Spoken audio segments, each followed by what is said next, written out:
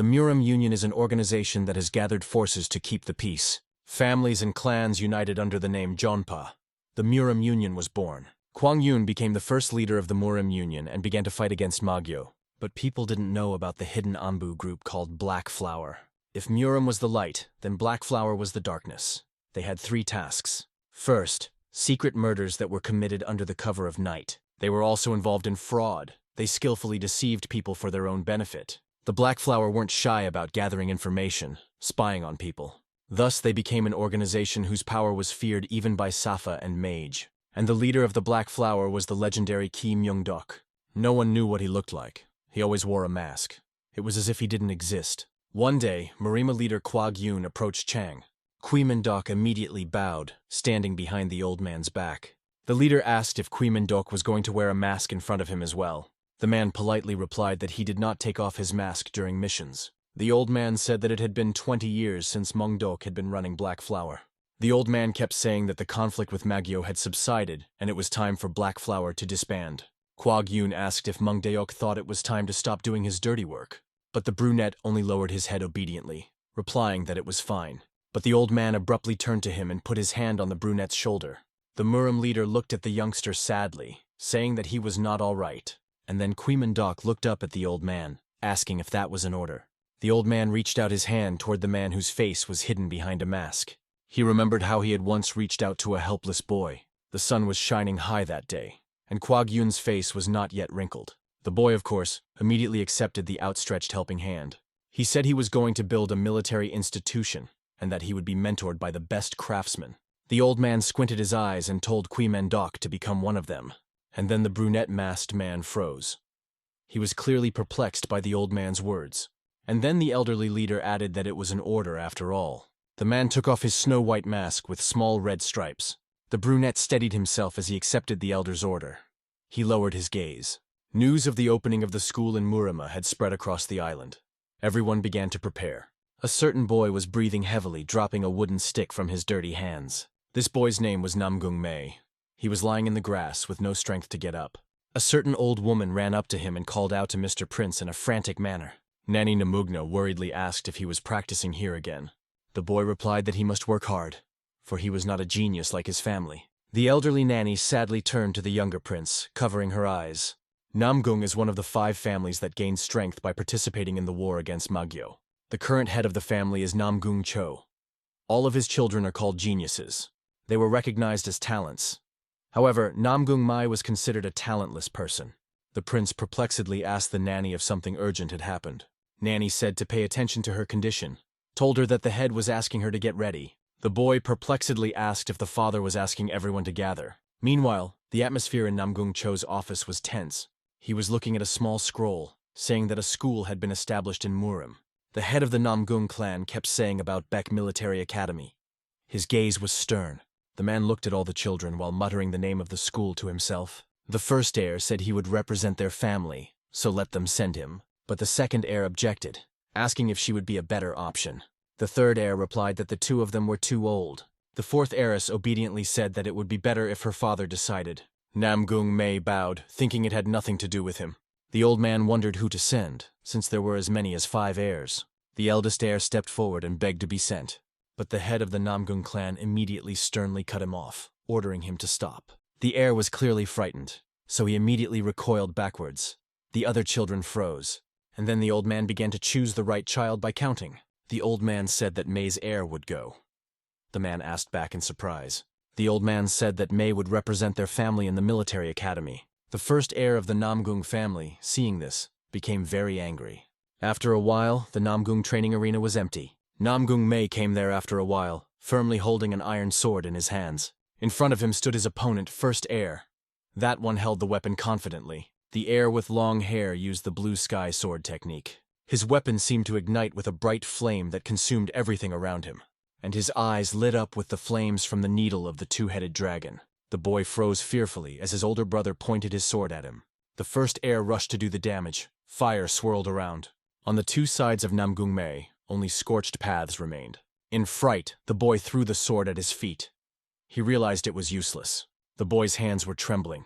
He lowered his frightened gaze to the floor, and the eldest heir looked sternly at his younger brother, frowning.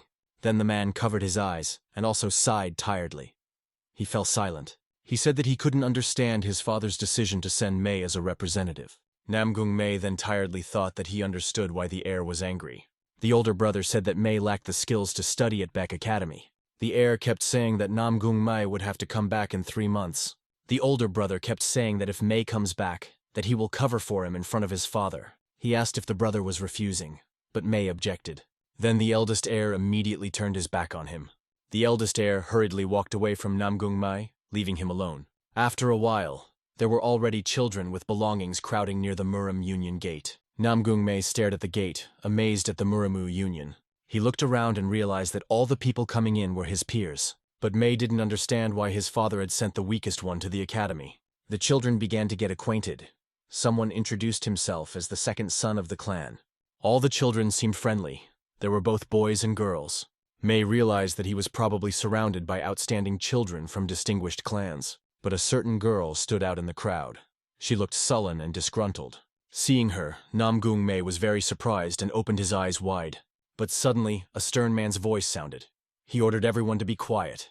He introduced himself as Kumak Ho, nicknamed the Great Swordsman. It was the teacher.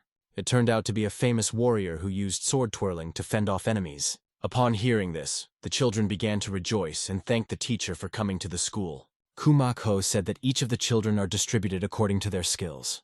The academy divides the students according to the 12 animals of the Eastern calendar. Namgung Mei was surprised to realize that he was in the snake class. He thought about the fact that surely the rest of the teachers would probably be Chonpa masters. After a while at Bayek Military Academy, outside the snake training arena, the children were crowded in a small area, waiting for the teacher. Suddenly, a low voice sounded. He asked if everyone was gathered. The children began to look around, asking who said it. They wanted to look for him, but suddenly there was the clang of a boot hitting a hard rock. A certain man in a red cloak was flying towards them, hovering in the air. The man then abruptly landed on the ground. He remained unshaken. Then Namgung Mei, like the other children, opened his eyes and mouth wide with surprise. Mei wondered about the strong energy of the Lord, that he must have been from the teacher. One of the students asked if he could recognize the unfamiliar gentleman's name. The man hurriedly introduced himself. His gaze was cold. And then the gentleman introduced himself. His name was Yang Jun Hek. The children froze. The children began to whisper that this was a young master nicknamed Ghost of the Small Sword. The man then hurriedly replied that he was, by the way, not their teacher at all. The children immediately froze in surprise. They clearly did not expect such a statement. Yang Jun Hek tiredly said that he had come to them in the role of vice-chancellor. Mei thought to himself, if such a master is only a vice-chancellor, then who is the teacher? He realized that he could become stronger in 3 months. Maybe then Hen would recognize him. Then the vice-chancellor started going on about how the children's mentor was a legend of Muram. Their teacher had single-handedly slit the throat of the Magyo faction and won the Muram victory. Jun Hek kept saying that he stood on the front line, repelling the enemy's attacks. Wiesenkazler kept saying that it was Black Flower Commander-in-Chief Kui Myung Diok. A shadow showed itself. Jun Hek said it was the mentor and they should greet him. One of the children thought about who their teacher might be. The other children thought about it too. Each one tried to think of such people. Then the man began to walk closer and closer to them. There was an aura around him. The children froze, not daring to move. They didn't even seem to be breathing. And the legend of Muram came closer and closer to them. He tensed his bony arm. The man came even closer to them, and then the children could finally see him. Then bewilderment showed on the children's faces. They grimaced and recoiled. An ugly old man appeared in front of them and tiredly introduced himself as Kui Mendok. His hair was long and disheveled. He said that he was their teacher. The children opened their mouths wide. They clearly didn't expect to see such a teacher. With the whole crowd, they shouted that it was probably all just an ordinary lie. Meanwhile, a certain man was scribbling words on a parchment. The old man suddenly got up from his chair, watching the hieroglyphics on the sheet. He picked up the sheet, muttering something about asking Kui Mendok to take off his mask. But only now. The old man doubted if it would be okay with Kui Mendok. All the children didn't know how to react. They became silent and didn't dare to say a word. The brunette, on the other hand, was clearly uncomfortable. He possessed small eyes. Namgung Mei thought to himself that the teacher looked weak somehow. The others were whispering. The vice-chancellor said that Kui Mendok had come to the academy at the invitation of the head, but it turned out that no one present knew about the Black Flower organization. The children began to whisper and speculate about what the Black Flower organization was. Other children began to say that the man was more like a cripple. Others whispered that it was hard to even look at him, that he must have been a joke. They didn't understand why a fake teacher was being sent over. The vice-chancellor got angry. The man shouted that the creeps should greet the teacher when they saw him. From the man's flow of energy, the children immediately plopped down on the ground. They looked fearfully at the man in the red cloak, trying to crawl further away. But from the energy flow, even Kimengdok fell down. The vice-chancellor ran up to him. The vice-chancellor said he would assume the children were ignoring him as well. The teacher didn't listen. The man shouted that they were treating their teacher Kimengdok so badly. In response, the children were perplexedly silent, looking at the teacher. The man smiled blissfully. The vice-chancellor sternly asked if everyone understood and then decided to check if everyone was in place. The stern man then began to list out the various names of the students. Moen Bo looked like a cold guy. His bangs covered half of his face. The children whispered that this was the Moen Bo they called the young dragon. The children kept saying that they say Moen Bo is kind and handsome. So why is the world unfair? Other children whispered about why were they born if there is Moen Bo. Namgung Mei wondered in surprise that that boy was really Moen Bo. Mei had heard that the relationship between his father and the Moen clan was not so warm. He was afraid that Moen Bo would hate him. The next student was Wan Fei. The children whispered about Shaolini, about Baekto's heart. They thought Wan Fei was strong. They said that Shaolin rarely acted to maintain neutrality. The children said that Baek Academy was indeed an outstanding place. Namgung was glad that he would now be able to see Shaolin's prowess. The next person on the list was Chigal Mi. It was that cold girl. She was from the Chigal clan. Those were the counselors of the Murima Alliance. Chigal was a family that combined intelligence and skillful martial skills. One of the children said he had once met the Chegal family at a celebration. Others whispered that they wouldn't get good grades with so many geniuses around. Namgung Mei suddenly thought about the fact that they used to be friends with Chegal Mi, but right now she only gave Mei a brief glance and turned away. Last on the list was Namgung Mei. All the children looked at him perplexedly. Some of the children whispered that this couldn't be happening. They were clearly at a loss. Other children were already rushing to spread rumors, turning their backs on Namgung Mei. The children said that he was a disgrace, and a disgrace to the Namgung family. He was ashamed. The children didn't understand how he was even accepted. They considered it a disappointment. They kept saying that Namgung Mei was almost unable to use his inner energy. But suddenly a certain voice sounded. He said it was too noisy. Mei froze. The vice-chancellor told everyone to be quiet, and Kimengdok counted everyone out. Then the brunette cocked his head to the side and started muttering about 10 people. The vice-chancellor perplexedly asked if something was wrong with the teacher. Kimengdok then whispered a few words in the man's ear, and the man was surprised. The man said he understood. And then the elderly brunette deflected. Then the man suddenly said that their class was over for today. The vice-chancellor said they should go to the dormitory and unpack their bags. Mei didn't understand why they were let go. After all, they had only checked their attendance. After a while, when the moon had already completely replaced the sun in the sky, the children froze, looking at their new accommodations. They were obviously surprised by this. They said that the gate looked luxurious, and the dormitory looked like a barn. But then the children began to spread out all their belongings, having rested the field of the road. The children looked in horror at Moen Bo, who was quietly laying out his things. Suddenly Bo ran away from the closet, and the children realized that he was not happy with the accommodations either. They whispered that compared to Moen's palace, this place was like Kanawa for him. But then Moen Bo sat on the bed trying to concentrate. The boy started practicing. A blue aura of calmness floated around him. The children wondered about Moen Bo practicing pranayama and not even breathing. They then looked at each other, bashfully lowering their gaze to the floor. Namgung Mei, on the other hand, was breathing heavily, as if trying to regain consciousness. This was noticed by the others as well. They said that a genius and a dumbass had met in the same place. And then Namgung Mei looked away, thinking that he could hear everything. Sitting next to him was Moen Bo. Namgung Mei turned around watching him practice. Mei recalled his brother's words that if he and Bo were the same age, they would become opponents. Namgung wondered if this was the first time Hen had recognized Hugijisu's strength. But he also remembered his words that Namgung MJ should return in 3 months. And then the boy immediately pressed his lips together, and also lowered his faded gaze. Without thinking for long, Namgung Mei grabbed a certain wooden implement. Clutching the weapon firmly in his hands, Namgung Mei hurriedly walked out of the dormitory. When Namgung walked out of the dormitory, all eyes were fixed on him. The guy only thought that in 3 months, his abilities would be recognized. And then the brunette began to train again and again. He worked on his strength. All the while, Wan Fei was watching him, but Namgung didn't notice. but the young boy seemed to be interested in such a hard-working heir. One of the children was already trembling with anger. He was gritting his teeth and getting angry. The child screamed, not realizing what was happening. He asked how long they had to wait. The boy said there was only one name from Muram. In fact, no order at all. Another child said he would take the high ground and turn the world upside down. But then the children agreed to go to the inn instead of stewing there. They even wanted to suggest that the girls go with them. So they did. But Namgung-mei didn't care much about that. He practiced all day long. The boy had absolutely no self-pity, ignoring the endless sweat and fatigue. Namgung-mei practiced from dawn to dusk. He was the only one on the playground. But finally, after a week, a certain person walked in, opening the door abruptly. It was the vice-chancellor, who sternly said that it was finally fait accompli. The children also rejoiced at the man's appearance, although some were surprised. Namgung-mei was nervous before his first class at Bayek Military Academy. Namgung-mei was full of hope that Hyun would definitely recognize him. He pondered that such a place should help him. Mei was full of enthusiasm. And then the boy began to list his classmates. Mengdo read some names off the parchment. One of them was Wan Fi. Mei was perplexed, for they had arranged an attendance check. He didn't understand what the big deal was. But then the brunette suddenly started talking slowly about that except for those people. And then Namgung-mei tensed up, looking at the man perplexed.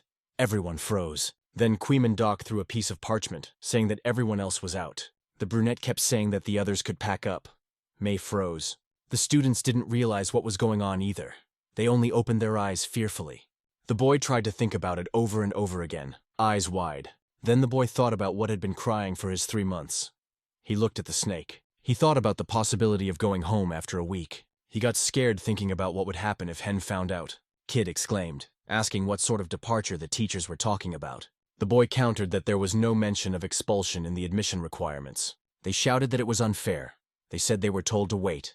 The boy asked if the teacher had decided to leave out students from noble families. But the vice-chancellor did not seem to understand the children's indignation, so he drew his sword. He asked if the children had just disobeyed the teacher's instructions. Seeing a man with a terrifying aura, the children recoiled and were frightened. Kwee-min-dok then put his hand on the shoulder of the young man in the cloak. The elderly teacher calmly told the vice-chancellor that everything was fine. The man kept saying that the boys should know why they were expelled. Yang calmed down. Kwee-myung-dok said they had been watching the kids all week, studying their habits. The elderly teacher said they were able to learn a lot about the kids. Namgung-mei recalled that he practiced all week, but was expelled. Kwee-myung-dok said they signaled that the kids were being monitored. And then Namgung-mei was really surprised, eyes wide open. But Moen-bo was, on the contrary, completely calm. He only covered his eyes. The girl with brown eyes actually grinned with her eyes wide open. The other children started trying to remember when they had seen the signals. One day Moen-bo was practicing hard. An aura floated around him. Then, the man suddenly raised the stern gaze of his brown eyes upwards.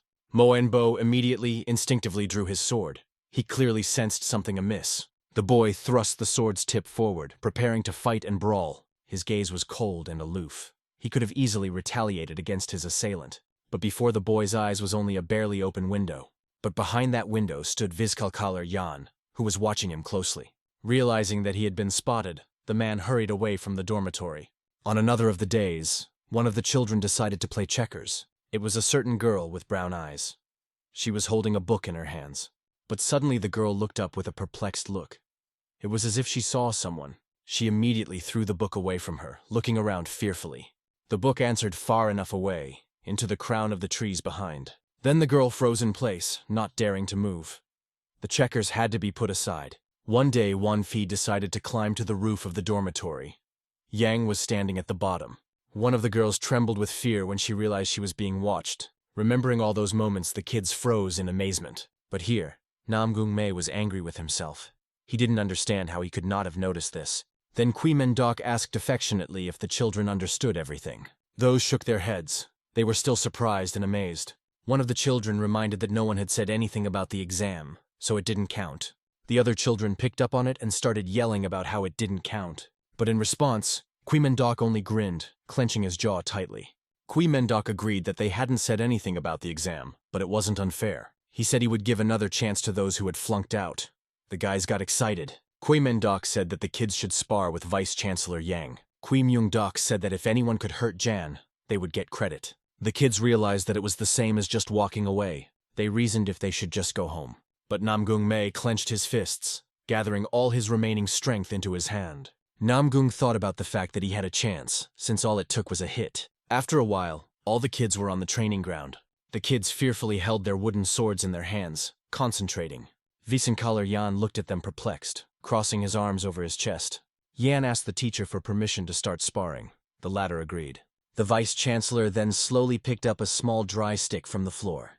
Ian said it was his weapon, and the children could attack all at once. He grinned, asking if the children were even scared of a branch. Hearing this, all the kids became very angry, clenching their teeth tighter. The kids exclaimed that if they all attacked together, there was a chance of getting credit. And then the kids pounced on the vice-chancellor, who was standing straight. But suddenly the man jumped up sharply and an aura appeared under his feet. The boy covered his eyes with his hand, avoiding the bright light from the man. There was such a powerful energy around the Wiesenkanzler that no one could get close. Jan told them that there was no harm in dreaming about the chances of victory. The man said it was a pity to even waste energy on children, so he would do without it. One of the disarmed children immediately ran up to the Wiesenkanzler. The boy used the airwall technique, hoping to harm Jan. Then the vice-chancellor suddenly spun around quickly in one place. Jan said that although the attack didn't look a dime a dozen, the kid could be clapped. Flipping the children away from him, there wasn't a single scratch on the man. But then one of the children used the 10-win sword technique. But the vice-chancellor skillfully dodged every blow. He could easily jump up, do somersaults and tricks while avoiding the children's blows. Namgung Mei, watching this, was greatly frightened. He even froze in place. Then the boy opened his eyes wide, looking perplexedly into the distance. He wondered about their mentor's use of minimal movements. Namgung Mei marveled at the fact that Yang dodged the children's attacks so quickly. The boy remembered the moment when he thought he had almost touched the cloak. But in reality, it was only a false sensation.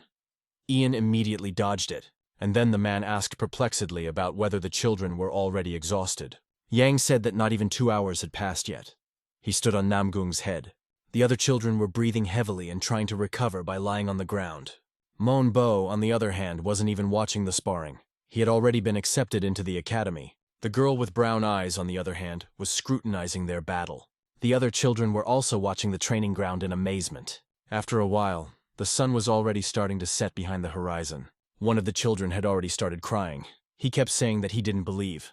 Another child said that Ian was as strong as the head of the school. And then the kids started to give up, realizing that they had no chance. Kui Myungdok watched indifferently, standing to the side. The man barely squinted his dark eyes and also pressed his lips tighter together. The brunette covered his eyes and tiredly said that it would end there then. But he was suddenly interrupted by a ringing voice. A certain child asked to wait. The boy was holding back a wooden weapon. His hands were trembling violently. Namgung Mei was already very tired and dirty. He was breathing heavily and was running low. But Namgung Mei was not going to give up. He was hoping for even the slightest chance. The vice-chancellor reflected on the fact that the boy had not given up, but there was still a nuance. Ian understood that the boy was very tired, and almost had used up all of his energy. The vice-chancellor didn't understand why Namgung continued to fight. The boy was trying to think of something. His eyes were blazing with fire. Namgung Mei realized that the energy was almost at zero and the beating technique wasn't helping. The boy realized that he could gather all the energy he had left, and then Namgung Mei abruptly pushed himself off the ground, jumping high. The man ran towards the vice-chancellor, holding his sword tightly in his hands. But the man only spoke tiredly about how sometimes it was better to just give up. But the boy didn't hear him, so he hurried to strike. The Wiesenkanzler spun on the spot, preparing to strike back. The boy struck again and again, but Yang had time to dodge him. Namgung wondered what would happen if he attacked in a direction that Yang would dodge. The boy tried to touch with the wooden sword again, but Yang did a somersault while dodging.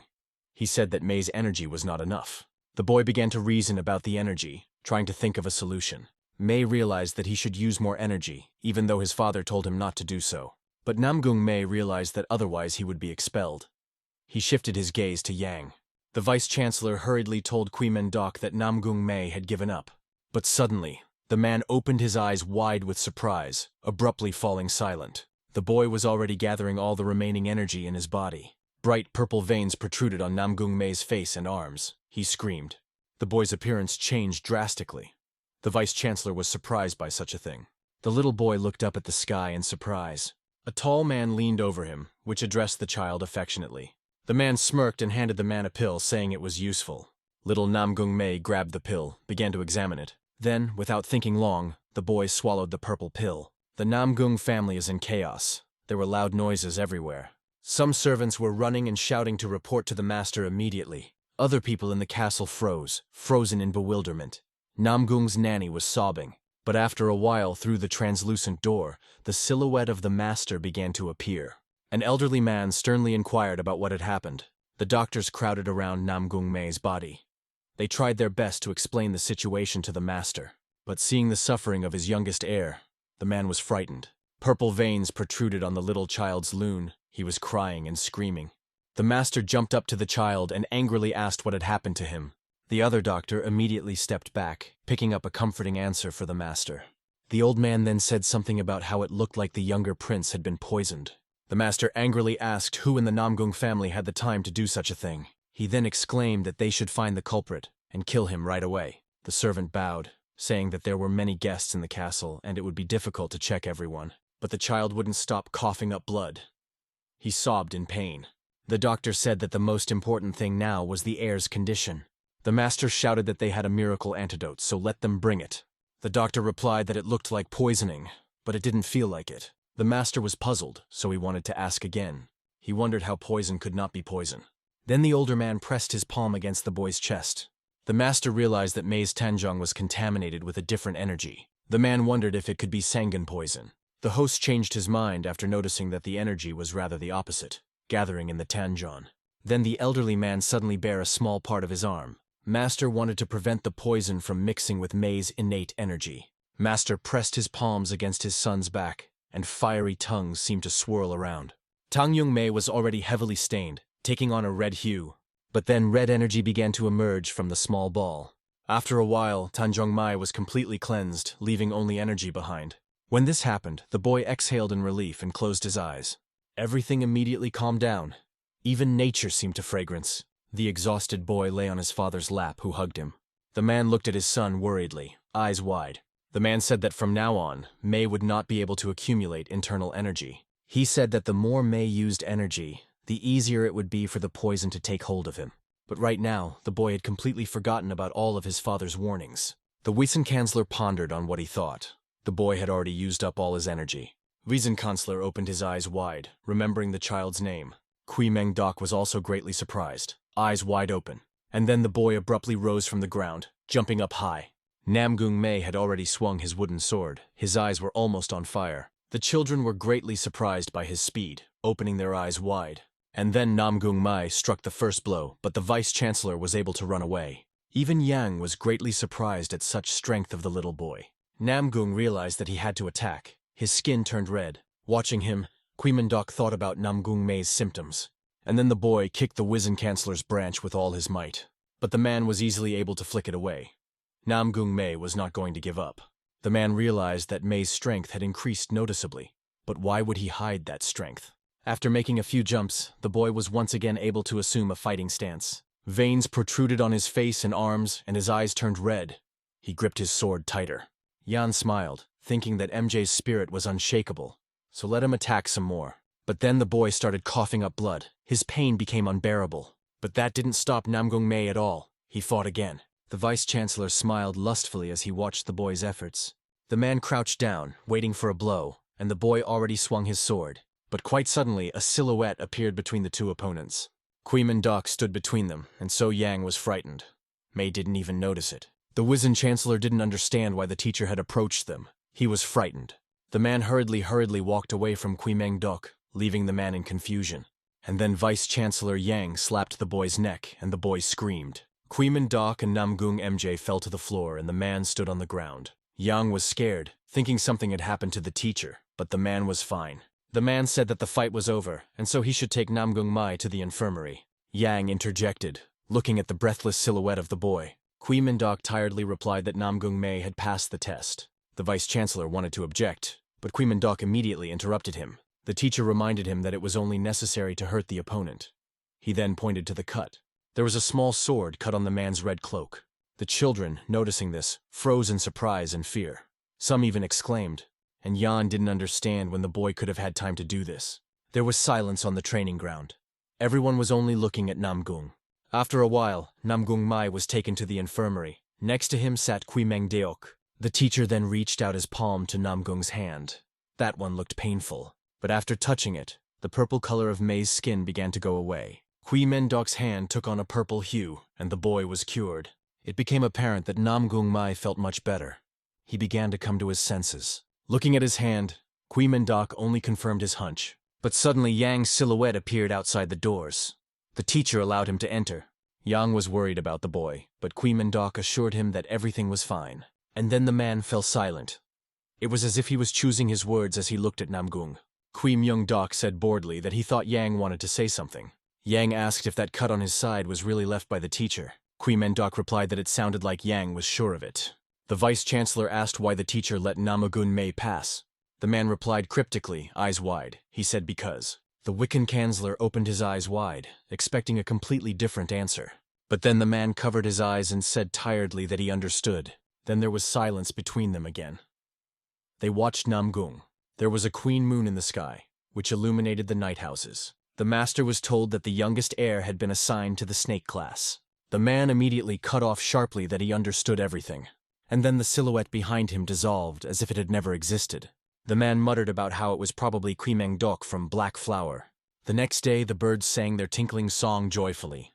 The boy tiredly opened his eyes, still groaning in pain. Then the boy finally dared to open his dark eyes. Kui Meng-dok was leaning over him. He smiled and asked if he was all right. The boy was startled and recoiled, and Kui Myung-dok was startled too. Yan ran sharply into the room, anxiously asking what had happened. And then Yang saw Namgung and Kui Meng-dok startled at each other. The brunette then asked if the latter had finally come to his senses. The boy smiled awkwardly and asked what he was doing here. Kui Meng-dok asked to what point the boy remembered the events up to. Namgung recalled that he had reached the limit of his internal energy utilization. Kui Meng-dok asked if the boy couldn't remember anything further. Namgung Mai then agreed, scratching the back of his head awkwardly. Kui Meng-dok whispered back that it was exactly the same for him. The boy perplexedly interjected, eyes wide. Meng-dok said that Mai had passed the test, and he should greet the team. The boy was greatly surprised that he had actually managed to pass the test. After a while, they finally arrived at the snake's training arena. The 4 talented children were patiently waiting for the training to begin. Mo and Bo was greatly surprised after looking around. He opened his eyes wide. Next to his teacher and mentor, a frightened Namgung Mai was walking beside him. The boy ran up to the other children who were watching him in surprise. Kui Myung-dok said that there were now only 5 of them in the snake class. The man began to tell the children the truth while looking at the 2 girls. He said that all the children should fulfill missions by being one body. Namgung Mai perplexedly interjected, clearly not understanding the teacher's words. Kui Meng-dok awkwardly apologized, saying that he didn't mean missions, but studies. Kui Meng-dok thoughtfully said that they also had to choose a team captain. Hearing about the captain announcement, Namgung Mai and Mo and Bo were very surprised. Meng-dok said that the captain was responsible for guiding the kids and helping him. The teacher said that he wasn't the one who would choose the captain. Mo and Bo interjected. And then the man spoke again about completing assignments. The teacher said that when doing the tasks, it would be up to the children to choose who was in charge. He said that they should evaluate each other's abilities for a month. And then one of the children suddenly remembered a broken weapon. Mo and Bo was practicing on the broken site, destroying it. A certain man approached him, saying that Bo was making clear progress. The boy responded loudly to his father, putting his sword away in its scabbard. Moen Gan said that Bo should not be satisfied with his current progress. He said that before the great man Moen, Bo's abilities are not enough. Moen Bo replied that he knows, and therefore he will devote all of himself to training. Bo said that he will enter the academy and achieve great achievements. The boy said that Moen's bloodline should surpass all others. The old man's eyes seemed to glow with a bright blue flame. Bo realized that if he became team captain, it would be his first merit. Namgung wondered if Hen would recognize him if he became captain. The other children only watched the teacher's actions carefully. Then the teacher smiled and said it was time for them to start their first lesson.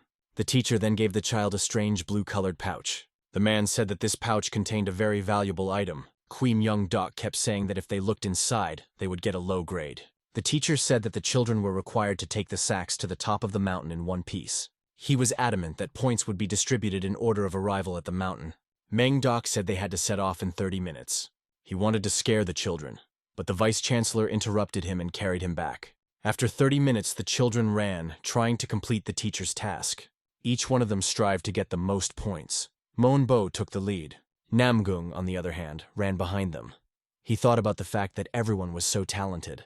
Namgung realized that they were the same age, but their Kengan was beautiful. Moen Bo easily avoided all the obstacles in his way. But then, wooden stakes growing from the ground appeared in front of the boy. Seeing this, Moenbo was very frightened and opened his eyes wide. But after a moment, he was able to easily destroy all the obstacles. The boy was puzzled that the traps were so simple. The children, on the other hand, were surprised. And then Moenbo decided to use his inner youth.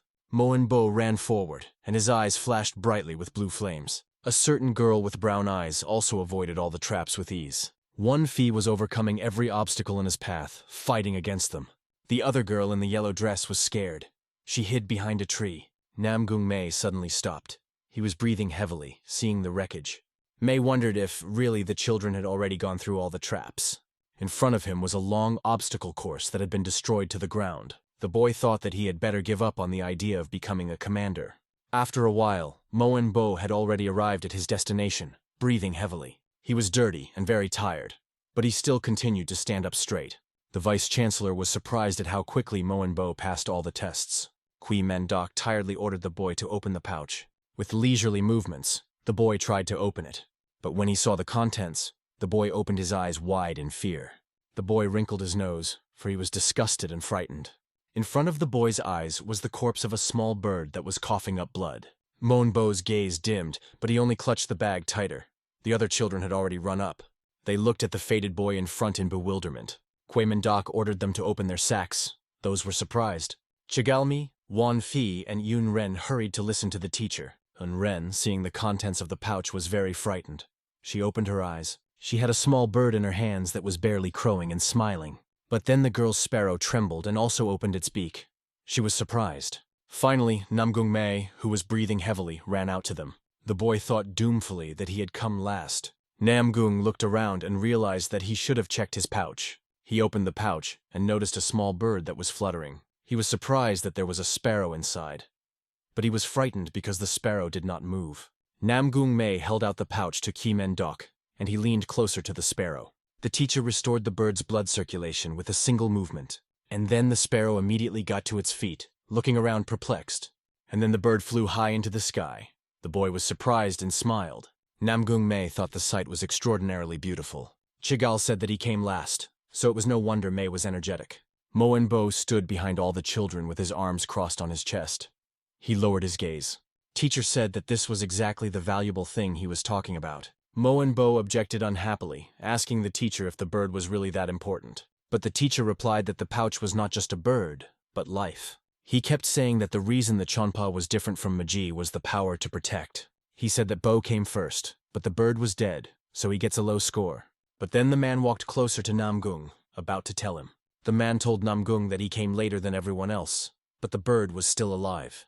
The teacher said Namgung also gets the lowest score. Meanwhile, Moenbo sternly looked forward, pressing his lips tighter together. The man said that first place was Chigal Mi, and second place was Wan Fei, and in third place was Yun Ren. Moenbo hurriedly walked away from them. Yang wanted to stop him, but the teacher interrupted. Mungdok said not to pay attention. The teacher kept saying that the boy needed time to think. Then the teacher said that the kids could rest until the evening class. The children decided to go to the forest to sit on the rocks. Namgung was next to Wan Fei. The boy looked perplexed at his bald classmate. Namgung introduced himself and asked what Wan Fei's name was, but the boy didn't care. The bald boy only folded his hands in prayer and covered his eyes. Namgung thought that the boy just didn't want to talk to him. But then Wan Fei opened one eye, looking at Namgung perplexed.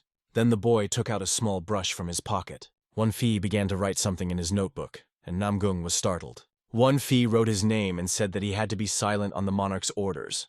The boy perplexedly interjected, looking at the notebook. Namgung Mei hurriedly introduced himself to the girls as well, but those were indifferent. Still, after a few moments, Chigal was surprised by something, opening her eyes. There were strange voices coming from the forest. They were about to walk back, but then the children suddenly stopped.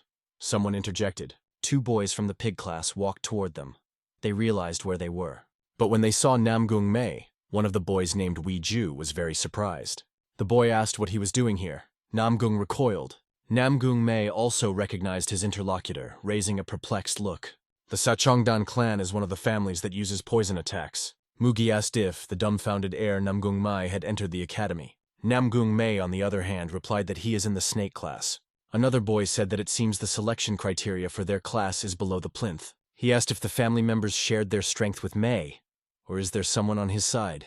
Namgung Mei wondered about the bullying behind the family's back. All the other children watched the conversation perplexedly. Chegalmi only squeezed her hand harder, trying to hold back. But then the girl suddenly stood up and asked what they were forgetting on someone else's team. The boy asked if Chegalmi was also on the team with them. The girl suggested that Tang Weiju should get the hell away from them. But in response, the boy only grinned as he looked at the girl. Ju said that if she didn't want to become an enemy of their family, then she better keep her mouth shut. The girl clenched her fists, about to contradict the boy. But suddenly Mo and Bo appeared behind Tang Weiju. He told him to get lost. Tang Weiju was surprised that Mo and Bo was in the snake class. Weiju said that they saw each other once at the meeting of the 5 great families. But Mo and Bo chose to ignore the boy's words by rolling his eyes. Tang Weiju was perplexed, unable to imagine how he could be ignored. Tang Weiju was about to say about friendship from the fathers, but Bo had already turned away. Weiju grabbed Bo and asked how dare he, knowing that their fathers were friends, ignore him. The boy was almost blazing with anger. His eyes glittered brightly. Mo and Bo grabbed his arm and pulled him to the ground. He asked how this applied to them. Mo and Bo pushed him away and ordered him to stop pretending as if they were close. His friend ran up to Tang Weiju and asked if he was okay, but the boy didn't understand how Mo and Bo dared to insult him. Then, the boy barely touched his leg from where the glow was coming from. The boy's aura intensified greatly, gaining a green color. Tang Weiju was about to stab Bo in the back, using a poison dagger. The children, seeing this, could only freeze with their mouths wide open in surprise. But Namgung Mei exclaimed loudly with his eyes wide open. The boy was about to stab Mo and Bo in the back, but he just kept walking. Suddenly the brunette's silhouette seemed to vanish into thin air. Mo and Bo punched the boy with all his might, breaking his fingers. The boy pushed Tang Weiju away from him with all his might. The pig-class boy screamed out in pain. Mo and Bo struck his opponent again, this time to the stomach. But then the brunette grabbed onto Tang Weiju's clothes, tearing them. But suddenly, the boy thought of something. He screamed even harder. And then Mo and Bo was stopped by someone grabbing his arm tightly. The vice-chancellor asked about the fact that was he really going to kill his comrade. Mo and Bo couldn't find the words to answer. He only looked at Yan sternly. Only after a few moments did Mo and Bo let go of Tang Weiju. The vice-chancellor ordered Weiju to go to the infirmary, rather. The man was sobbing. Mo and Bo, on the other hand, hurriedly left, avoiding the vice-chancellor's gaze. Kui Mengdok said the boy had a strange expression on his face. Yang said he was worried about Mo and Bo's attack style because it was very powerful, but the teacher only covered his eyes and sighed in relief. The man said that he had no worries about it. And then, after some time, they found a small grave near the oak tree. Some of the kids must have buried their sparrow and even brought a flower. But, after a while, the children were breathing heavily again. Chigal, Wanfei, and Namgung stood nearby, looking down fearfully. Kui Myungdok was breathing heavily and almost drenched in sweat. The man said that mastery is suk, resolution is ho, and battle is thu. He lifted a barbell and said that practicing fighting was the way to train in the Union. Then the man fell to the ground, no longer able to endure such a workout. The Wissenkanzler immediately ran up to the teacher, shouting fearfully. Chigalmi reflected on the fact that no matter how one looked at it, this teacher didn't look like a strong man. Namgung pondered on the fact that maybe it might be much heavier than it looks. Mo and Bo only watched perplexedly, frowning. And then the teacher ordered them not to use internal energy. Kui Mingdok ordered them to start doing Sukothu 1,000 times. Namgung Mei was greatly surprised at such a suggestion, even frightened. After a while, the teacher's loud shout sounded again. He ordered them to bend their legs. Kui Mendok advised the children to imagine they were riding a horse. Namgung Mei was already trembling, clenching his teeth tighter. He opened his eyes wide. Mon Bo was also hard at work on the task. Sweat was pouring off him.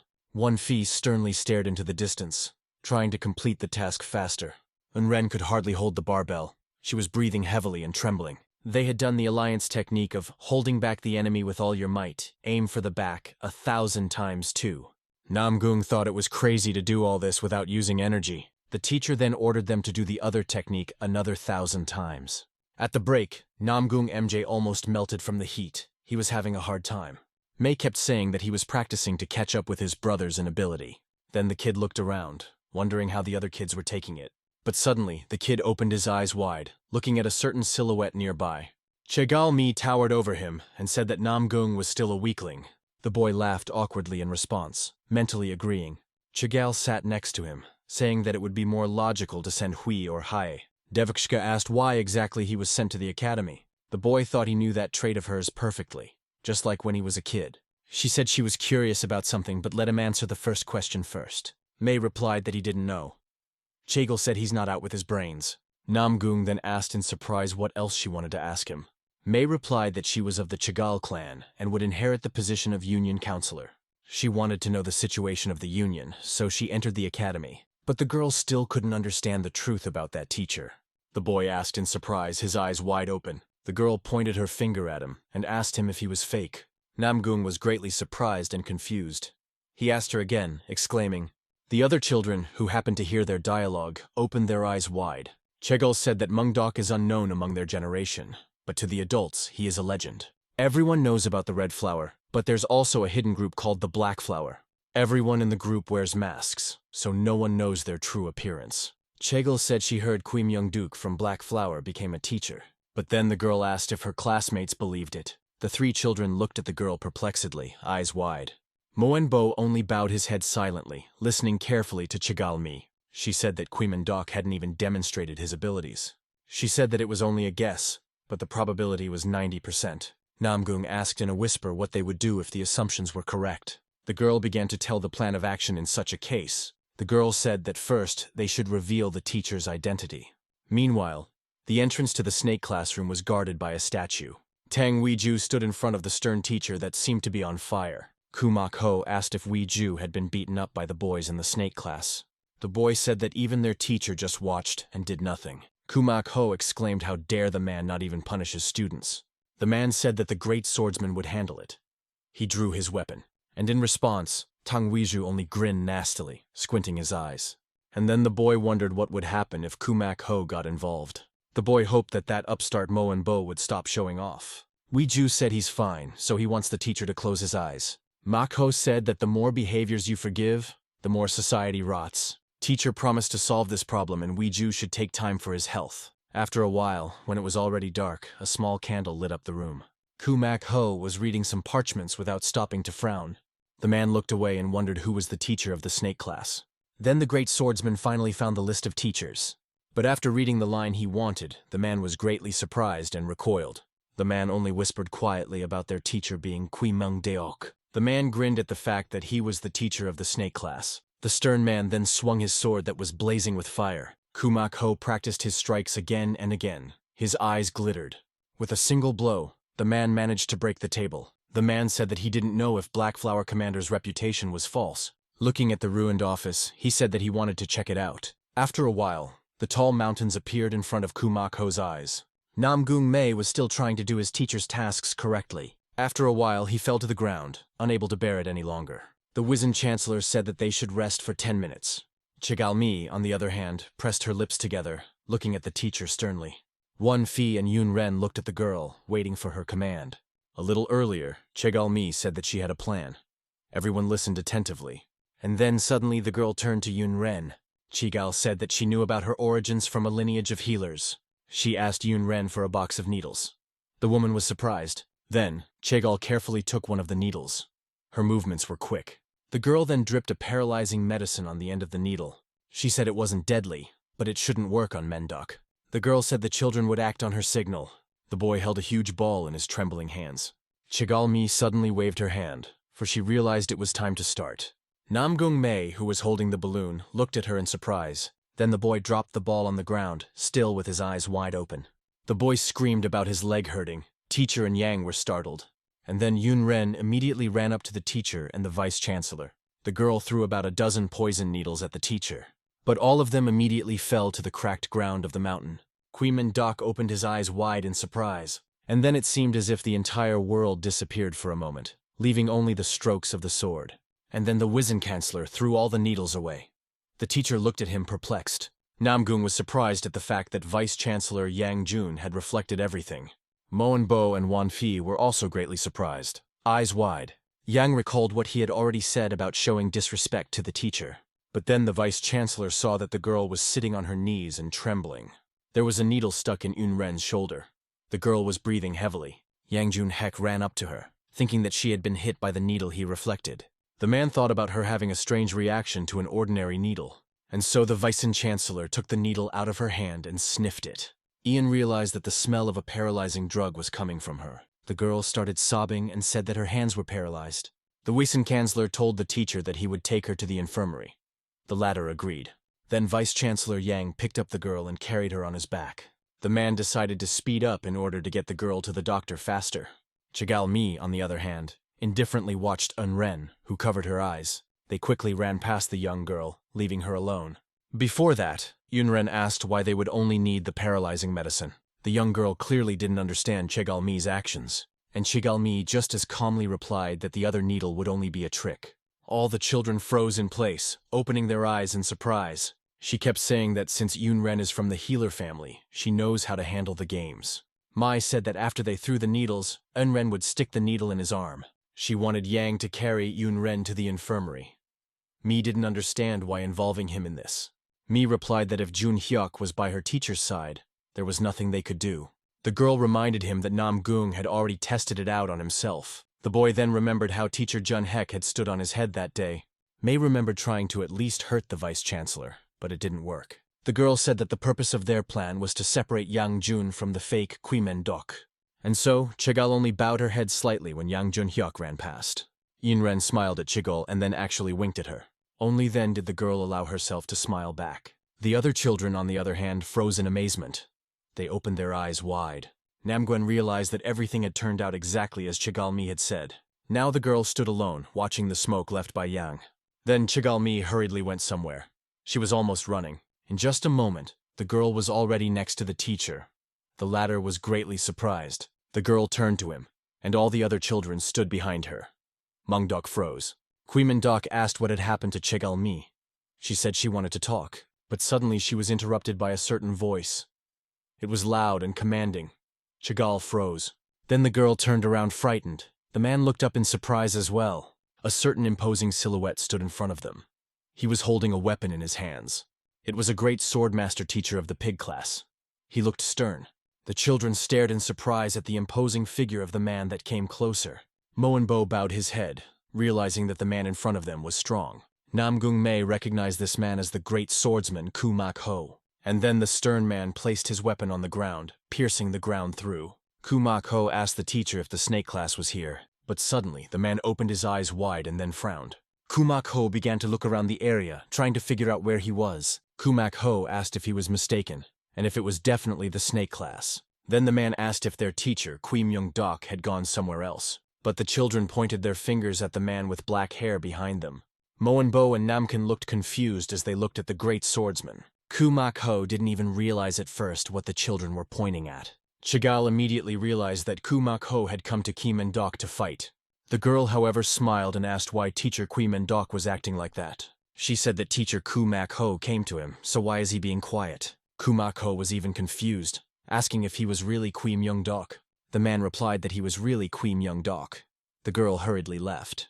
Chagel thought that the teacher's fight was a good thing. After all, this way everyone would know the truth. Ku Mak Ho recalled that Kwimen Dok always wore a mask and no one could see his face. Ku Mak Ho thought that the teacher did not look like Kwimen Dok at all. The great swordsman then frowned and asked if he was really Kwi's teacher.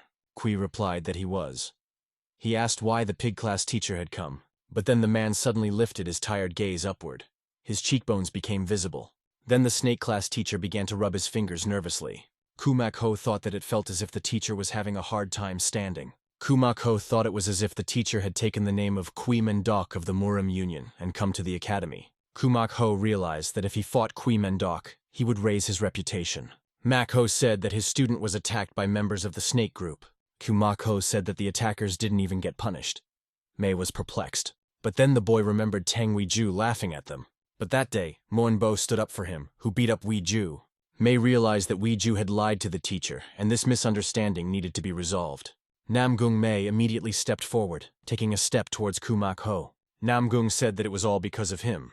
But he was interrupted by Moenbo's voice. Moenbo said that he was the one who fought with Ta Weijun, and then looked at Mei sternly. Namgung Mei, on the other hand, looked at his classmate in surprise. Bo pushed Namgung away and walked forward. He said that the fight was between him and Weiju.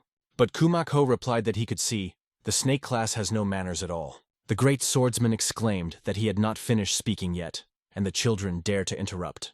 Moenbo was surprised at the incredible pressure from Ku Mak Ho. Namgung Mei trembled, thinking that Ku Mak Ho is not called one of the warriors of the 100 for nothing. That's what the strongest warriors are called. and Kumak-ho occupies one of the highest positions. But the snake class teacher suddenly raised his hand, trying to protect the students. Kwai said that he shouldn't be angry with the children. After all, they could talk to the two of them.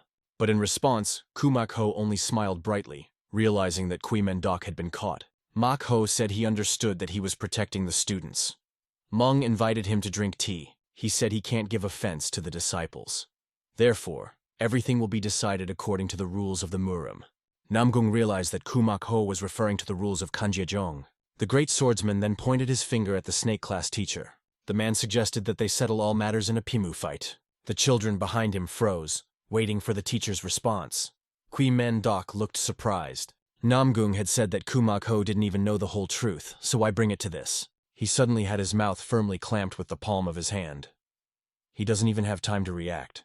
Chagall said that they were going to test the fake Kui's abilities anyway. But Namgung realized that in that case, Tong Wei-ju would get away with it. And then silence reigned. The man with long hair froze. The teacher asked if Mak-ho knew he was Kui-myung-dok. He did not participate in Pimu. Hearing this answer, the great swordsman was greatly surprised, eyes wide. But Kui-meng-dok added that he had only fought in life-and-death battles. Seeing the teacher's terrifying aura, the children were greatly frightened. Even Kumak-ho froze and recoiled, frightened of Kui-men-dok. But then he opened his eyes even wider and jerked from his seat. The man continued to stand still, not daring to even move. Only small gusts of wind swirled beneath Kui-men-dok's feet. Meanwhile, the infirmary was quite calm. There were a lot of medicines there. Yan watched from afar as Yunren's arm wound was being treated. The medic said that she was lucky because the needle had hit a safe place. The doctor said she would have to wait for the paralysis to subside. Then the kind grandfather winked at the girl, smiling affectionately. The girl laughed awkwardly in response, realizing that the doctor had exposed her. But then the vice-chancellor came closer to her, and so Yunren was frightened. Yang said that he was waiting for an explanation as to why they were going to attack the teacher. The man was about to threaten the girl to tell her exactly, but he was interrupted by a sudden strong jolt from underground. He staggered backwards. A bright sun was shining above the Murim Union headquarters. Some strange hieroglyphics were written on the table. The old man asked the Red Flower group to leave so that only the recruits would remain.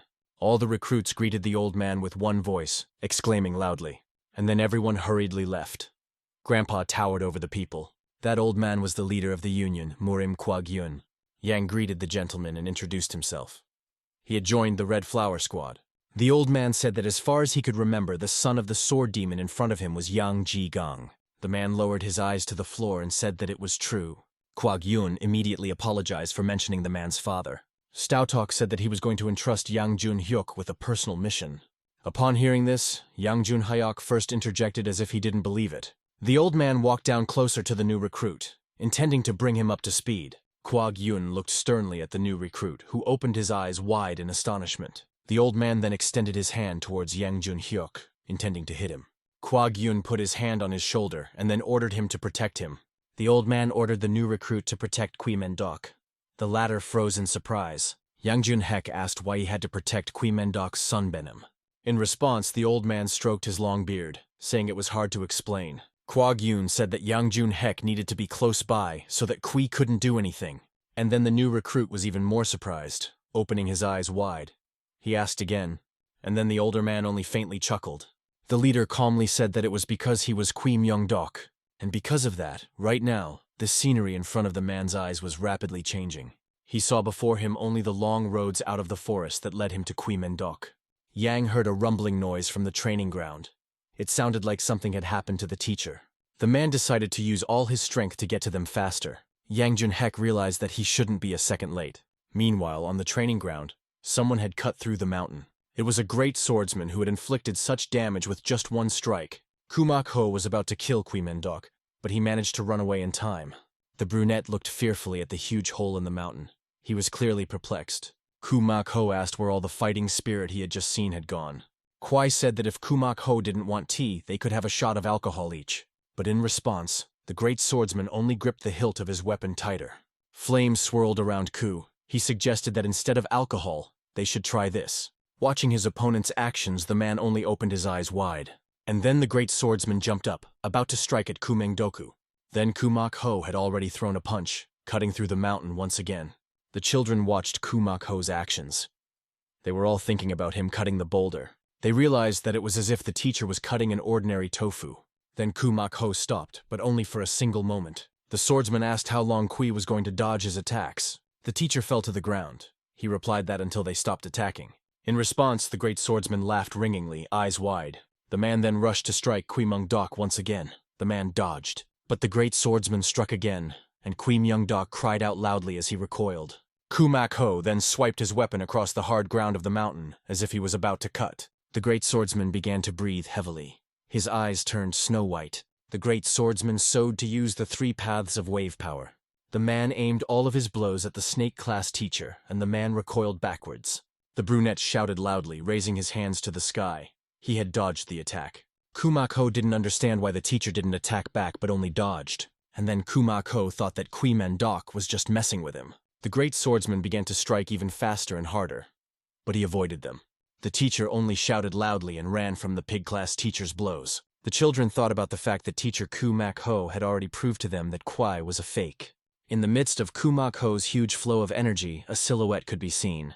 Namgung-mei carefully looked into the teacher's battle, ignoring the aura everywhere. Mei thought that it looked comical from the looks of it, yet the teacher was dodging all the attacks. Namgung wanted to look at it even more closely and carefully, and Kumak-ho didn't realize how much longer Kui was going to run from him. But then, suddenly he opened his eyes wide in surprise. Kumak-ho wondered if it was possible that he was only dodging.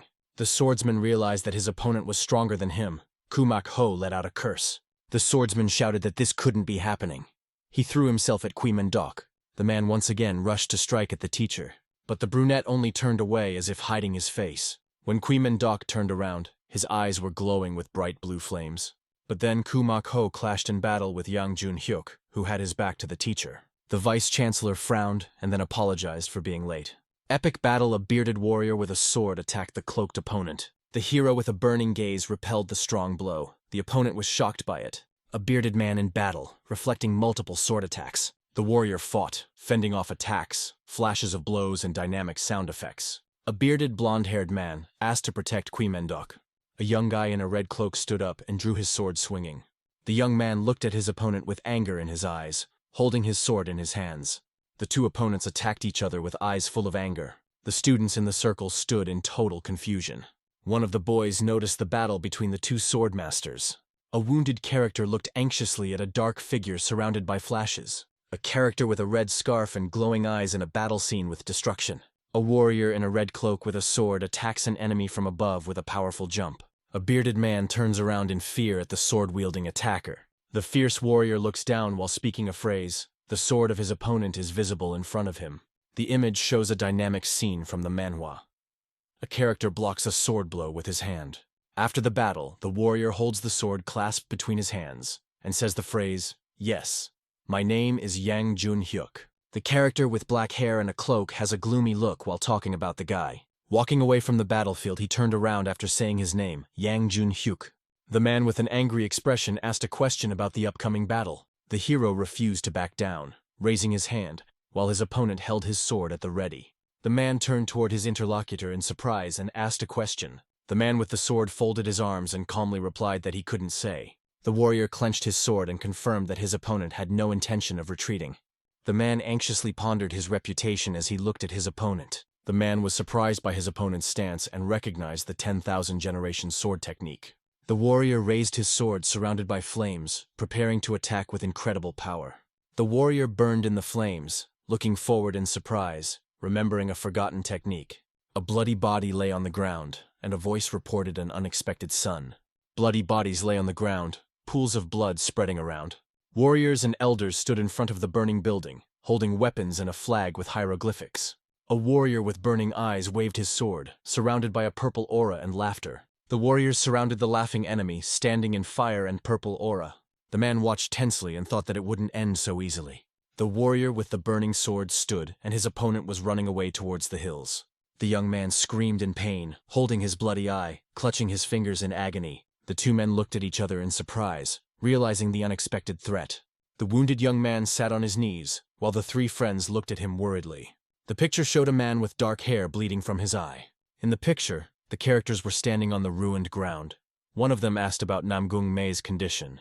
A man in a black cloak was supporting a blue-clothed youth who was curled up on the ground. With a strained expression on his face against the rocky terrain, he uttered, "Apparently today is not the day." Taking a swing, he said he would look in on the teacher another time. Shouting, he told the enemy to show his true power. As he left, he heard the teacher's words of encouragement. The phrase that he would have to catch Qui's teacher was popping up in his head. Throwing his angry glance to the side, frowned. It's a dark night, the streets are quiet, and there is no screaming or blood. The apprentice sits on the edge of the steps in the guise of fire, with his battle sword lying next to him. The student sitting on the edge meditating in the form of fire thought that the teacher really looked weak. In his mind, he thought that it was strange that the teacher had repelled all of his attacks in one piece. Teacher Kumako's house at night. In misunderstandings, the student heard a bang, which to him seemed strange at nighttime. In confusion, he thinks he heard a bang. Shrouded in fear, he hears someone behind him offer him the coveted pima now. Clutching his sword tightly in his hand, he swung with unbelievable speed. The tension is high. The apprentice is already swinging and ready to strike his opponent. They are facing each other, ready to fight to the last blood, but suddenly, the question on the boy's mind is, why is he standing in front of me and I don't feel his presence?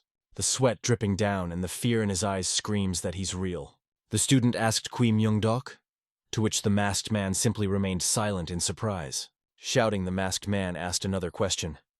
Are we going to hold a pima? Surrounded by a blue aura, aggressively and impetuously ready to go forward. Gritting his teeth, the apprentice prepared to attack his opponent in a rage. Emotional and frightened, his face covered in sweat.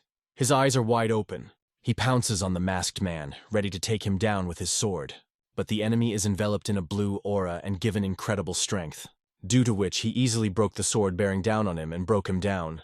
The apprentice watches in horror as his sword collapses before his eyes. Enveloped in a blue aura, the masked man holds up a finger pointing at the wreckage of the sword. His eyes filled with victory and admiration, but his gaze is cold. 3 guys were attacked. There was a lot of blood. The guy in the black cloak angrily grabbed the gray-clothed guy by the neck and started to lift him up. The man in black was very agitated. A big pale hand was taking a bearded man by the neck. A young man in a black cloak asked the bearded man if he was interested in seeing his power. The man, with fear in his eyes, apologized for his tactlessness towards the teacher. The teacher said it wasn't long before he became a teacher. The teacher hoped the dark-haired boy would help him. The man was walking along, and suddenly a thought popped into his head. The black-haired guy excitedly said that the guy was really real. The man in the white mask, floating in the air above the trees, was the real Qui Myung-deok from the Black Flower Group. Another warrior in the same black cloak was catching up with him. He was almost there. Suddenly the masked man coughed, and drops of scarlet blood dripped from under the snow-white mask. The drops of blood fell on the asphalt, leaving red marks on it. When the masked man got tired of running away, he got down to the ground and leaned against a tree. With his stained hand, the warrior held onto the tree to keep from falling.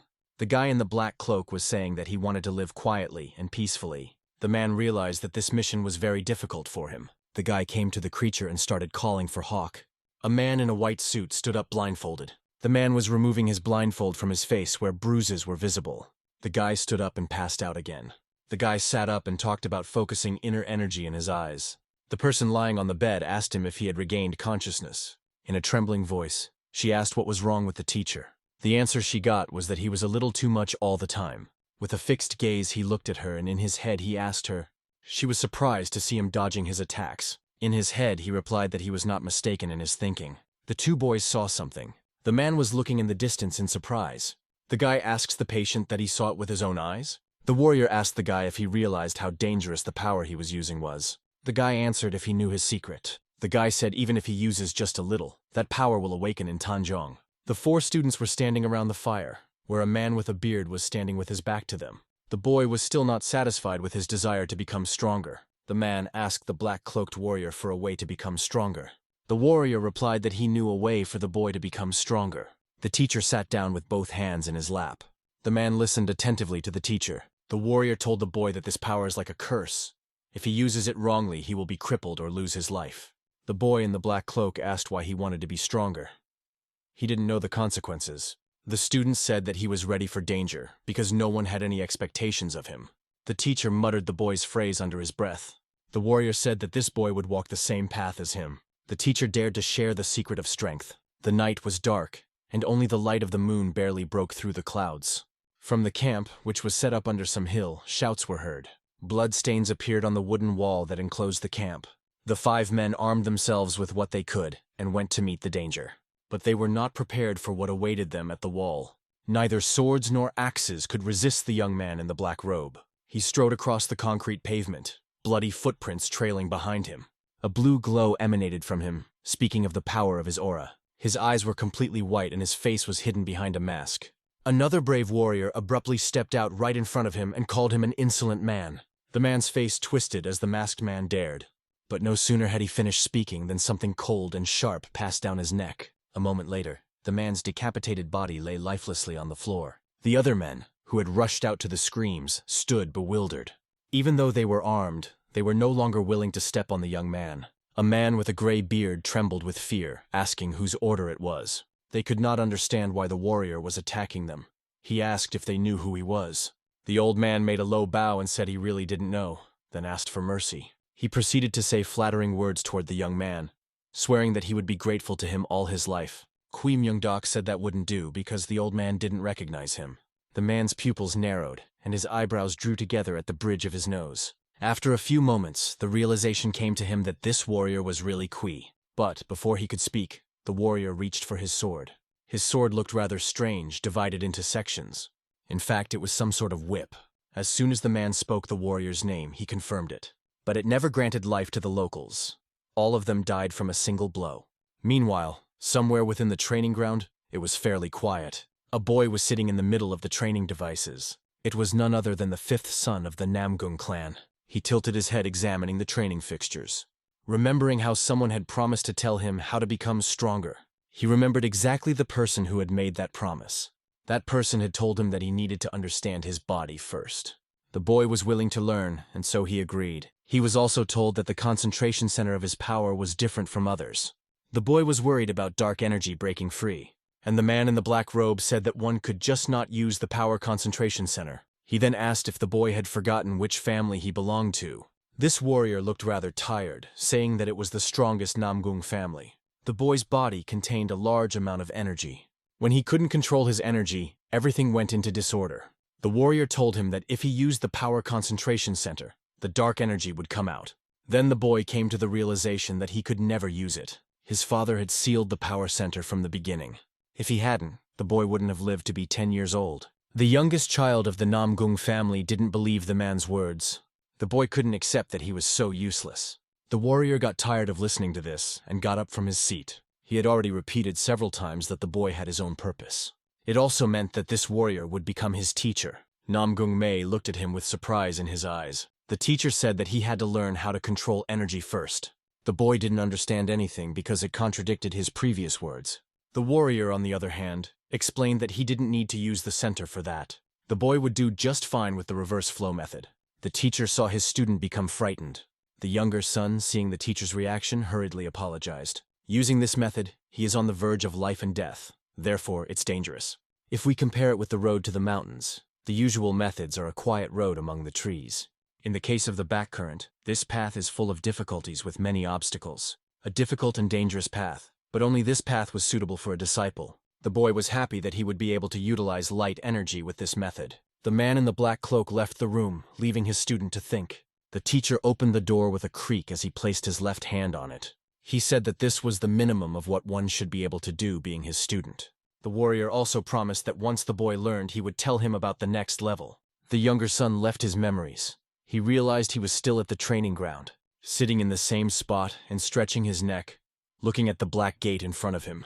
His head was almost bubbling with information. He thought it was complicated. He understood the theory, but he couldn't do it in practice. He tensed up and thought about the fact that he had to do it.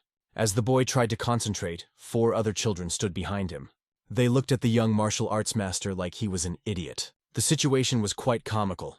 The boy was sitting on the training ground, trembling and making strange noises. Meanwhile, the martial arts teacher of the youngest son of the Namgung clan's youngest son's martial arts teacher's estate was noisy. Various manuscripts and pieces of crumpled paper were lying on the floor of his room. The man himself was leaning against the wall and had his legs thrown over the mountains of books. He must have fallen asleep in this position, for another book was lying on his face. Suddenly, there were 3 knocks on the door of his study. Behind the door stood a young boy who asked if he could see his teacher. As he got the answers from the office, he entered the office. The first thing that caught his eye was the piles of books scattered on the floor. and like the most diligent student, he began to collect them.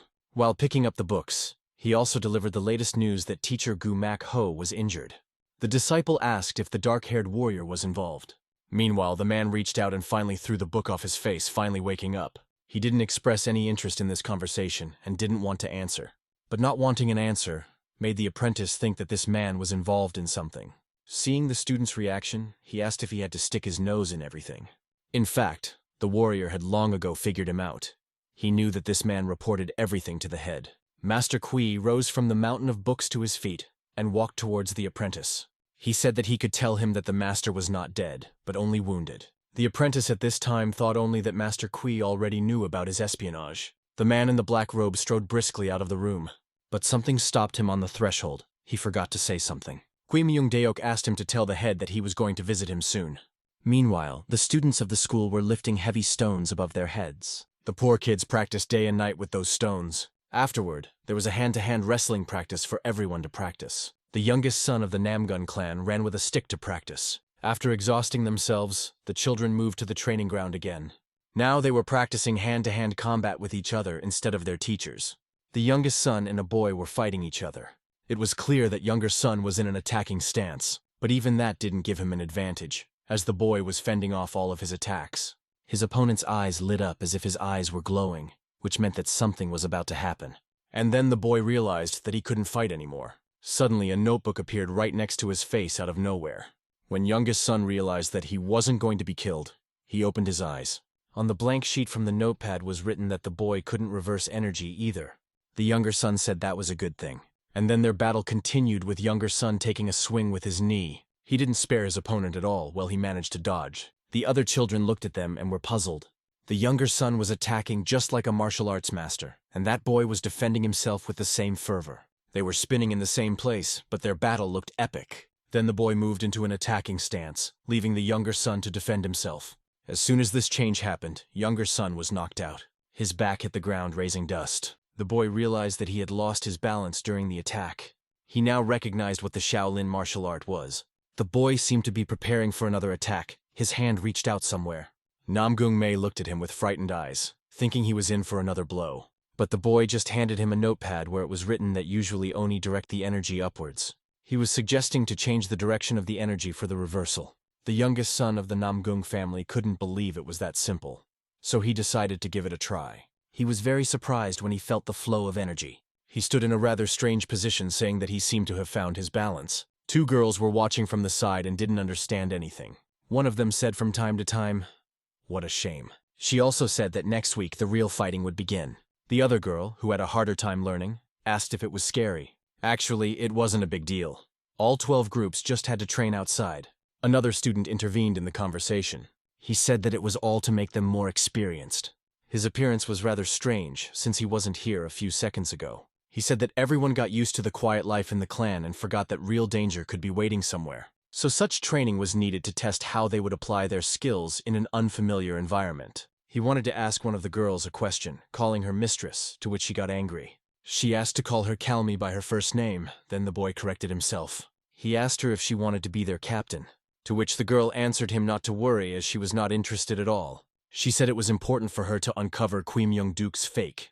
The other didn't want to become captain either. She didn't have such good skills yet. Then the boy turned around towards the fighting boys. He looked at them with a strange expression on his face, as if he saw them as competition. The picture that unfolded looked rather strange. One of them was writing posters and the other was repeating. The atmosphere in the pig group was a little more depressing. There, a man with a bandaged arm and a green aura was sitting on a pedestal. Finished practicing, he unwrapped the bandage from his arm, inspecting his limb. He thought that it was already a little better, and good thing he had practiced. He left the room and closed the door behind him, stepping out into the wide hallway. Suddenly the boy heard footsteps somewhere very close by and turned around. A strange man was approaching him from the end of the corridor, who didn't look friendly. It was his teacher, and so the boy bowed and said hello. In fact, he was jubilant that the teacher had gotten a beating from another warrior. He didn't stop to say hello. He just said it was all right and that his student should watch his health. The boy shouted after him, "What was up with the snake group?" The teacher's voice was contentedly angry. He said it was none of his business. The boy drew his eyebrows together to the bridge of his nose and thought that it was none of his business. With a bewildered look on his face, he said that he was just curious. The teacher came back and repeated even more angrily that the matter was closed. The student looked at the teacher with a surprised expression on his face. The warrior told the student that if the guy brought it up again, he would get angry. The teacher looked at the man fiercely and said that he certainly shouldn't make him angry. The guy in the green cloak was upset, and he was filled with anger. He squeezed his hand so that the veins began to show. After completing their basic training, the apprentices moved on to practical training. Their goal is to escort guests from the noble clans. The order was sent to all 12 groups. A gray-haired man was sitting playing Jenga when he heard someone walking towards him.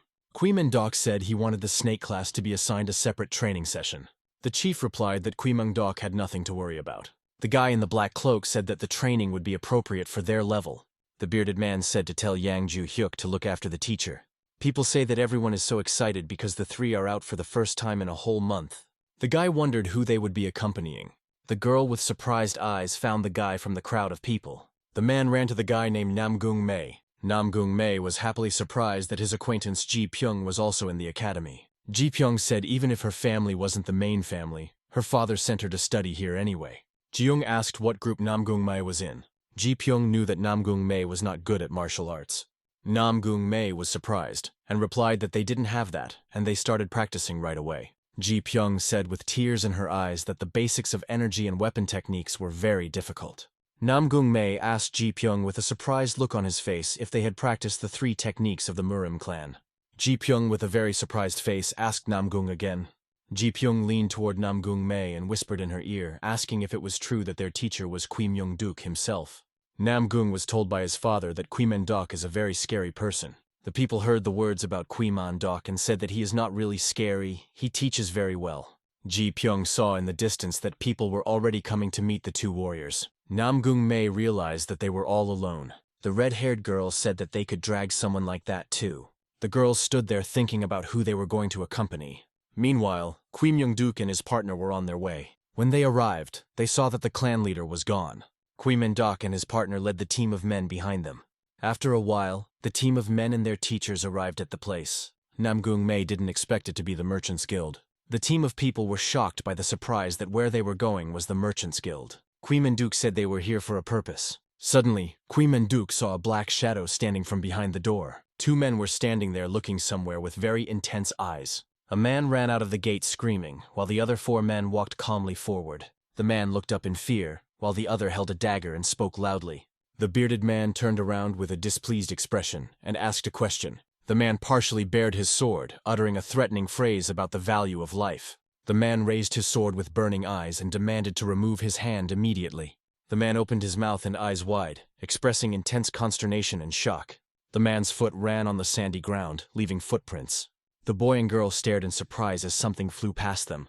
2 men stood under the sky, one looking away, the other hiding his face. The one with the burning eyes ran forward holding a sword, while the men stood behind them. The man with the mustache screamed in rage, his face contorted with emotion and hurt. Someone's hand gripped the fabric of his clothing tightly, clutching it with force and tension. The young man in blue stopped the sword strike of the man in brown robes. The young man with dark hair decisively stopped his opponent's blow with his hand. The man screamed in fright, demanding to be let go. The young man squeezed the cloth, surprised at the strength, and exclaimed in Russian. The man with gray strands smiled and asked Hyungnim to be gentler with the child. The man repeated the word gentler with surprise, his gaze intense. Hyungnim moved sharply, and the other looked on fearfully, covered in sweat. The black-haired guy turned around sharply, his gaze focused. The 2 stood side by side, one with crosses on his chest, the other wearing a hat with a downcast look. The man in the conical hat lowered his head, and his hat shook slightly. Hyungnim swung his sword, but the young boy stopped him, and the enemies rushed to attack. The boy snatched the sword from its sheath, clutching the hilt, and the blade gleamed in motion. Bright flashes of light reflected in the darkness, accompanied by a metallic clinking sound. Hyungnim lunged with fury, swinging his broken sword amidst the shards. The man clutched his sword in fear, dodging the flying shards of glass. The man swung his weapon, but it was broken and pieces flew around. The boy in blue turned around with his sword, surrounded by 3 opponents in a fighting stance. The blade glinted in the sun as it was raised into the sky, reflecting the bright light. On the white background was a calligraphy with a halo adding to its divine appearance. Hyungnim and his companions in traditional clothing sat in a room with wooden furniture and windows. People gathered in the room, one man in a hat offering to deal with the situation. People sat across the room from each other and one of them asked about what happened. Hyungnim started to say what happened with a stern look. The blue-clothed teacher spoke to his students angrily.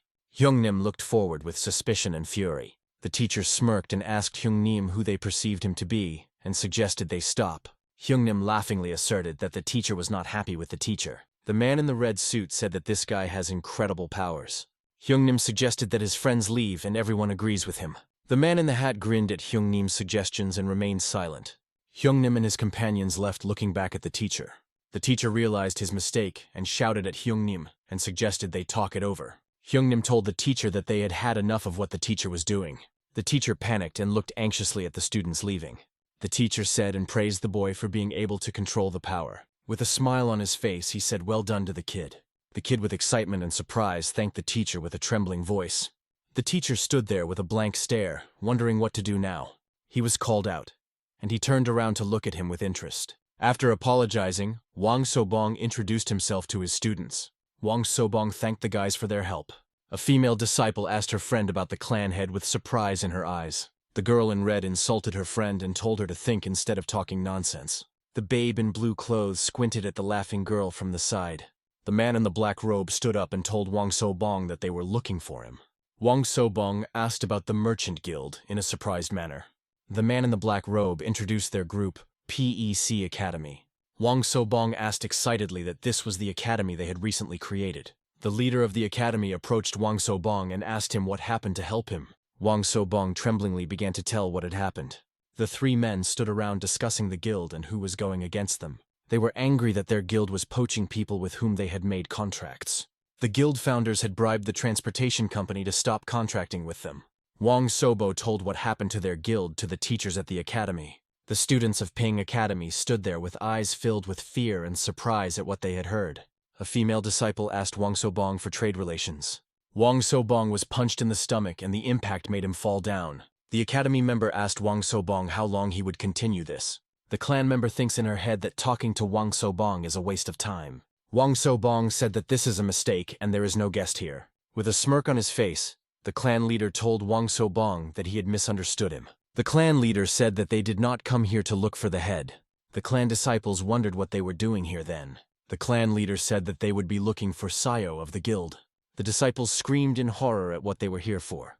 Wang Sobong cried out in horror at what he heard. The guild's night house is covered in bright moonlight. Hyungnim and his companions sit on the edge of the steps of the house and pray. Hyungnim told the guild leader about what happened at Wang Sobong's house. The guild leader twirled his mustache and was surprised. Guild leader Kwok asked what the difficulty was in getting into Sukkim. Hyungnim and his companions explained to Kwok why they had failed. A man in a green cloak with no face grabbed a sword and dragged it to punish Hyungnim and his comrades. Hyungnim on his knees apologized to Head Kwok. Head Kwok forgave them and asked why Hyungnim didn't choose a different solution. Asian building with bright red and green elements and decorative lanterns under a clear blue sky. Wang Sobong smiled and asked the academy leader about the financial difficulties. The academy leader told Wang Sobong not to worry. There would be 15 minutes for everyone. The academy leader asked Wang Sobong to provide his students with food and lodging. Wang Sobong is puzzled and wondering what to do. Wang Sobong is wondering what might happen on the shopping trip and who the guests are. The members of the academy think that they can refuse to work further, but still agreed. Wang Sobong agreed to the academy students' proposal and told them to settle down. The academy students and their leader gathered outside for training. The academy leader walked from side to side and told his students what was in store for them. The academy leader stood and called his students the snake class. The leader told his students that they would be gaining real experience. The academy participants stood and listened to the leader and wondered what was in store for them. The academy leader warns his students of the dangers on the trade route. The leader told his students about the Psyocs and who they are. The academy leader asks his students to show what they have decided to take with them on the trade route. The boy shows his sword to the leader, holding it tightly in his hands. The leader was shocked by his student's sword. This sword had a gilded handle with the fighter's hieroglyphics. The leader shifted his gaze to the red-haired student who was holding her sword in her hands. The apprentice bent her sword in front of the leader so he could see it and said, "Look." Another student held her sword up to the leader with a frustrated look. The guy in the gray suit stood idly by and took a breath. The leader looked at the boy in the gray suit in misunderstanding and asked what you have prepared. The boy in gray clothes prepared the element of wood and power. The youngest took the wooden sword and clenched it tightly in his hands. The leader of the academy in confusion asked the boy why he took the wooden sword. The boy told the leader that he was used to this sword and wanted to take it with him. The leader didn't give it much thought. The leader went through all the students and said that everyone had brought good weapons with them. The academy leader grinned evilly, and an evil smile appeared on his face. The academy leader confiscated everything the disciples had prepared and threw them to the ground with a clatter. The academy leader shouted and asked his assistant to bring what he had prepared. The assistant obeyed the leader, and the academy leader laughed evilly. The assistant leader brought the bag and threw it on the floor with a clatter. The leader watched his students for a long time, said looking at them. He said he had prepared his students with the necessary weapons. The boy in blue clothes looked at what was in the sack with surprise. The sack contained iron swords for the academy's disciples. The blue-clothed student reached out and took a sword from the box. The disciple asked the leader in surprise if they would fight with these swords. The disciple said that these swords were only for Moyon Bo. With a stare, the student called out to the teacher. The student in blue said it was not a sword, but iron, to which the leader said the opposite. The student in blue said that this sword was precious and apologized for his words. The swords were sharpened so hard that they glistened in the sunlight. The teacher admired the blade and its sharpening that glistened in the light. A student in blue clothes asked the teacher what to do if the sword broke, to which the leader said to take another one. The leader said that the student shouldn't worry if the swords broke. The teacher smirked and jokingly said that the student was weak for that blade. The student hit his head on the glass and shattered it. The teacher asked what else the apprentice could fight with. The student looked at the leader in confusion and did not understand. The leader walked from side to side and looked at his students. The leader remarked that the sword and its hilt was beautiful. The student replied that the sword was beautiful, but it was no different from the others. The leader took the sword out of its holster and said that there was nothing ordinary about it. The leader took the sword from the apprentice and threw a black stick in her hands. The apprentice asked the leader excitedly what it was. The apprentice asked the leader in surprise what he wanted her to use. The leader said the apprentice is a wunderkind and can wield it. The apprentice said with a smirk on her face that she would show the leader her abilities. The leader told the apprentice that she could use what he was giving her. The leader walked by the apprentice and gave him the nunchucks he would use to fight. The leader and the apprentice stood and discussed the fight on the trade trip. The teacher asked Namgung Mai if it was him. The leader picked up and took Namgung Mai aside from the rest of the disciples. The teacher told Namgung Mai that he needed to catch up with the other guys.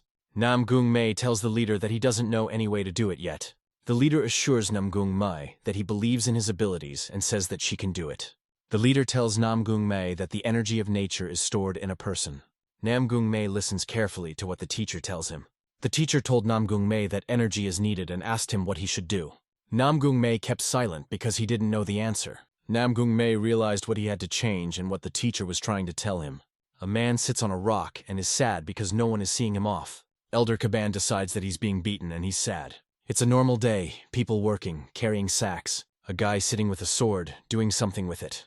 A girl with red hair was playing the soprano. Kui Myung-dok came in and said that from now on the training is for real combat. Their mission from Hanam to Habuk, to defend the city defense corps, and to help successfully complete the transport train. They realized that anything could happen on the way, so they needed to be on their heads. Kui Myung-dok in a black cloak warned of the danger. Kui Min-dok said that after their training was over, a new class captain would be chosen. The people listened attentively to what the teacher told them. There was silence around the men as they were about to embark on a long journey. Black silhouettes that looked like human silhouettes could be seen from the forest. The people began to move a little at a time. Namgung Mai stood by the carriage with a strange expression on his face. A company of people stopped in the forest and developed their camp. An elderly man approached the teacher and offered him something to take. Namgung Mai remembered Kui Min-duk's words and started his training. Namgung Mai stood on his hands with his face twisted. Namgung Mai continued to stand as he suddenly realized he was falling. Namgung, lying on the cold ground, said that he had caught the guiding thread. Namgung sat beside the rock with the realization that this is all he is doing is very dangerous. The man wondered if he suddenly lacked confidence. The guy was still sitting by the rock when suddenly Kui Myung-dok came up to him. Kui Myung-dok told Namgung Mai that it was too late to think that it was dangerous, because he had already started it. Kui Min-dok made it clear that this was not the time for training. Namgung Mai wanted to ask Kui Min-dok something. Kui Min-dok reminded Namgung that he should be on night watch right now. The boy apologized, but never asked what he wanted. Kui Min-dok was left alone in the forest. Kui Min-dok smirked and started talking to someone about trying to kill Namgung. The teacher told those who tried to kill his student to come out. Suddenly, in the distance, something rustled near the trees in the forest. The rustling became even louder. Men in green cloaks emerged from the bushes. These men were advancing towards Kui Min-dok himself. One of the guys spoke up, saying that he didn't know how Kui Mendok could see them. Kui Mendok, with a calm gaze, began to move towards the men in green cloaks. The man in the green robes got a little worried when Kui Mendok came closer. Then the man with the green robe narrowed his eyes and said he understood something. Kui Mendok looked at him with interest and asked him a question. The man laughed even louder and said he had always wondered where that skinny guy got the confidence to provoke. Now he realized that it turned out that Kui Mendok had helped earn the kid's time so that he could escape.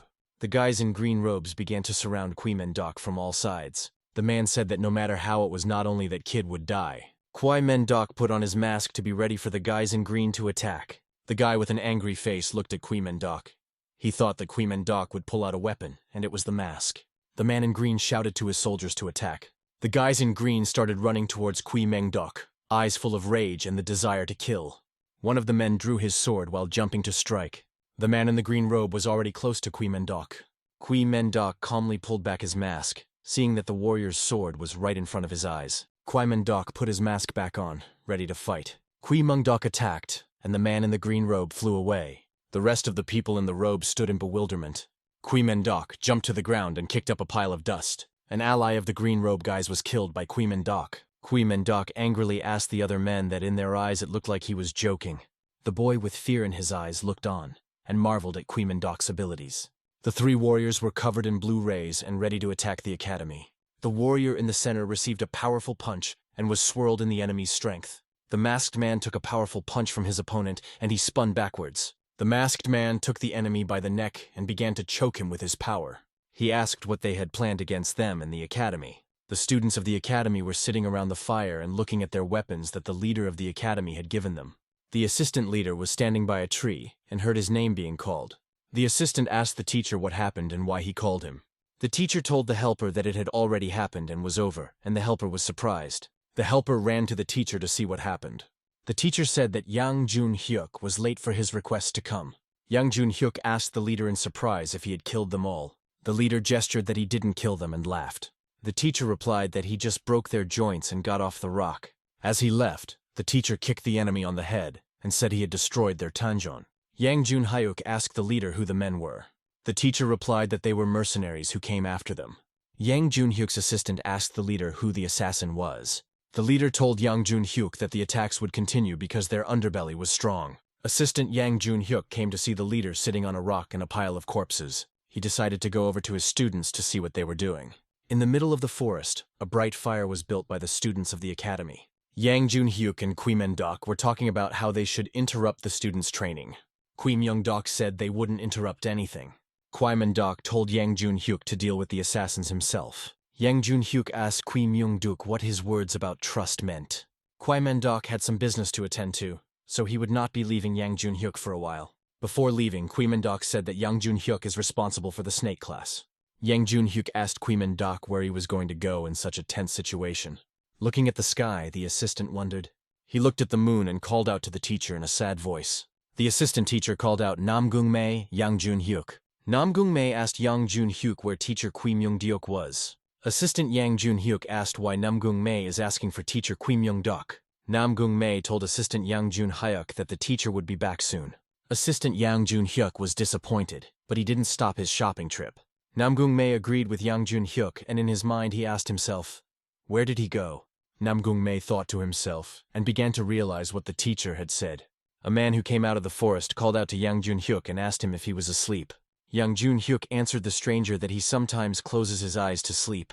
The stranger told Yang Jun-hyuk that it was getting quiet, and they were being guarded. A sound was heard in the bushes that startled the stranger. The stranger responded and looked into the distance with his eyes wide open. Two academy students ran out of the bushes and ran towards the stranger.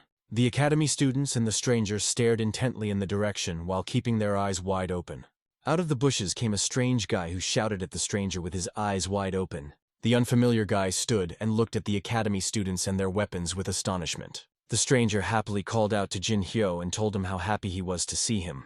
The aide asked the stranger on the horse who the child was, to which the stranger explained to him. The stranger began to tell Jin Hyuk about Jin Hyuk. The stranger on the horse asked Jin Hyuk a question. Jin Hyuk showed Uncle what he had gathered in the forest with a smile on his face. Uncle noticed that Jin Hyo appreciated Jin Hyo's efforts better this time. Hyung told the kid not to call him Uncle.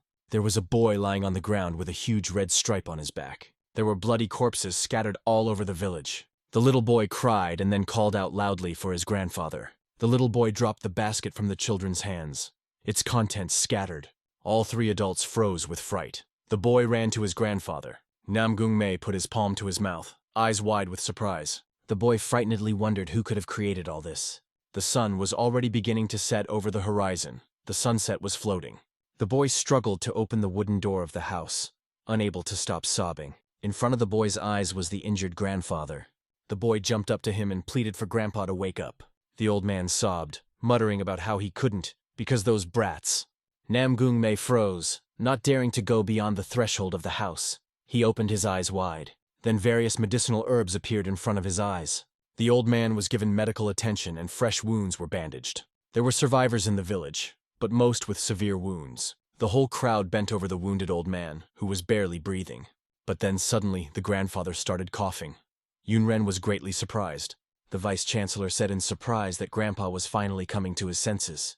The old man opened his brown eyes but started shivering even more. He was shivering. The old man suddenly jumped up from the bed and exclaimed that he should not move. The old man's gaze became frightened and hunted. He uttered the name Jin-rei. The old man begged for help, screaming that the forest robbers had kidnapped his granddaughter. The children from Bayek Academy froze fearfully, eyes wide open. Namgung-mei was perplexed. He repeated the word over and over again. The old man shouted that the brigands had taken not only his granddaughter, but all the women as well. And then the grandfather fell down, bowing his head to the floor. He begged Jan for help. Grandpa could only utter simple pleas that made the children's heart shrink. The old man's bandage was stained with blood, but he didn't pay attention to it. In response, Vice-Chancellor Yang Jun-hek covered his eyes and wrinkled his nose. The old man trembled and the child sobbed, clinging to his grandfather. Namgung clenched his fists, realizing that they were now the protectors of the men of the City Defense Corps. He remembered Kui Myung-dok's words about Jeonpa being used for protection. After a while, a tall tree appeared in front of the children's eyes. Namgung-mei shouted that they must rescue the kidnapped people. Yang replied that they have to protect the Defense Corps, and it's also possible to get trapped. Mei said that they can't just ignore what happened. Mei reminded that they were trained to follow the right path and help others. Moenbo turned to the assistant teacher as well, and he opened his eyes wide. Moenbo clenched his fists, saying that he agreed with Namgung-mei's words. Yunren nodded her head fearfully. Won-fi followed suit. Chigal said that they would still have to face the brigands. The girls said that even if they paid the bandits, they wouldn't be released. Then a certain man in green robes stepped forward. The man asked for their help, saying that it would be safe in the village for now. The man then bowed before the vice-chancellor. Jan looked at him sternly. The man then looked around, considering the surroundings. Namgung-mei looked determined. Only the wind mussed his hair. Moenbo frowned, ready to go into battle at any moment. Chigalmi's gaze was stern and determined. She barely frowned. Won-fi and Yunren opened their eyes wide, but then frowned heavily. The vice-chancellor looked at the people around him in surprise. But then the man suddenly grinned brightly. Yan thought about how the children were becoming more and more like the Chonf warriors. Yang said that from now on, the snake class goes to rescue people. Yang said that they are divided into two groups, rescue group and defense group. The rescue group will include Moenbo, Wanpei, Chigal, and Yang. Yang said the defense group will include Namgung-mei and Yun-ren. They would stay in the village. Namgung-mei was about to object, pressing his hand to his chest. But a man beat him to it, holding out a strange object. Mei asked what it was. Yang said it was a beacon, to be launched into the sky in case of danger. Namgung confusedly said he wanted to go too, but he was interrupted by Chigal-mi, hiding Mei behind her back. She said he didn't have to. The girl said Namgung wouldn't bring any help anyway. Namgung realized that even though it sounds hurtful, that Chegal was right. Mei realized that he could cause trouble since he couldn't use the energy. Namgung only said, lowering his gaze, that they would definitely rescue the kidnapped people. But after a short while, the group ran out to help. They rushed forward, aiming further and further into the deep forest. The Weizenkanzler sternly ordered them to increase their speed, frowning. The children immediately obeyed the order, endeavoring to complete the mission. Moenbo was running ahead. He frowned heavily as he looked at the forest. The boy ran faster and faster towards a strange, thick green bush. A certain silhouette ran in front of him, outpacing the entire team by a second. Noticing this, Moenbo was greatly surprised, opening his brown eyes wide. And then that strange stranger hurriedly struck at the child. It was a forest brigand who swung with all his might. Moen avoided the blow. The boy then hurriedly pushed himself off the ground, jumping away from the brigand. Moenbo only took one leap to get away from the bandit. He was holding a sword in his hands. And then Moenbo realized that the forest bandits were waiting for them. The rescue team was surrounded by a huge crowd of forest bandits. The vice-chancellor only tiredly thought that these brigands were skilled in martial arts. Kwai ordered Yan to make the children fight only the brigands. The vice-chancellor thought that since they were brigands, he should trust the children with everything. Those only looked at the kids nastily, asking if the kids were really chasing them. Moenbo only gripped the hilt of his sword tighter in response. The weapon glowed with energy. Moenbo thought about the fact that he would destroy them all. He was already prepared for battle. The brigand marveled that a child could control energy at an early age. And then the boy's eyes glowed brightly with blue flames. He rushed forward. Moenbo suddenly pulled the hilt of his sword forward, already preparing to strike the first blow. But the bandit pulled out 2 axes and tried to fend off the boy's blows. The tip of the sword that was shining brightly collided with the axe. And then Moenbo's sword almost fell apart into small pieces. The boy obviously didn't expect this, so he was very surprised. And the bandit thought that he had only lightly hit the boy. But the man decided to take advantage and swung. Moenbo once again managed to avoid the forest robber's blow. The man was incredulous and angry at the young boy. He was floating in the air. Then, Moenbo kicked the bandit in the face with all his might. Only then did the boy finally land and the brigand fell to the ground. Moenbo realized that the blade couldn't withstand his energy and fell apart. The forest brigand, on the other hand, threw his head back, breathing heavily. But then the man smiled brightly, tilting his head forward. The brigand said that he was scared of a brat like the boy for nothing. But then Moenbo hurriedly took out another sword from his bag. But Moenbo didn't understand how he could fight with such a sword. The forest brigands then pounced on the children while holding their swords. The 2 of them attacked Chegalmi, who had already pulled out her weapon. The girl then opened her brown eyes wide, looking at them sternly. A larger circle of energy began to appear around Chegal. It was protecting her. A gust of strong wind made the bandits recoil and their faces twisted. The forest brigands tried to resist Chegalmi's power. Chegalmi continued to play her instrument, frowning heavily. Even the petals from the trees had fallen off from the girl's energy. They were withered, and after a moment, they were on the ground. When it was over, the 2 brigands looked on in surprise. The man smirked, saying that the girl's Yumgan was weak. Chegal replied that she had restrained her strength, but would now attack at full strength. Mai thought that mastering the Yumgan technique in 2 days was unrealistic after all. She could only push them away, but the brigands were already aiming to attack. 1P frowned heavily as he watched the forest brigands. The boy got into a fight with one of the men, answering the man's attacks. And then the bandit's axe struck the boy's wooden weapon. 1P responded by opening his eyes wide in fright and also frowning. The boy then hurriedly struck the forest brigand with another blow. The boy only managed to push the man away from him. The man was breathing heavily. The boy knelt down on his knees, clinging to the ground. A silhouette flew above him. 1P wrote that since they weren't fighting with their bare hands, the streams of power were interrupted. Moenbo sternly looked forward after reading his classmate's note. Chegalmi frowned heavily, once again shifting his gaze to the brigands. 1P sternly looked into the distance, preparing for further battle. A certain person had ordered everything to be prepared so that the group could get a good rest. Namgung Mei, on the other hand, held tightly in his hands the fire that Yang had given him. The boy sat on the ground with his head down. He was frustrated.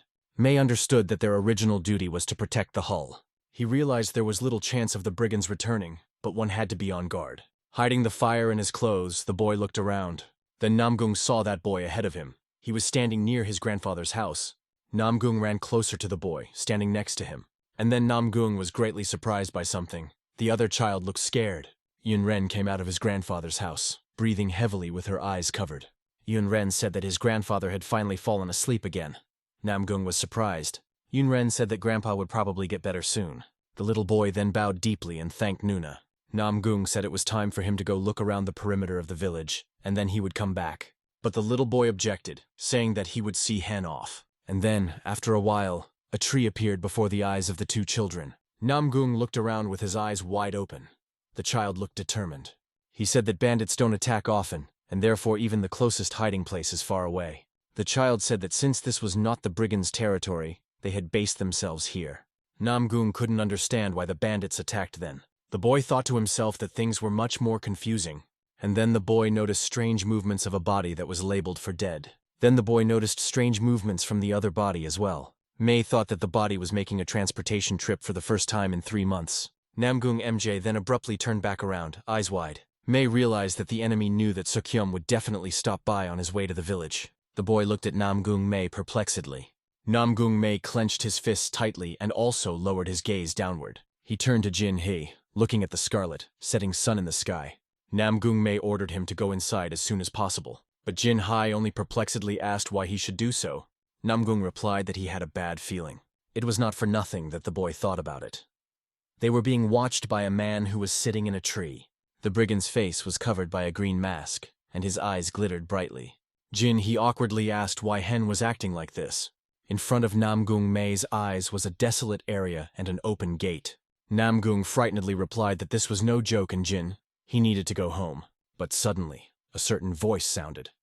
A man said that he was already here. Namgung immediately looked up, eyes wide with fright. The green-masked bandit was watching Namgung, having jumped down from a tree. The boy noticed the green mask that hid his face. Namgung realized that the man in front of him was not a forest robber. He told Jin Hee to run away, but the boy stammered in fright, eyes wide open. His body was trembling. Namgung realized that Jin Hee was frozen in one place because of the brigand's salga, and then suddenly Namgung grabbed the boy's hand tightly. Namgung May hurriedly led the boy away. They ran as hard as they could, but the mercenary only smiled nastily and asked where they ran to. With a single tug, the man came down from the tree, glaring at the boys. Namgung drew his sword from its sheath. He needed to buy time for Jin Hee to escape. Namgung shouted that he would fight the mercenary. He got into a fighting stance. The boy got off the ground and swung at the mercenary. The man staggered back. The man stared at the tip of Namgung's wooden sword in surprise. Namgung May then rushed to strike again. He used all his strength. The boy then turned around and realized that everything was fine. For Jin, he had escaped. But then he was kicked in the stomach by the mercenary. Namgung flew backwards, coughing up blood. The man wasn't going to stop, coming closer to Namgung. Namgung May was lying on the ground, and there were small drops of blood all around him. The boy then hurriedly got to his feet again to answer the mercenary. May was breathing heavily while holding his stomach. There were bloodstains near his mouth. The mercenary irritably asked who was here to fight who else. The mercenary didn't believe the first squad had been killed by lowlifes. There was no need for them. Namgung wondered if the brigands were really just a distraction. Then the man snapped his fingers and said he would kill Namgung first. The mercenary kept saying that he would then deal with the villagers and Solkim. Hearing the threats, Namgung frowned heavily. He was angry at the mercenary. The boy immediately pulled out his signal fire, realizing that help was needed. He was about to call out to the teacher's assistant for help, raising the flame into the sky. But suddenly handcuffs appeared in front of Namgung May's eyes. They were disengaged and attached to the brigand with rope. The brigand restrained Namgung's hands, causing him to drop the signal fire. The signal fire fell to the ground and then shattered. The boy was held by two mercenaries who wouldn't let him take a step. The second man had the exact same green mask on his face. And then the signal fire rolled further down the mountainside. Then the small weapon was near the mercenary's feet. The man in the green mask grimaced, asking if it was a signal fire. The mercenary stepped on the signal fire and it broke into two pieces. Namgung May looked fearfully at the shattered weapon, eyes wide open. The mercenary laughed, asking if Namgung was going to use the thing. The boy shouted a demand to be let go. Namgung then turned around and saw that the other mercenary was holding Jin Hee. Namgung fearfully shouted a request for the mercenaries to let the kid go. The mercenary then directed a large amount of ropes at the boy. And then the boy was surrounded by three mercenaries who pounced on him. Namgung May was trapped with ropes wrapped around his body. The mercenary opened his eyes wide as he watched the boy's fright. And then, with a single tug, they threw the boy's body into a tree. The mercenaries tied him to the trunk so that he hung upside down. The mercenary said that Namgung May had absolutely zero warrior spirit. The mercenary got closer to Namgung, who could do nothing. The mercenary said that being suspended let him feel weakness well. The mercenary then ordered his companions to kill the child. One of the mercenaries smiled nastily as he grabbed the child by the hair. Jin. He was sobbing. Watching his actions, the boy opened his eyes wide. Namgung pleaded for those to stop, but the mercenary only lifted the child higher.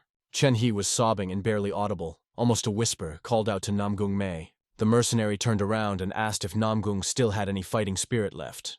He said that May should be thankful that it wasn't his turn to die. The mercenary asked if May had gotten desperate or angry, I guess. The mercenary said it's all useless. Yun Ren, meanwhile, was nursing her grandfather back to health. A certain silhouette hidden behind a sheet of corpses began to move. The mercenary said that the weak have the fate of being crushed by the strong. Then the man began to strangle a small child. He choked back tears. Namgung thought that if he had the strength, things would be different. And then, it was as if something inside Namgung cracked, filling the space. A violet aura began to form around Mei, which broke the ropes. Inside the boy, it was as if a small fire was growing inside of him, slowly igniting. The fire warmed Namgung's soul while he almost cried from helplessness. Namgung wondered what was happening to him, and if he needed his strength. He shrank back. But he didn't understand why he needed strength. He was the son of the Namgung family, and so it was natural that people demanded strength from him. Strangers said that since he was Namgung's heir, he should be able to do it. They said that Mei should take the example of the head of Namgung and defend the family's honor. They all expected only the best from the Namgung family. Mei realized that because of the surname Namgung, people were looking at him, evaluating him. Mei, too, at some point began to take it all naturally. One day, his father said that Mei couldn't become a warrior so he couldn't use energy. Hearing the sad news, the little boy lowered his eyes. The strangers couldn't believe it, for being Namgung, Mei couldn't use energy. They kept saying that all the other siblings were talented and Mei was a disgrace. They said that even if you don't compare, you can see the strong difference. Namgung Mei realized that the high praise about him had faded into oblivion. Knowing that it wouldn't work out, he still tried to keep up with his brother's strength.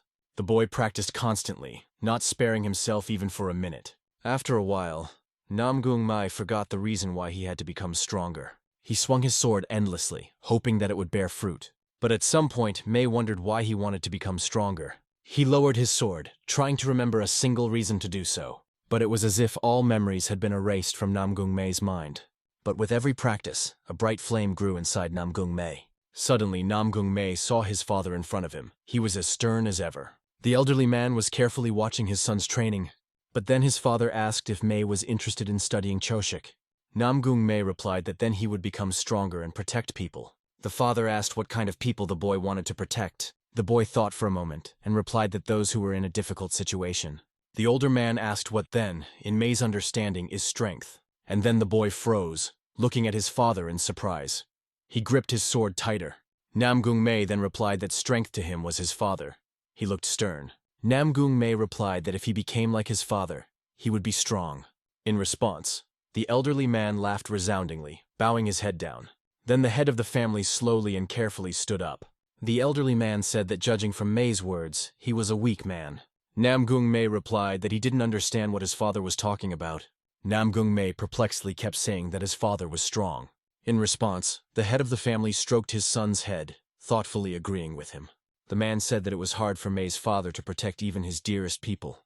The elderly man said that Mei will help those who are in trouble. The father said that he really wished that Mei would build up his strength and become that kind of person. Mei thought that he didn't understand his father's words at the time.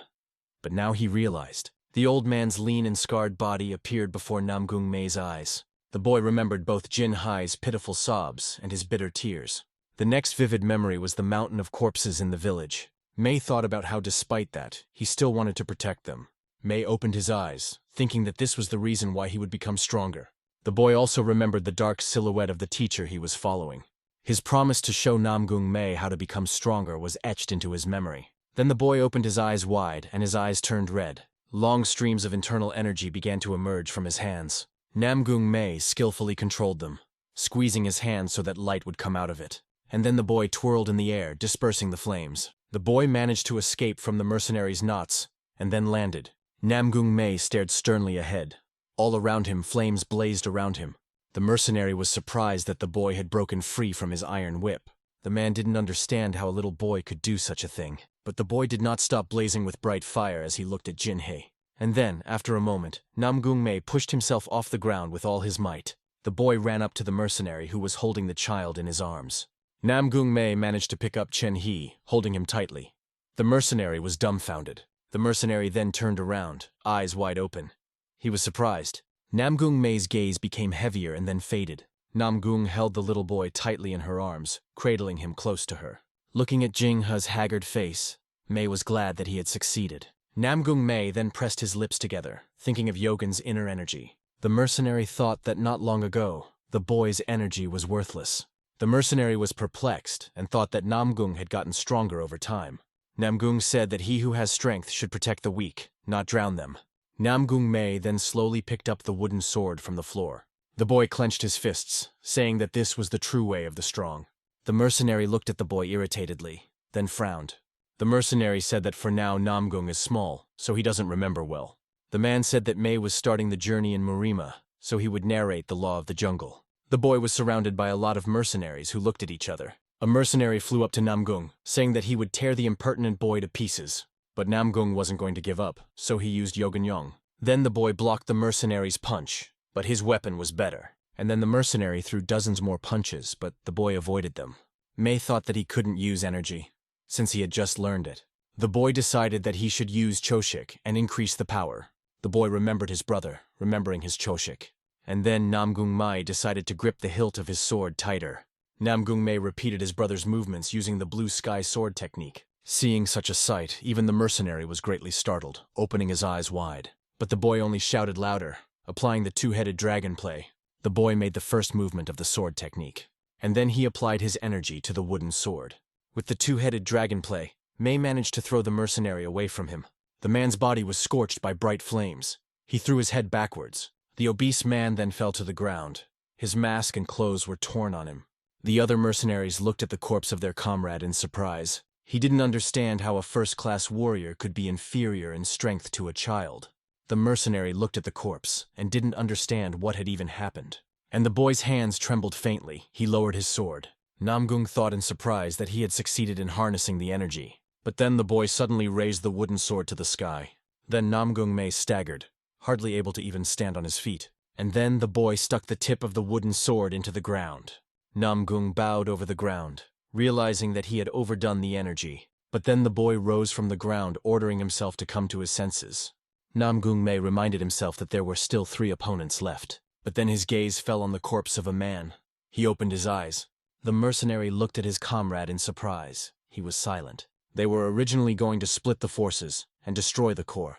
The mercenary thought they had left a Dith with medical skills and a weakling. But now the mercenary was thinking that perhaps he was wrong. After all, Namgung Mai was still standing upright and ready to fight. The mercenary noticed the trembling in Mei's hands. He realized that he had reasoned correctly. The mercenary realized that with just one blow, the boy's strength was depleted. And then the brigands decided to organize a combined strike formation. 3 men with weapons pounced on Namgung Mai. The boy grimaced and frowned in response, hesitating. Namgung Mai was already prepared for further attack, glaring at the mercenaries. One of the men decided to jump on Namgung Mai, and then the ground seemed to split into several pieces. The mercenary rushed to hit the boy. Mei's shoulder bled. Namgung clenched his teeth in pain, realizing that he had failed to dodge. And then Namgung saw another blade that was near his head. He returned the blow. There was an inner strength placed in the mercenary's blade. Mei realized that in a frontal attack, his wooden sword would simply break. Therefore, the boy hurriedly dodged the blows. He realized that he needed to increase the distance. A silhouette appeared behind him. Seeing the shadow, Namgung Mai immediately hurriedly recoiled. The boy wondered if he was being attacked from above. Looking up at the sky, Mei saw a mercenary who threw ropes at him. At their ends was a sharp iron point like a blade. They all slammed into Namgung Mei's back. He didn't manage to recoil. The wounded boy fell to the ground. His entire back was covered in blood. He got up, realizing that he had no chance to counterattack. The boy realized that dodging was hard for him too. So what to do? The mercenary asked what was going on with Mei, and why there was no reaction. The mercenary asked why Mei wasn't using that cool sword technique anymore. Namgung saw 2 mercenaries from above who were already swinging. Mei realized that he needed Choshik to break the balance between them. He remembered that he had failed to properly learn the blue sky technique. And then the mercenary wounded Namgung in the shoulder again. Fresh blood appeared. The boy glared angrily at the new painful wound. As he stabbed, Mei thought back to the after effects after being poisoned by the poison.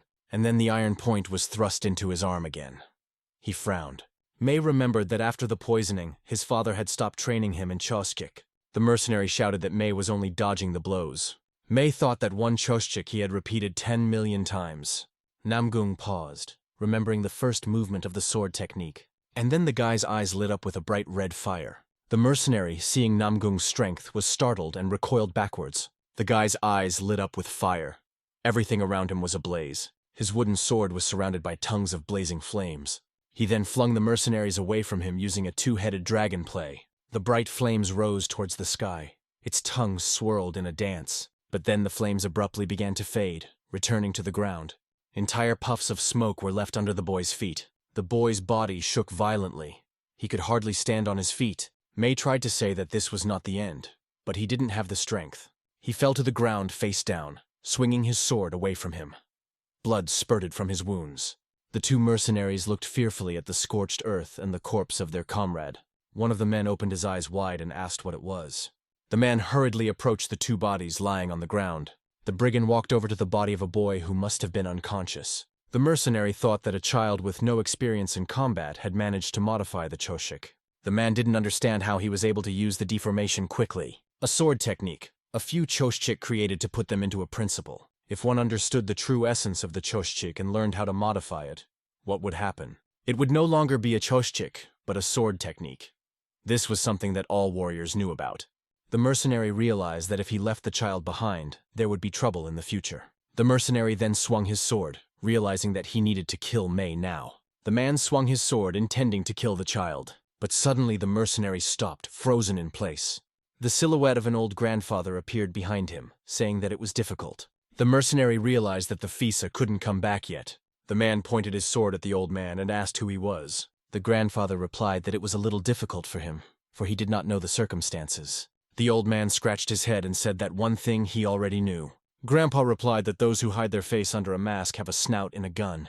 The old man asked if they wear masks when the three of them torture children.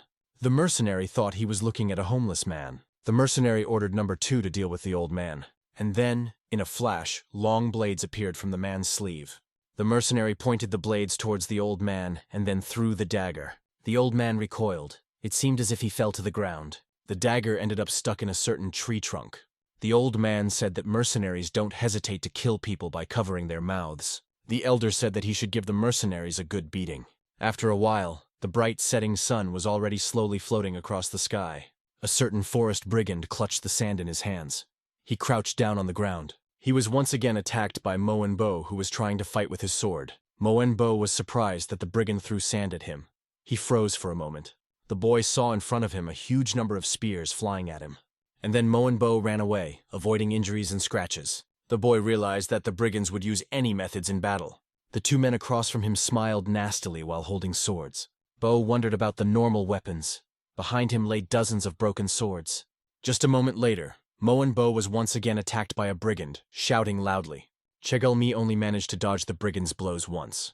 The girl then hurriedly ran away from her opponent. The brigand grudgingly asked if she was going to run for long. Chigal realized that she needed a decisive moment to attack. The Vice-Chancellor stood in the middle of the battle, watching the action. Ian knew that the snake class was the best in terms of skills. But what a messy battle this was. Jan realized that the children couldn't use weapons properly at all. The Vice-Chancellor hurriedly approached one of the forest brigands. The man asked where the kidnapped women and children were. The bandit was frightened at first and turned around sharply, already swinging his weapon. But the Vice-Chancellor easily answered the forest bandit with a blow. The bandit's body trembled, but the Vice-Chancellor did not move. The man asked again where the women and children were. The brigand laughed nastily, calling Jan a lion of justice. The brigand replied that they had all been scattered and sold to slave traders. But Jan realized that was a lie, for they would have run out of time. Jan realized that the hostages might be in more danger. And then the Vice-Chancellor threw back the forest brigand with one blow. And then the Vice-Chancellor struck the bandit with many more blows. And then the bandit's body fell heavily to the ground. One Fee froze, looking at the teacher in surprise. The bandit was frightened. Clenching his fists, the Vice-Chancellor ordered the snake class to stand back. The man said that from now on, he would enter the battle himself. Moenbo shook his head, regretting that he had shown himself to be so pathetic. Chigalmi pressed her lips together, staring gravely into the distance.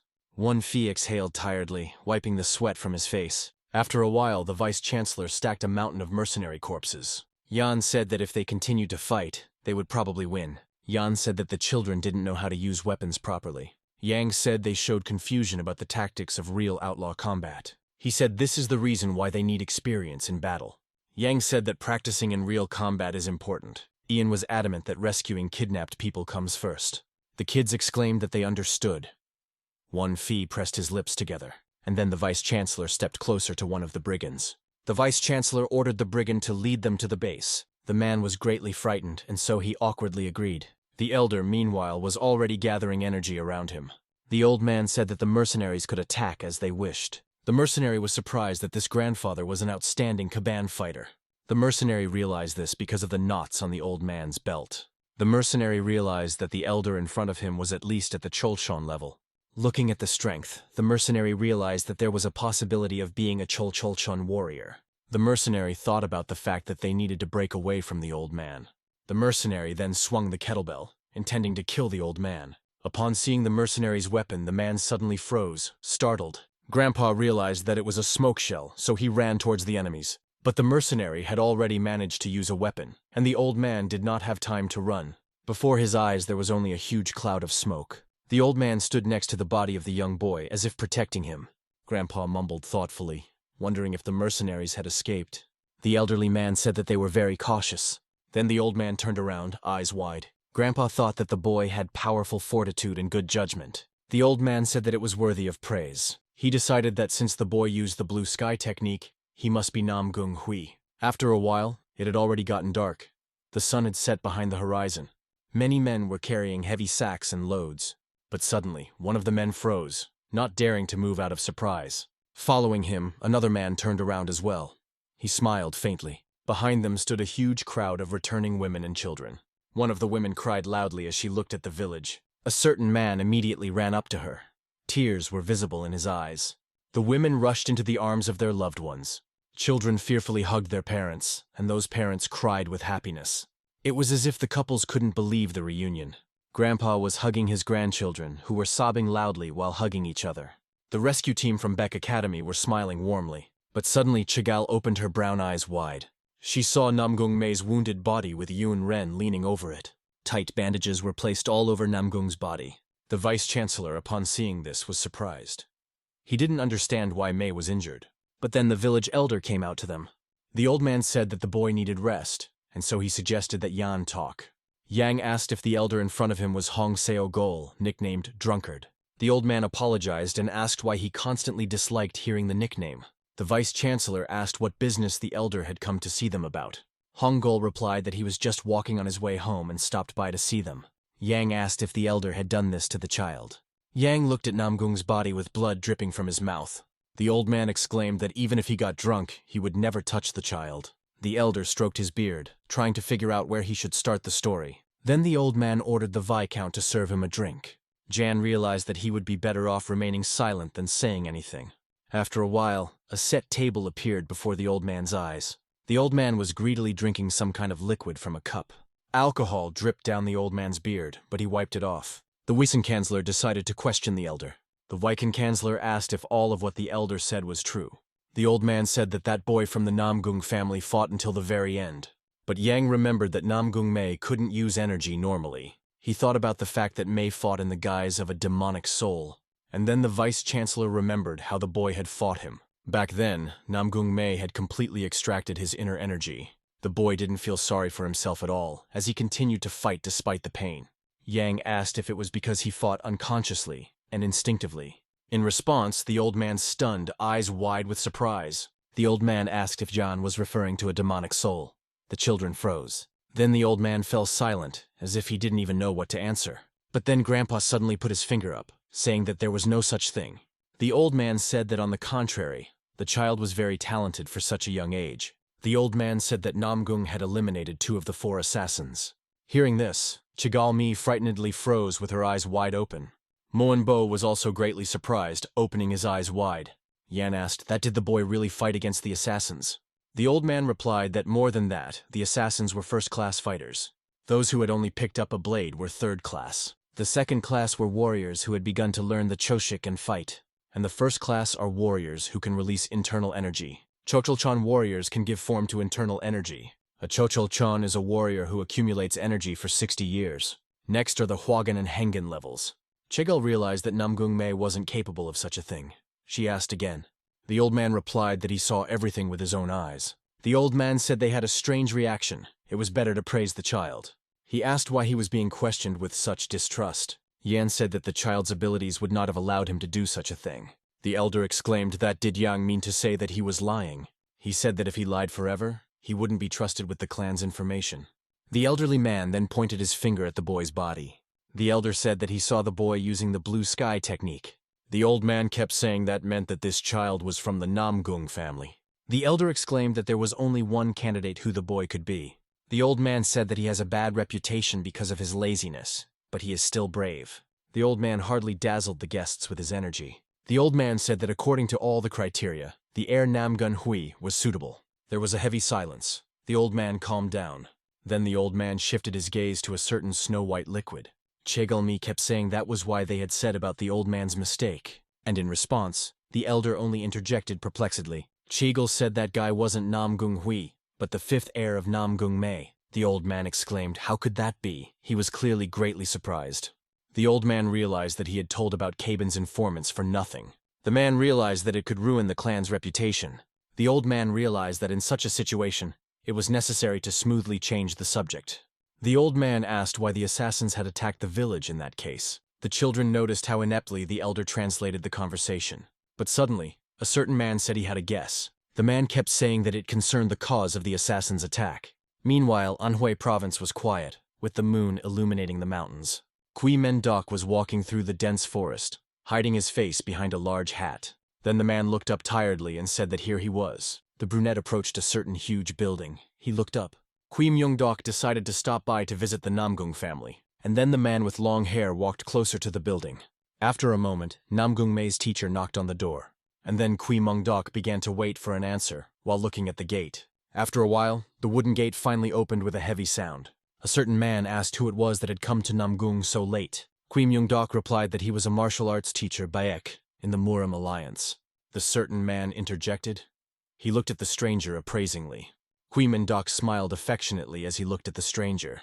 The man thought about the fact that the teacher had such pale skin and a lean body. He thought the man looked more like a sick person who had come to borrow money. The man smiled kindly, saying that the teacher had better come back tomorrow. Kui Myungdok abruptly stopped smiling, saying that he understood. The teacher said that he would come by to see them tomorrow.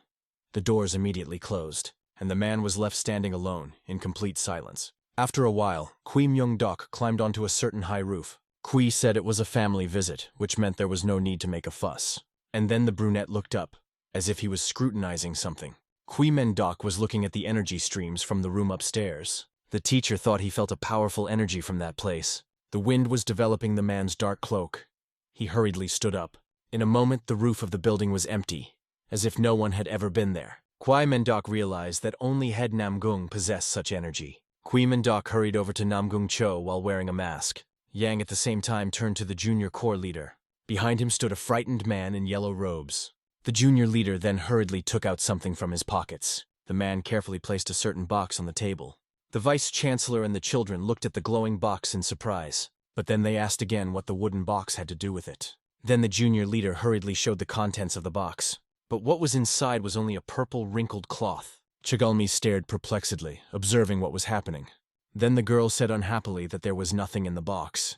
The supervisor said that was why he said that it was only a guess. The junior leader then rushed to tell the guests the story. The leader said that it all started when the corps began to gain popularity. Every day, a multitude of people thronged near their doors. Many came with various gifts, others came for trade. The elder was pleased with all the new guests, greeting them cheerfully. One day a man came to them whom they remembered forever. Behind that man stood many more of his subjects. It was the head of the City Defense Corps named Kwok Chong, and following him were two more heads of the City Defense Corps. Seeing them, the old man froze, not even knowing what to do next. He opened his eyes wide, but then the man bowed respectfully, squeezing his eyes tightly shut. The leader was saying that they didn't want to conflict with the Corps. The leader was adamant that they wanted to maintain friendly relations, and so the elder was happy to drink with them. But one day the Corps leader asked if they wanted to distribute the product. That product was lying in a box, but no one could know what was in it. The product should only be sold to those who know the secret code. Inside the box were many different metal locks. The head of the Corps was smiling brightly, hoping for a lucrative deal. But the man refused, for he could not sell something he himself knew nothing about. Then the favorable atmosphere disappeared once again. The heads hurriedly left. The junior leader's father felt depressed. He said that after that their power weakened and they entered the current situation. He said that after they left, they opened the box, but it was empty. Ian listened to the junior leader intently, thinking. Chagall said that those assassins must have been sent from the union of the association as well. The junior leader agreed, averting his gaze. He said that they had the same assumptions, but there was no proof yet. Shigalmi wondered what could have been in that box. The junior leader awkwardly replied that they would like to know too. But the elder pulled out another box and asked if that was the one they were talking about. Everyone around them was greatly surprised as they looked at the confused drunk. The junior leader exclaimed where the elder got it from. The old man awkwardly replied that Caban was studying the matter too. The elderly man opened the box, revealing a small golden ball. One Fi asked perplexedly about whether it was Tanhuan. Yang asked if it was a miracle cure. The old man replied that he did not know. The old man replied that while the Safas were fighting, he had stolen the medicine. Chigal said thoughtfully that it was all somehow suspicious. The old man replied that it was as if that man had bathed in a bucket of shit. The elder said that the pill had already spread all over Zhongyuan. He said that they trusted the Yak clan and the Sacheon family to analyze it. Chigal realized that they would be able to figure out the effects of the pill. But the girl didn't understand who was distributing Tangwan then. The old man realized that soon, unrest would break out in peaceful Murim. But then the old man hurriedly looked away to the right. The old man suddenly remembered about Namgung Mei, who was lying unconscious. He realized that compared to his reputation, the boy was quite interesting. There was ink on the table, and a small candle was also standing. A certain man unfolded the parchment with a sharp movement. It was the head of the Namgung family. He looked around. Then, an elderly man stood up from his chair with his head bowed down. The head of the family walked over to the windows, looking at the night landscape. There was complete, nighttime silence all around. The man thought for a moment. But then, in the blink of an eye, the elderly man seemed to disappear into thin air. Now the night rooftops of buildings and temples were before his eyes. Namgung rose higher, coming closer to Kwee-Mendok. Noticing a dark silhouette on the roof of his house, the man was greatly surprised. Namgung hid his hands behind his back, watching the brunette in front of him. Kwee-Mendok's eyes seemed to be burning with a bright blue flame. The head of the household frowned heavily as he looked at the unexpected guest. The man asked who he was that he had entered the Namgung family's house at night. Kwee-Mendok only scratched the back of his head in response, not taking his eyes off the head. The brunette said he even wore a mask on purpose, wondering if he wouldn't be recognized. The man replied sternly that it could be anyone under the mask. The head asked if the man wanted to say that he was Kwee-Mendok. The brunette asked if there was a way to prove that it was really him. And then the elderly man began to gather his inner energy into the palm of his hand. The man had already prepared for battle, saying that he would check it himself. The head of the family then tied flame knots around Kwee-Mendok's body.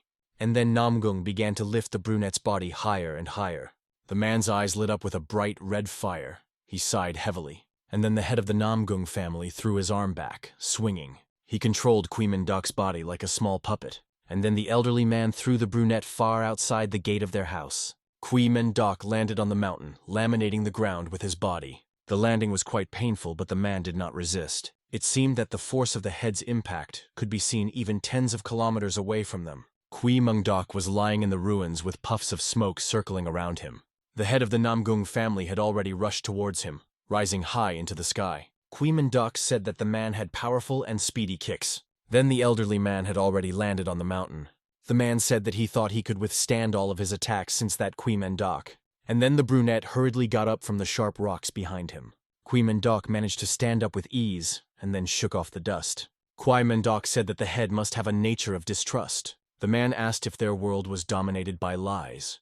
The head said that Kwee could safely demonstrate power here. Kwee-Mendok thought he would have to play along with the head of the household. And then the elderly man began to gather internal energy once again. Above them, a bright moon was shining above them, which illuminated everything around them. The head said that Kwee-Mendok must prove the truth to him. The brunette, on the other hand, stared at the man in surprise, eyes wide. The head of the family used the palm of the heaven-absorbing palm. Brunette watched the fireball that was growing at a furious speed, but it seemed as if even the flames had no effect on Kwee-Mendok. But then, just a moment later, a part of the mountain seemed to be cut off by a beam. Once again, heavy puffs of smoke swirled around, and rocks fell off. The head of the family stared sternly into the distance, pressing his lips tighter together. But then suddenly the man opened his eyes wide.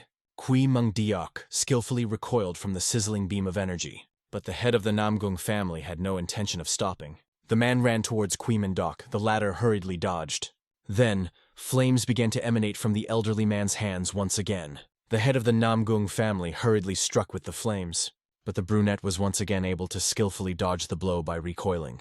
The bright flash of the man's flame energy could be seen even from the heavens. Then, the elderly man once again cut through a portion of the mountain, aiming for Kwee-Mendok. The man's eyes burned with bright flames. Suddenly he screamed. The man started throwing many different blows. Kwai thought that the sword energy of the head of the Namgung family's sword was truly ferocious. But then, Kwimengdok finally decided to use his energy. His energy possessed a bright blue glow. He confronted the head.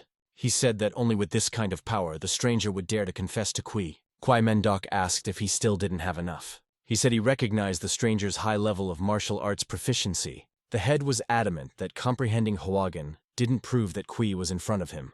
The man said that there are many masters in every clan who have attained Hwagen. Kwimengdok replied that he agreed, because there was a difference in cognition. And then the brunette rushed to attack the head of the family again. The elderly man recoiled and said that was correct. The head kept saying that there were barriers within the same level of Hwagyun.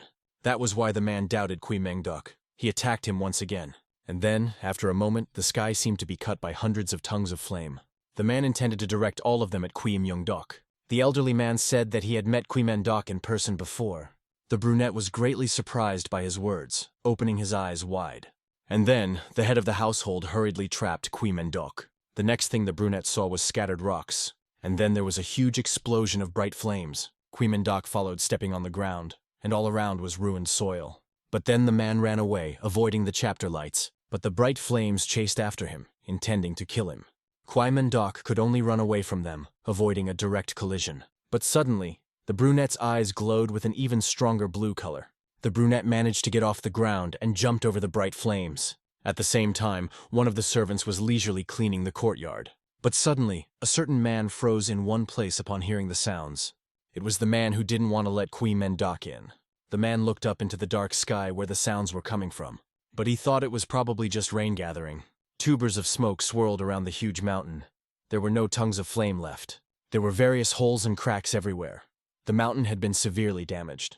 Only the moon shone steadily in the sky, lighting the way for the distant travelers. The head of the family was still standing in a fighting stance, while Kwimengdok was tired. The head of the family looked rather stern. He frowned. Kwimengdok stood straight, stubbornly looking at the head of the family. The elderly man then began to talk about the Muram alliance. The man said that there were people called the Heavenly Trinity. The neck included the leader Kwag-Yun, nicknamed Boundless Sword. The recluse Sa Soma, nicknamed Spear of Red Lightning, formerly known as Sa Pai Cheon, a wanderer who follows the wind. Chudok Hua, nicknamed the Blade of Wind and Clouds. The elderly man sternly said that they were all idiots living their own way. But then the head of the family suddenly started waving his hands and talking. He said that because of the strangeness, they were able to overcome Hwagen and go to Hengen. Kwimengdok listened to the head of the family carefully and then nodded. But then the man turned his attention to the rocks flying upward. Kwimengdok realized that this wasn't the end at all. He adopted a fighting stance.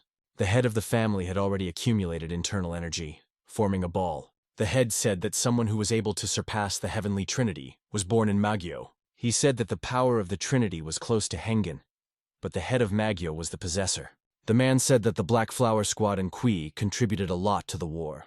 He said that without Kwimengdok, the battle could have gone on until now.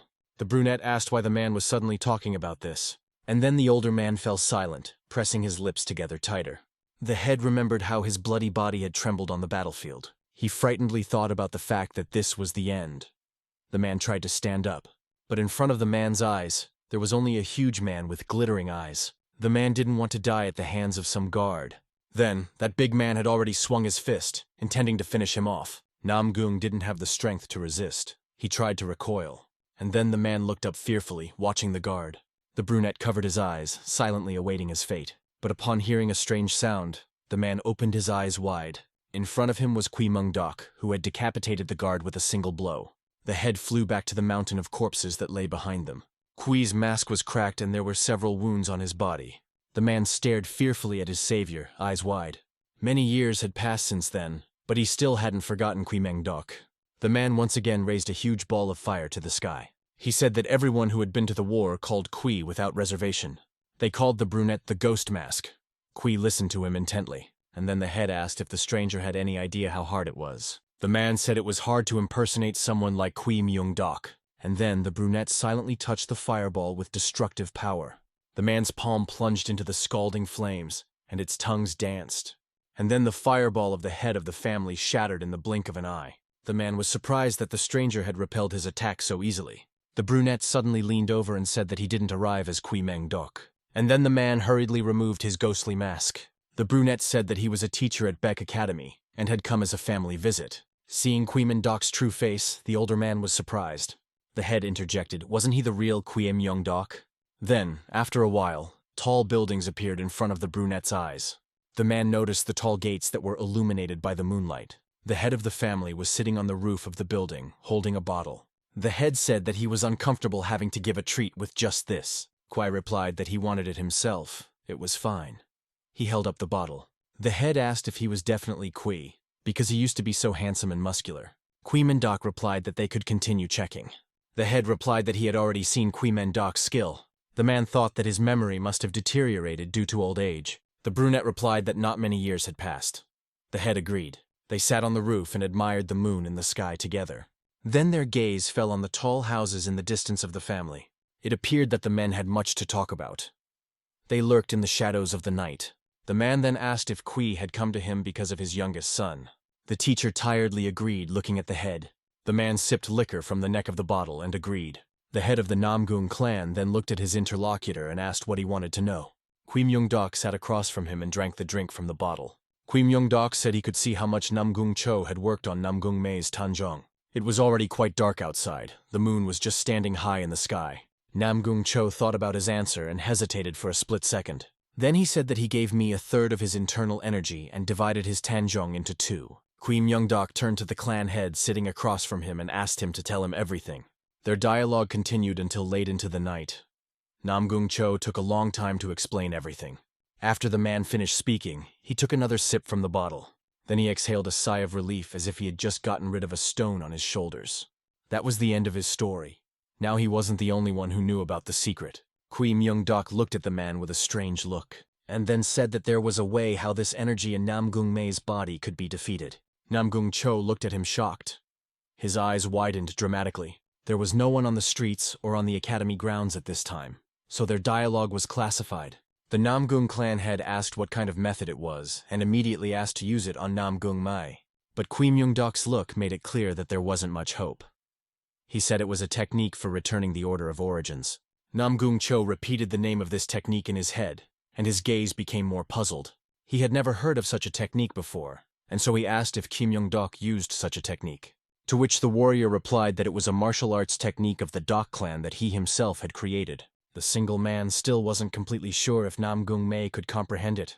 Namgung Cho looked at his interlocutor with a perplexed look in his eyes, and Kwee-myung-dok continued to say that he originally had no intention of passing on his techniques to the next generations. Moreover, he could never even think of using the techniques in peacetime like now.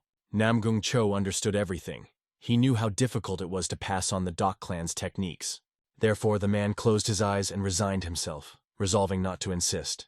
But not a moment later, he bowed his head to Kwee-myung-dok and apologized. The clan head asked the warrior to understand his fatherly feelings. It made Kwee-myung-dok think about the rightness of his action. He said that he thought about transferring the technique after he watched Namgung Mei for a while longer. Namgung Cho thanked him that he now had hope of saving his son's future. Afterward, he thought about Kwee-myung-dok's words about peacetime. He asked when the Black Flower Squad was disbanded, to which Kwee-myung-dok choked on his drink. He said that they had ceased their activities 5 years ago, and the squad was disbanded during the opening of the academy. Namgung Cho asked if that meant that during that time, Kwee-myung-dok was only in the Marim Alliance. Kwee-myung-dok replied in agreement, but Namgung Cho looked at him strangely. The warrior realized that the matter smelled fried, so he quickly got up and said goodbye, adding that Namgung Cho's son's training wasn't finished yet. Namgung Cho asked if he was curious to know why he called him a fake as soon as he saw him.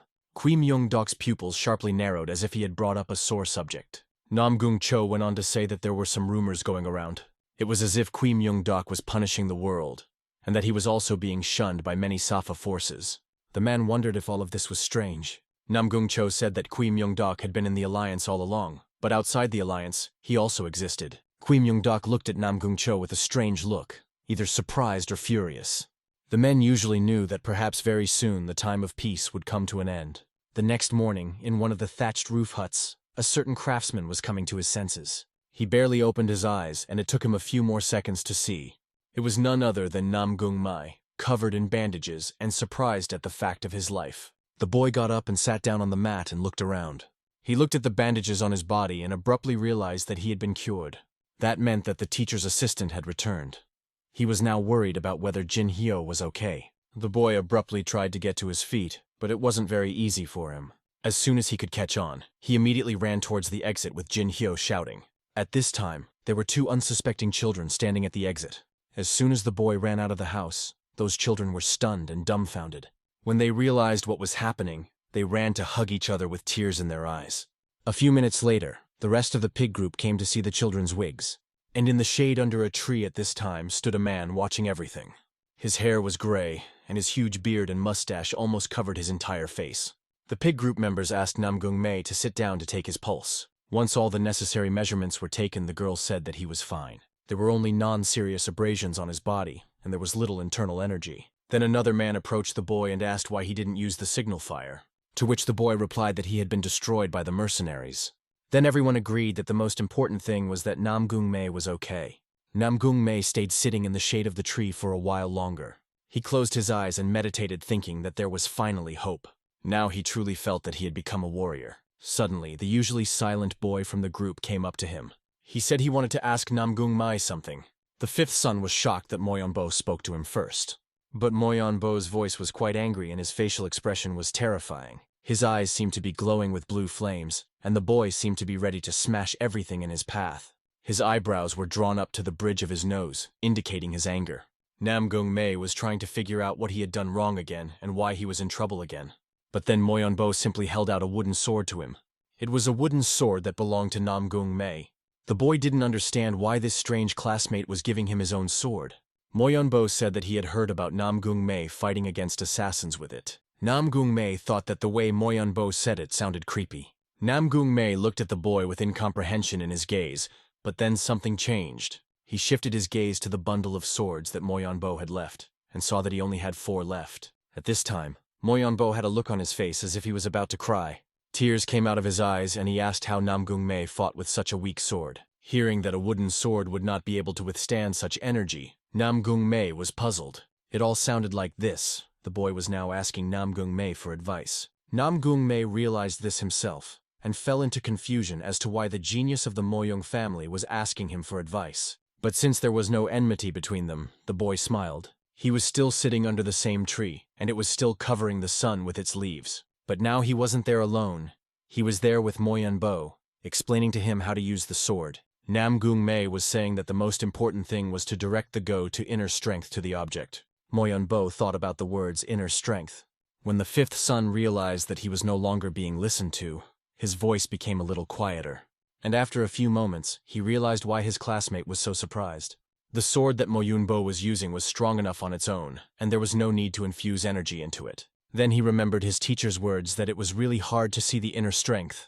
Since he had some of that energy in him, he was already used to controlling small streams of it. Suddenly his classmate reached for the wooden sword and raised it. He looked at the tip of the wooden sword, trying to concentrate. Then the boy closed his eyes and concentrated on sending internal energy into the weapon. Namgung-mei realized that his classmate had decided to heed his advice. The boy looked at him, moving only his pupils. At the same time, 3 more of his classmates were practicing in front, and one of them possessed Shaolin techniques and was twirling some nunchucks in his hands. A girl dressed in red was playing the flute, and another classmate was pulling out sharpened knives from her holster.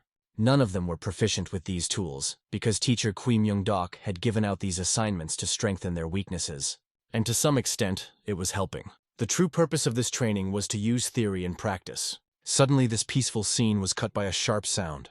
Something cracked, and when the boy turned around to look, it turned out to be a wooden sword. The boy who had come to him for help still didn't understand anything. Namgung-mei sat there puzzled because it was his sword. Moyonbo immediately went looking for a spare sword to give to Namgung-mei. He took out one of the 4 remaining swords in the package. Once again, he looked at the fifth son with a look as if he was going to kill him. But after a few seconds, he handed his sword to this boy as a sign of compensation. Namgung-mei received the old sword and then headed back to the lodge. He threw on his apprentice robes and dreamed of going somewhere. The boy adjusted the cuffs on his sleeves and was ready to go. He realized that he couldn't hold the others back even if he didn't recover himself. So he picked up that plain sword he had just received and walked out of the house. As he crossed the threshold, he saw something he hadn't seen in days. A multitude of people with sacks appeared before his eyes. But as soon as the boy thought of protecting the merchants, someone asked him not to overwork himself. That person was the same gray-bearded old man who was sitting near the exit. Namgung Mei realized that the one who had saved him was the elder himself. He immediately apologized for his belated greeting and introduced himself. The old man didn't listen to the rest of the greeting, but told him to join them. Namgung Mei, on the other hand, said that as soon as the mission was over, he would immediately visit him. The boy then ran off in the direction of his pig group.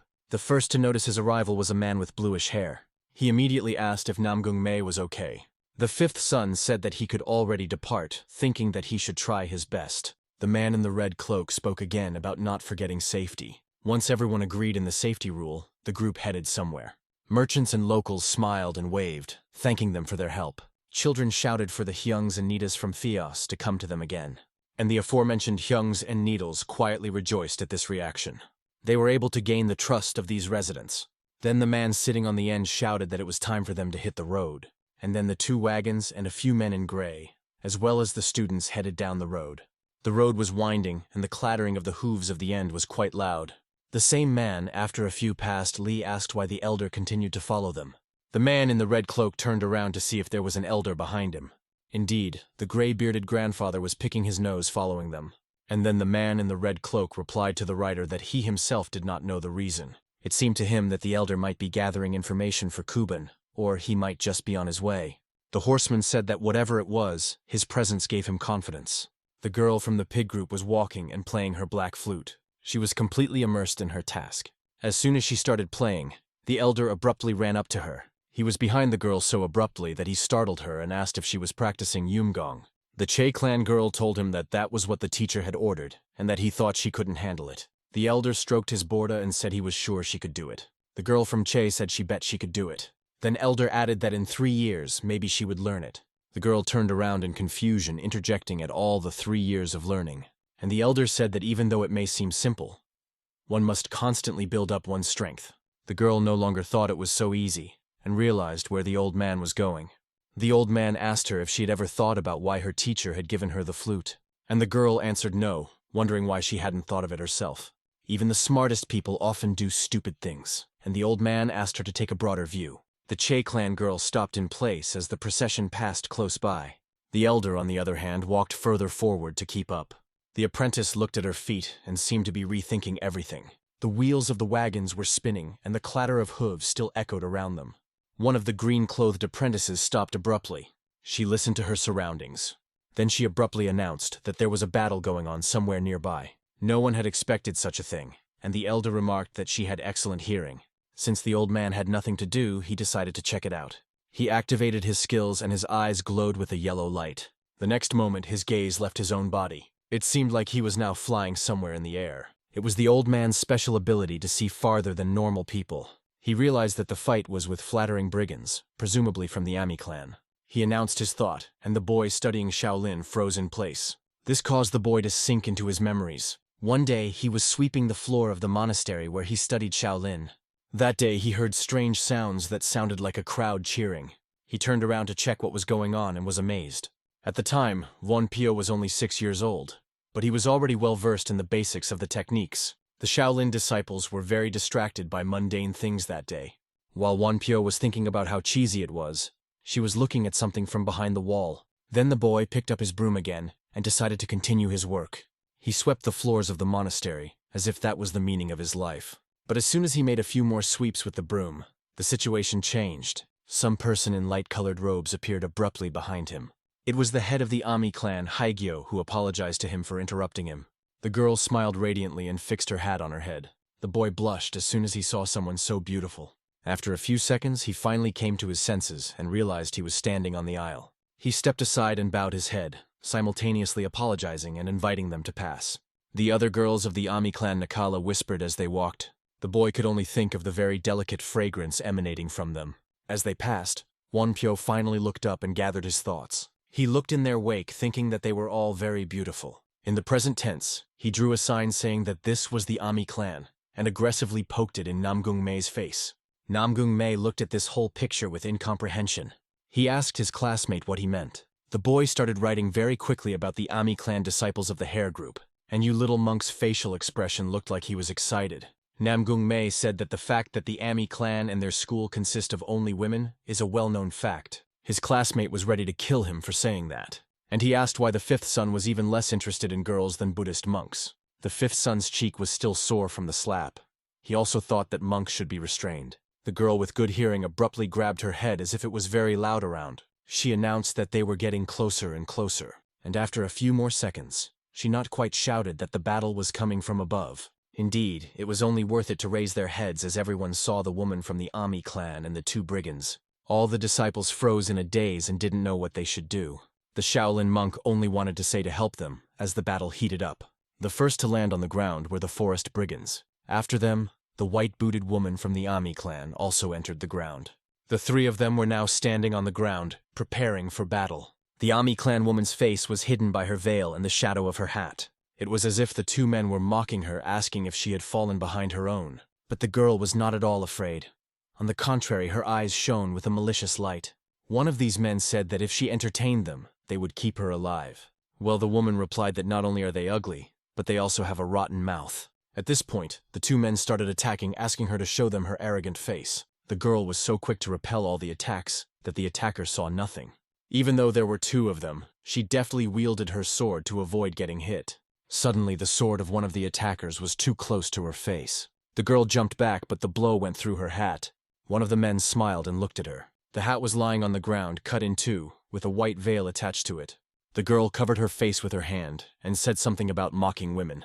Then she lowered her arms and clutched the sword tighter in her hand. But what was the surprise when underneath the mask was not an attractive woman at all? This person looked more like a man with bushy eyebrows. The attacking forest brigands didn't understand why they were attacking her at all.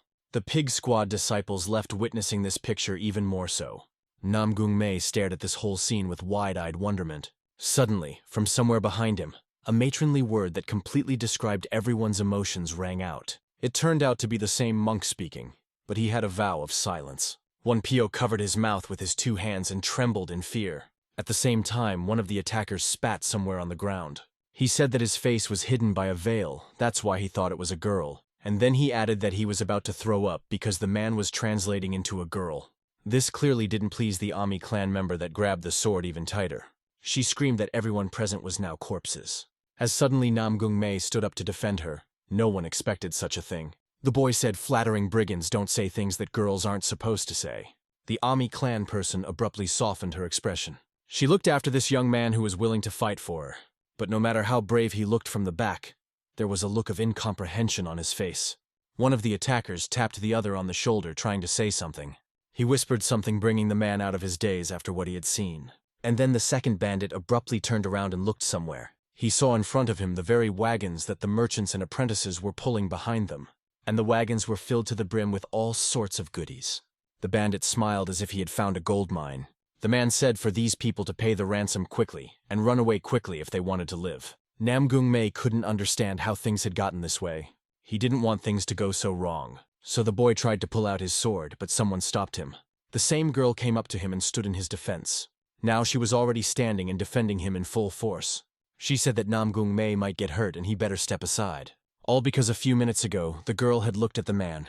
The boy was standing right in front of her, trying to bare his blade. She noticed how much he was trembling. Most likely the boy was scared. The girl realized that his TI was not stable and he was apparently injured. And then, she allowed the thought that he was doing this to protect her. Involuntarily, the girl began to remember moments from her past. She was looking around, sitting on some busy street. The little girl was only 5 years old at the time, and she was sitting there all alone. Passers-by walked by as if no one cared about her. Suddenly someone shouted the girl's name, and it was a woman's voice that invited her not to sit outside, but to come inside. The girl got up from her seat on the cardboard without too much hesitation and headed somewhere. A few moments later, she crossed the threshold of some woman's house. This woman looked like a butcher because she was cutting meat. She asked why the girl was sad about the children going to the Ami clan, and ordered her to pack. Arin asked her mother where her father was. After that question, the woman started cutting the meat even more intensely. She said it was another faint voice. Yu Youngjong squatted down to be on the same level as her daughter. She took the girl by the shoulders and was about to give some instruction. The woman asked her if she remembered her mother's word. Yu little girl definitely remembered the words her mother repeated time after time. Men are strong before the weak, but weak before the strong. As soon as the girl said that phrase, the woman told her she was right. The girl's father, according to the mother, was no exception. So she ordered her daughter to be as strong as herself. The little girl looked her not to do with eyes full of understanding. Then she asked if there were any who would grovel before the strong. Her mother looked at her with her eyebrows drawn up to the bridge of her nose and 3 bullet wounds on her forehead. She stroked the girl's chin and told her that if she found one, let her make him hers. That was probably some of the best advice her mother ever gave her. And now in the present tense, this very young man stood in front of her. She didn't hesitate to step around him and stand in his defense. And the girl said that she would take care of everything, so he should stand back. While she was talking, the 2 forest brigands were already preparing their attack. The boy noticed some movement to the side with the edge of his eye. Why, a multitude of exactly the same forest brigands jumped out of the bushes from somewhere. They rose higher above the heads of the merchants and other students. Everyone turned around in utter bewilderment and not understanding what was happening. The man in the red cloak ordered the snake group to prepare for battle. A quiet boy who was always breaking balls took a fighting stance. A girl with a flute in her hands was also preparing to attack. And the girl wielding absolute rumor exposed her blades. The quiet boy swung one of his swords. He repelled the attack of the attacking forest brigand. Their swords faced each other and their strength was almost equal. The boy had to tense his muscles to repel the attack. He remembered Namgung Mei's words about making sure to parry blows. The 5th son had also told him to control his qi. Therefore, careful control of energy was not suitable for the boy. But he could do something else. He let the sword out of his hand, exposing himself to the blow. And then he swung his arm, which left his opponent confused. Then he pulled another sword from the package. He decided to defend himself with it now. His strategy was to swap one weapon for another before the first one broke. And that strategy was working so far. The boy was flipping swords in the air as if he were a skilled juggler. The bandit thought the boy was mad. He swung once more, trying to attack him. But even this attempt was futile. Their swords clashed again. The boy let another weapon out of his hands and sent it flying free, deftly swapping it for another before the previous one broke. He jumped high to his sword, spinning in the air, and then grabbed one of them and headed out to attack. And this was a ball art called a lightning strike. The bench boy took aim and struck straight for the villain's heart. Now he knew for sure that he had found his own special way. Meanwhile, the flute girl was playing her newly obtained instrument. At this level, she could only repel opponents. She still had to figure out why her teacher had given her this flute. After playing a couple of tunes, she realized that the silence was different than usual. This flute was made from a rare material that grew in the distant mountains. Due to the elasticity and strength of black bamboo, it was one of the rarest materials. The girl took another look at her musical instrument. It took only a few seconds for Ai to realize that her approach was fundamentally flawed. Then she swung her musical instrument as if it were a weapon. The attacking men seemed to freeze in midair with bewilderment and shock. The girl easily shook off all the attackers and sent them flying free. Now she realized that her flute could be used in this way as well. The girl with the blades was standing all alone at this time. She was well aware that her detection skill was still bad. First, she was going to expand the area she needed to focus on the attackers. Then she abruptly opened her eyes and saw a person approaching. It was one of the forest brigands who was ready to attack her. But the girl launched several blades into the air. She nailed the poor man to the nearest tree with those blades. The man howled in pain, not realizing where she got so much strength from. One of the blades went near his ear. The girl at the same time rejoiced at the sight. A few more forest brigands headed towards the monk.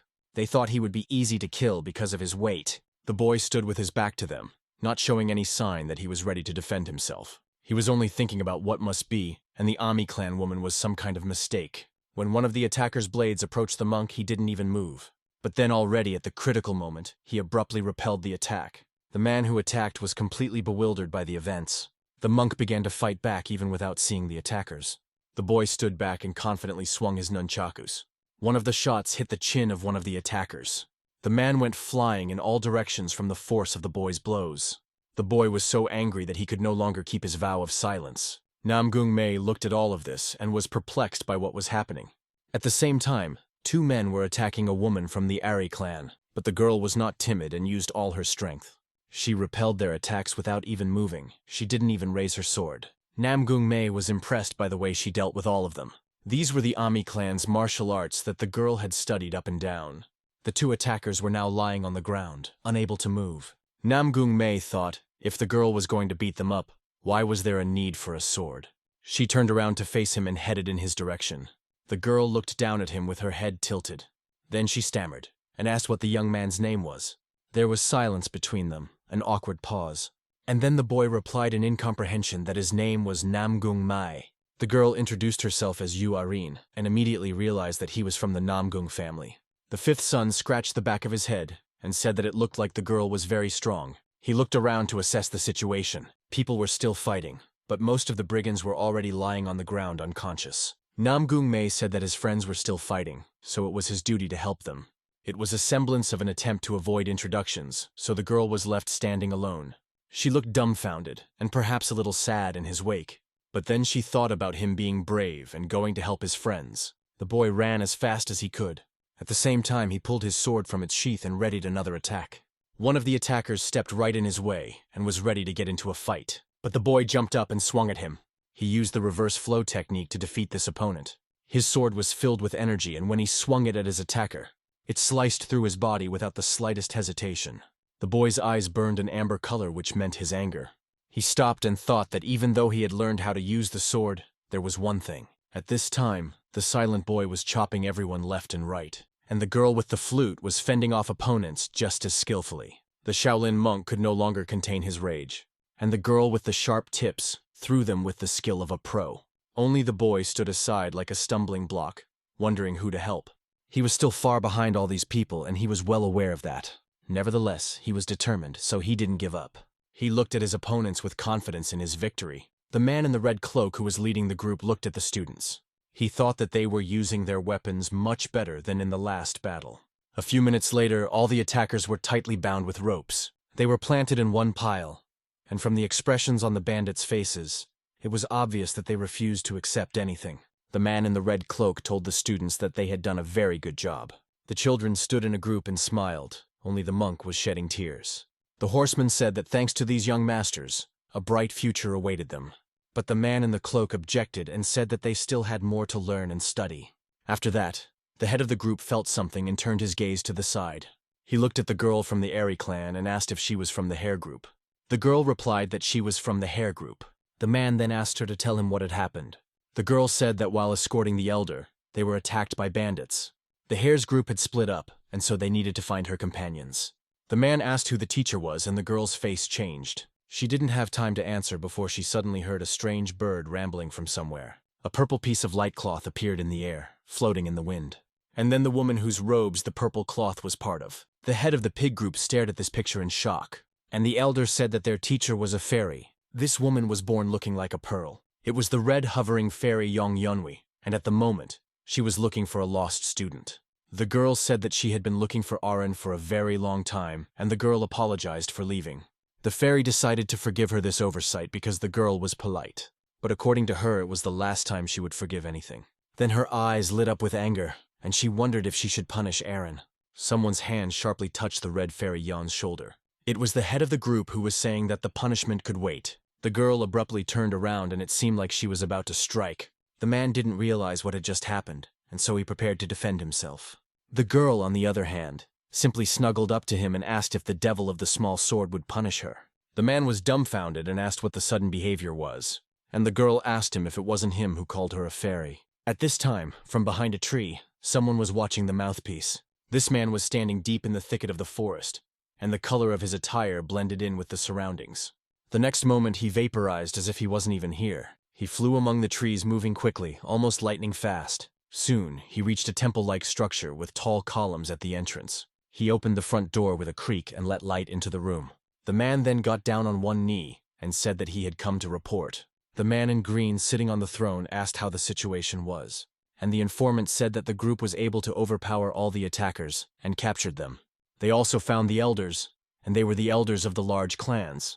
A white dove flew into the temple through the open door and flapped its wings. It landed directly on the arm of the man who had been sitting on the throne all this time. The pigeon brought a roll taped to his leg, and the two men of the temple hurried to unwrap it. The man sitting on the throne finally began to read the document. It said something that shocked him so much that his eyes widened. There was only one word on the paper, and that word was "mai," which meant permission. The man said that they had been given permission to act. He then tore the sheet into several pieces so that no one would ever see it. When he finished, he said they were postponing the plan and moving out at night. It appeared that around him in this temple were many more of the same people in green. They all started whispering amongst themselves like some kind of robots. Not a single word could be discerned from their speech. They were standing as if they were stumped, but they were talking. Then one of the men in green robes reached into his breast pocket to pull out something. It was a small box with a lock that didn't look sturdy at all. The head of this gathering picked up the box and threatened that this time he would kill everyone. When he said that he would kill both the adult and the little one, he thought of the fifth son. At this very time, the fairy still wouldn't let go of the head of the pig group. The man was asking her to move away from him, and the students were thinking about how even a teacher could be caught off guard. As suddenly, from somewhere in the thicket of the forest, shouts were heard, someone calling out for the teacher and Sister Erin. Namgung Mei turned around at the sound and looked towards where he had come from. The girl behind him said she thought their sisters were looking for them. When the fifth son asked if it was the others from the hair group, the girl turned around and said yes. The Shaolin monk also heard this statement had pinned all his hopes on it. He thought that only this girl was so strange. The others were all normal. He heard the sounds of approaching footsteps and realized that they had come. The boy turned around with all the joy in his eyes that he could find in himself. 4 pairs of feet were rushing towards the Shaolin monk, but as soon as he saw their faces, he doubted his own memories of the clan. It was as if the boy was struck by lightning and pierced by the realization that they were all so strange. These girls ran through him and ran to their sibling. The monk was left standing like a stumbling block, thinking only that they were the same. Namgung Mei called Wonpyo by name as he fell to the ground, banging his head. The rabbit group was one of the 12 groups that consisted of the Ami clan's female disciples. Standing out among them was Yu Arin, who was rumored to be the head of the next generation. The people of Sichuan province especially appreciated her for her kindness, helpfulness, and helping the weak.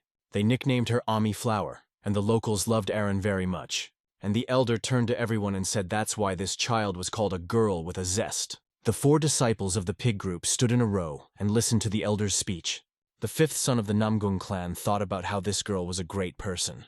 The 5 hair group disciples from the Ami clan were looking after the old man in the chair. Arin had told him that it was cold here at night, so it was better to put on a blanket. She colored her gaze at the group of pigs that had gathered around their elder.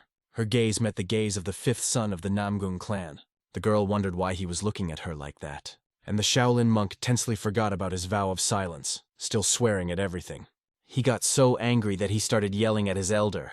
He was saying that all these women looked like men.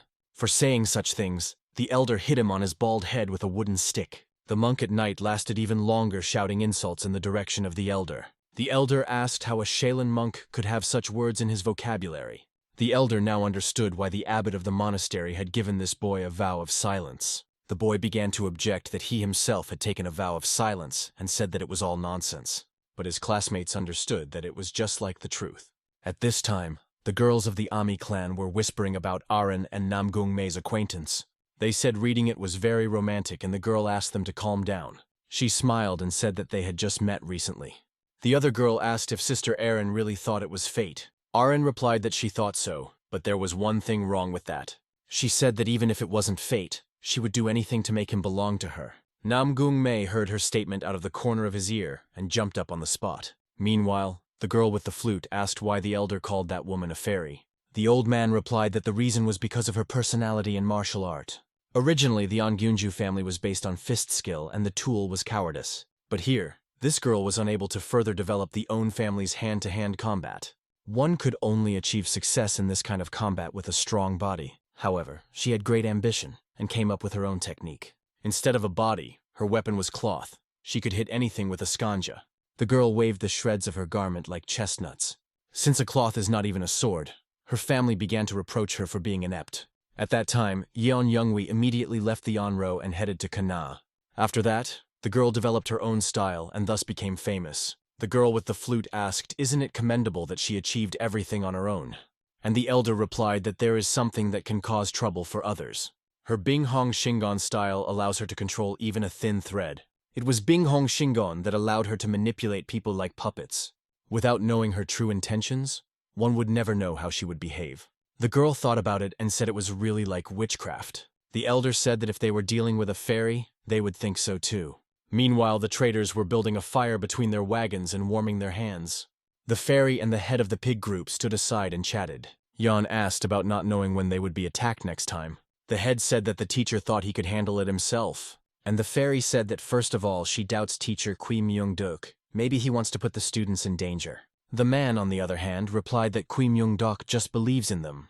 The fairy narrowed her eyes and wondered about this man. She was very curious about what kind of person he was in general. Anyway, she had to protect the rabbit group, so the chapter was nothing to wait for. Besides, the girl added that Elder Hua Yan was defenseless. The head of the pig group turned towards the elder since he was the one being talked about. Elder Huayan at this time was sitting in a chair covered in a plaid and with a cheshka in his hands. The head of the pig group still brought his gratitude to the girl. Miss Yan, on the other hand, replied that if she helped, she would fall in love with him. After that, she smiled and said that it looked like it was too late. Just as suddenly, the man's pupils narrowed as if he smelled something bad. Something flew through the sky, but that something was drowned out by the rustle of leaves. The man started to look around, but visibility was very poor at night. Suddenly, several men in green jumped out of the bushes. They were armed with swords and were not friendly. It was clear from their movements that they were not bandits, but killers. The head of the group thought he should take over. The fairy stood beside him and said she would help him. The two martial artists pushed themselves off the ground and launched themselves into battle. They ran straight into danger. Meanwhile, the pig group was sitting in the distance. Just like the hare group who were still whispering, the elder already suspected something wrong. He shouted with all his might that those guys had returned. Their camp was in the midst of thick trees, so they were out of sight. The eyes of the man, one of the attackers, were glowing with blue lights. At the same time, the fifth son of the Namgung family looked around. He noticed one of the attackers hovering in the air. That man swung his sword, but Namgung Mei didn't notice it. Suddenly, that attacker's sword slammed into something wooden. It turned out to be an elder who had decided to stand up for his students. Namgung Mei thought to himself that these were the same masked men. The old man said that earlier they had scattered like rats, but now they were attacking right in the forehead. And the attacker replied that the old man would now see that rats can bite too. He shouted to his sect brothers to surround the target. The boy stared at everything that was going on, unprepared to defend himself. But after a few seconds, everyone took up battle positions. The men in green swung their knives and swords. The students of the academy realized that there were too many attackers. Namgung Mei was confused as he thought about how to proceed and who to start with. The girl with the flute said that it would be better to split up. The rest of the group realized that this was the best idea so far. They scattered in all directions, bouncing away from the starting point. The boy, on the other hand, thought he was being a fool. Namgung Mei berated himself for forgetting something important. He ran in the other direction away from his master. And their master thought that because of his experience, the children were not confused now. He drew his sword from its sheath and was ready to fight. He thought to himself that Chogalmi was doing the right thing. The attackers started threatening the merchants, and the merchants ran in different directions. As they approached the merchants, the sword of one of them was stopped. It turned out to be Namgung Mei, who stood up to defend the merchants. He bravely fought off the blows that the attackers were delivering. Then a few more men came to the aid of the bandits. Now there were 5 of them against Namgung Mei alone. The assassins Namgung Mei was talking about, thought the quiet boy. The men continued to attack the group in a threatening manner. They surrounded the quiet boy without letting him get out. Several of the attackers brought their swords down to one point, but the boy was no longer there. He jumped up and avoided the attack. Then he clenched his sword in his hand with all his might, and in the next moment, he decided to counterattack the attackers.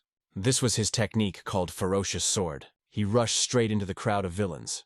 The boy thought they were very strong, and couldn't believe that Namgung Mei had actually killed 2 of them. He still had a bit more to go before his attack would hit them. All he could think about was to gain an advantage. The men didn't lag behind the boy either and rushed upwards just like that, but it was too late. One of them didn't realize what was wrong with him. It was as if his body was being manipulated like a puppet. His brothers stood in complete incomprehension of what was happening. The next moment, one of them began to slaughter his own comrades. He couldn't control himself and killed them all. Above him, Mrs. Yan, who was the puppeteer, was flying in the air. She was pulling the silken threads and thus directing the man's every action. This woman was indeed frightening when she used her technique. Before the man knew it, he found himself unconscious. He fell to the ground with his face hitting the floor painfully.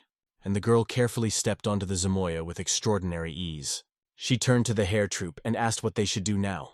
The girls, on the other hand, gathered around the elder and said that they must protect him at all costs. The old man who was leading the pig troop looked around. He fought off another attack that they hoped to kill him with. He kicked and laughed at the assassins that had come for his soul.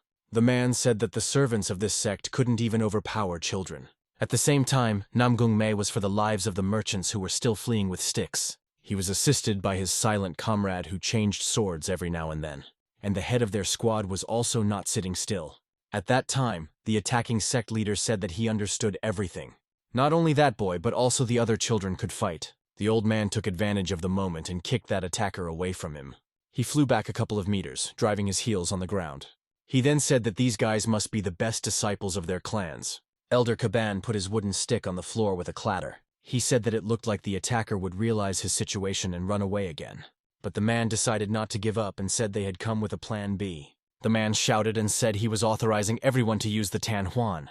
As soon as the old man heard that word, his pupils narrowed. It had been a very long time since he had heard of this technique, since it had been ruled out. At this time, all the attackers took out a pill each and took it. One by one, they swallowed the ability enhancement pills. The old man, on the other hand, couldn't understand what exactly they had all just eaten.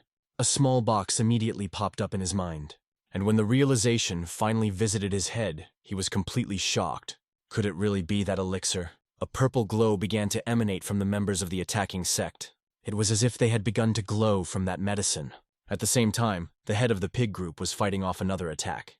The girl everyone called a fairy was also deftly handling her threads. They worked in perfect tandem, as if it wasn't the first time they had fought like this. The girl would hit her opponents on the left side and the man on the right. She landed lightly on the ground each time. Then she smiled and said that they would make a good couple. The girl asked why they shouldn't do it again with the others. At this time, most of the troops were already unconsciously lying on the ground. Some of them were no longer able to see daylight. They were lying breathlessly on the damp ground. Namgung Mi looked at the bodies of the exposed and thought about how strong they were. There were about 50 people at the rear. Now there were no more than 10. The fifth son heard some rustling behind him again, and so he decided to be at the ready. He drew his sword from its sheath and was ready to defend himself. It was a double dragon sword technique of shape-shifting. The boy thought that if things continued like this, victory would be theirs. And then there was a shout from the Green Clan leader. That's when the boy heard that they were allowed to use the Tanhuan. The boy didn't know what this Tanhuan was, and so he was confused. The girls of the Ami clan also had no idea what was about to happen. Neither did the pig group, which also didn't know about such a remedy. And those male attackers abruptly became more powerful. There were only 6 of them left, but all of them were reinforced. The flute girl wondered if it was those pills from the wooden box, and one of the men was coming right at her. Suddenly, he tore from his seat with unprecedented speed. The girl thought he was very fast. The Shaolin monk defended himself with his nunchucks, but they bent under the blows. The reinforced men were much stronger than these guys after all. The boy didn't understand what this inhuman strength was, but another attack from this man was already coming at him. The boy flew back a few dozen meters from the force of the blow. The girl with the flute looked at him and thought about her fate. Namgung Mi also noticed that these warriors had changed a lot. The girl with the flute asked Yun Ren to look at Wan Pyo. She thought to herself that she had already had a similar feeling. She had definitely seen something like that once before. At the same time, something horrifying was happening on the other side of the country near the mountains. 3 men were hanging from a gallows. Their corpses stiffened. Most likely they had been hanging there for a long time. Noxelgok was located on one of the mountains. There on the top of the mountain, some warrior was reporting information to his superiors. He addressed a man with his head bowed, and added that they were beginning to be suspected, to which the gentleman replied that everything they do is for the greater good, so why does he care? And the warrior replied that he had been working for him for over 2 years. But even so, the thing they started trading looked dangerous. Then the gray-haired gentleman decided to lift the veil of secrecy. He revealed that the thing was indeed dangerous, but at the same time it was tempting. Once you take it, you can become powerful and fight until you use up all your life force. For them assassins, this one was especially valuable everywhere. The warrior said it was far better than self-destruction by drinking the poison. But the man didn't let him finish and shouted something about explosive pills. The day they spread to the 8 worlds would be the day of the end for Murim. He burst into a fit of hysterical laughter and couldn't stop. At the same time, a group of pigs were trying to fight off the reinforced men. The old man didn't understand what was going on, and their ringleader said he would watch the old man stop his guys. And then the man in green fled the scene. The old man clenched the stick in his hand harder and said they could do it. The girl with the flute tore to the side, running away from her attacker. Another reinforced man moved towards him and she decided to attack as well. But it didn't help much. Her blows weren't doing anything to him. But his blows already looked pretty powerful, which she had to bounce back from. After another blow, the girl flew backwards. She was unlucky enough to take the blow with her body, so she cried out in pain. At the same time, a silent student came to her aid. He picked up the falling girl in his arms, so she wouldn't hit the ground. He asked her if she was okay. Choi Galmi replied that his tone pissed her off. They were an order of magnitude stronger, and there was nothing the kids could do. The girl thought she had already reached her limit. She was very angry that some pill was giving her so much power. She turned her head and noticed that the teachers couldn't hold them back either. Then the girl was about to come up with another plan. but an elder's voice came from somewhere, saying that those who rely on pills can't defeat them. The man twirled his staff like nunchucks and began to scatter them in different directions. Chigalmi had no choice but to trust the elder. She turned to Yana Ren again and asked her to take the monk to the elder. She then asked Namgung-mei and Moyonbo to detain them. The girl ordered them to kill at least one of them. Moyonbo looked at the attackers with a spark in his eyes. Namgung-mei, though, tired but was ready to carry out the final attacks. They scattered in different directions to surround the attackers, and then appeared to surround one of the reinforced men. Namgung-mi was able to wound the edge of one of the warrior's clothes with his sword. The green underneath parted somewhere around the waist. Chigalmi thought to herself that even united, they couldn't pull it off. Moyonbo thought that the attacker's body was protected by internal energy, and Namgung-mei was floundering in his thoughts and didn't understand how they should be or what they should do. Then he abruptly turned his head to the side, hoping to find a clue. Suddenly, he saw one of the reinforced men swinging at the merchant. Then the boy rushed towards the merchant to protect him. Chigalmi shouted to him about holding his position, but the boy thought of nothing but that he must save that man. He was rapidly approaching the location of that merchant, and then that warrior in green said that Namgung-mei had finally caught him. The boy looked at him dumbfounded, as if he hadn't expected to hear such a thing. He swung and threw a punch at that attacking man. The attacker surprisingly didn't seem reinforced. He fought back simply. He thrust his blade into the boy's shoulder. From such a fall, the boy fell to the ground almost immediately, but then he rose sharply, realizing that he should fight for his life. Namgung-mei jumped back a few meters to avoid taking another blow, and the attacker told him to try to make a show of it this time. Namgung-mei quickly realized that their leader was standing in front of him. He remembered this man from the last time he was attacked. He also remembered the expression on this man's face and his smile. This attacker began to rapidly approach the boy. He had said that the blind were only food for the strong. His weapons were not ordinary weapons, they were rope tips. And right now, these iron tips were coming straight towards Namgung-mei. The man remembered the old days as he waited for the hero. He wanted someone to drag him out of the hell he was living in. And one day he did get dragged out, killing one of his abusers. He was stabbed in the back and fell to his knees. It was as if the boy saw the light at the end of the tunnel he'd been walking through for so long. He and two other boys sat under the wall, but he was the only one who was glad. At last his hero had come. It was what he had been waiting for. The moment one of the three rescuers pulled his hand, the boy rejoiced, and he really thought he was finally saved. His face was covered in abrasions and scratches, but he didn't hesitate to take the outstretched hand. It looked like he was about to be taken to his new life, but then something happened that he certainly couldn't have expected. As soon as the saviors left, there was an attack. You can't rely on other people's help, and the boy remembered that. The attacking bandits had not spared anyone in the village, but the boy only remembered the kindness of the people who had saved him. It was as if he felt that his perfect life was ending right at that moment. One of the bandits even swung an axe at the boy and slashed him in the face. This happened a month after the saviors left. The road to hell is paved with good intentions. He began to question right and wrong, and the answer to all his questions, strangely enough, was power. After growing up a bit, he had no choice but to start working. He met many people, some begging for mercy and some accepting their deaths. He killed them all without hesitation, the way his hopes had once been killed. The boy then wore a black suit and used his sword as a blade. He was guided by the fact that the strong is always right. Namgung-mei's gaze made the brigand plunge into his memories. But now it was worth concentrating on the battle. The fifth son was dodging attacks while trying to throw punches, and the outlaw looked at him with a strange mixture of emotion on his face. He drew parallels between the gaze of his savior and Namgung-mei. It seemed to him that their gazes were identical. Therefore, he was even more eager to deal with him using the spiral technique. Meanwhile, the boy at this time was only thinking that he should break those whips. He jumped up and did a somersault in the air, dodging. He decided to stab his attacker's weapon through the center. The whips seemed pretty strong and probably couldn't be cut that easily. The fifth son stuck his sword into the whips and hoped. He had done what he wanted to do, and so he was glad. But then pain pierced his body, and he didn't even notice how he missed the blow. His body was bleeding from the cuts he had acquired during the attack. But the attacker was still surprised that the boy was able to avoid death. Despite his injuries, the boy continued to dodge deftly. He was finally able to find a foothold on the floor and concentrated. A silence hung between him and that attacker. The attacker said that the boy dodged at the last moment. Namgung-mei said that his teacher had also told him that he had great eyesight. Che-galmi looked at what was happening and rued that he was showing off. At this time, the girl was just confronting one of the enhanced men. His eyes were red and his life force was probably running low.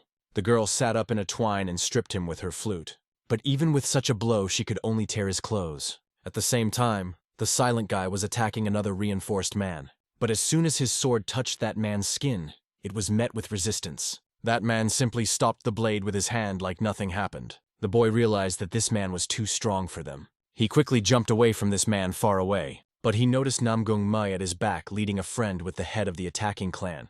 Namgung Mei's opponent was clearly stronger than the others, though he didn't even take Tang Huan. The boy only approached them as he suddenly found himself dumbfounded. His sword was sharply pushed away with his fist, as if it was easy. And then he was hit in the face with his fist. Chigalmi's hand appeared from somewhere and planned to save her friend. She pulled him out from under the crush and took him to the side. The girl used the meteor smoke technique. The boy realized that he had only just come to his senses. The girl landed on the ground with him. Chigalmi examined him to make sure he was still conscious. And then she said that now they were even. But after that, something happened that he didn't expect at all. Drops of blood flooded the ground, which was quite unexpected. The attacking leader's eyes glowed, while Namgung Mei's body was gaping with blood. But that blood didn't belong to him. That clan girl had come out to defend him. It made the boy think. He remembered the day he came to his senses in the village. Back then, he was glad to see the smiles of the villagers. He had traveled down the disappearing path to one of the houses, and saw someone practicing there. He went towards the range to join in. When he heard the count of 3, an interesting picture opened in front of the boy's face. There was a young man practicing there, swinging a sword. He had no weapon, only a wooden stick. The boy had already made 6 swings of his improvised sword. Namgung Mei decided to give him some advice, and told him that he should keep his balance better. The boy turned around and looked at the person the voice belonged to. The boy said that Hyung had scared him, and Namgung Mei asked him what he was doing out here all alone. The boy was supposed to be with his sister, but his sister was with his grandfather right now. Namgung Mei squatted down to talk to the kid. He said that his little sister had only recently been taken out of captivity, and the boy replied that that was why he was here. This time his family and the villagers only survived because of the students. But next time, maybe no one will come to help. Namgung Mei realized what the boy was trying to tell him.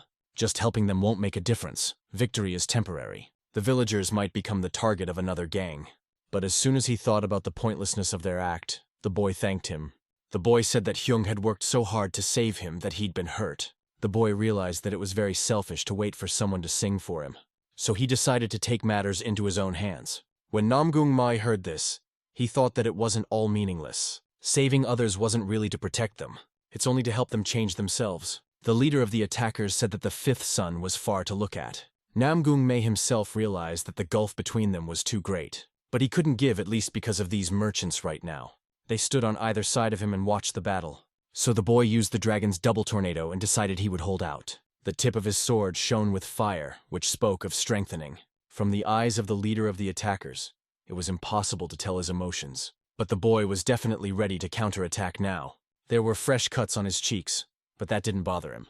The leader called him petty and got angry. He kicked the boy with his foot, causing him to stop halfway.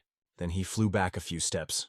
At the same time, Arin used the Ami clan's defense technique. She put her arm forward and was about to help Namgung Mei. The girl clawed at his opponent and was going to deal with him. But she was very surprised that this man's strength was equal to her strength. The girl had never encountered such people before. She turned around and looked to the side. There lay Namgung Mei, whom she was so eager to protect. The girl realized that she had to drop all of this and go to help. So she quickly ran in the other direction away from her past opponent. Her sister stared at the girl with incomprehension in her eyes. She shouted, asking where she was going. Meanwhile, Namgung Mei was still not dead. The leader of the attacking clan stared at him with incomprehension in his eyes. The boy stood up, leaning on a stick and spitting blood. Bandit told him he had no chance and didn't understand why he was getting up. The bandit asked if the 5th son thought he could do anything. The boy exhaled without even trying to say a word. Then the bandit told him that he did not know his own limit. The boy decided to correct him by saying that it wasn't because he didn't know it. He just had to do it. The attacker laughed and said that he was doing what he had to do too. His eyes glowed with energy again, which meant he was ready to attack.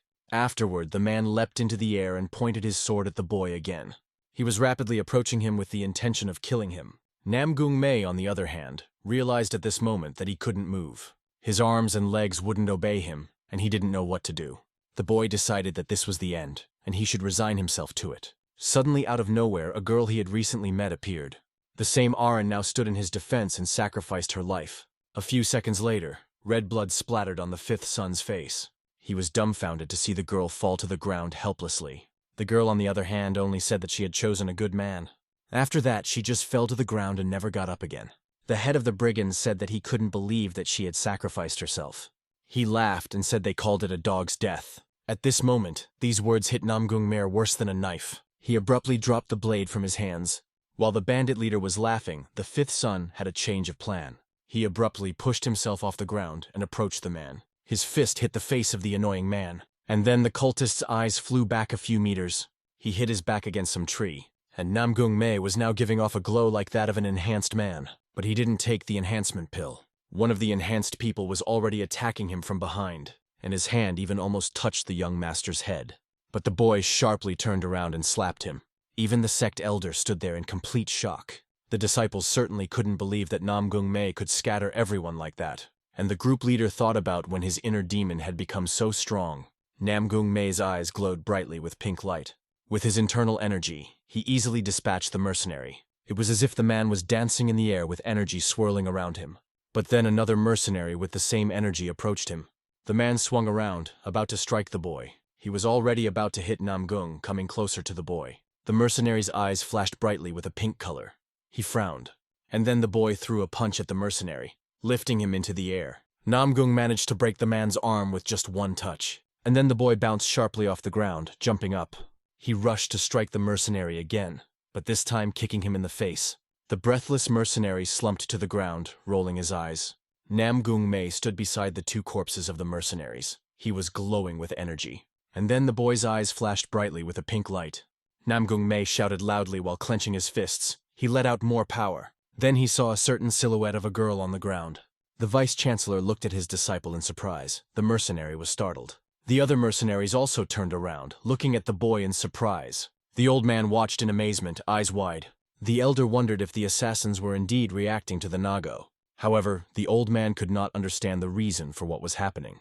The boy was surrounded by many mercenaries who possessed inhuman strength. Each of the mercenaries were eager to get to Mei as quickly as possible. Their eyes were burning brightly with pink fire, just like Namgung's energy. The boy flew upward, intending to strike the mercenaries.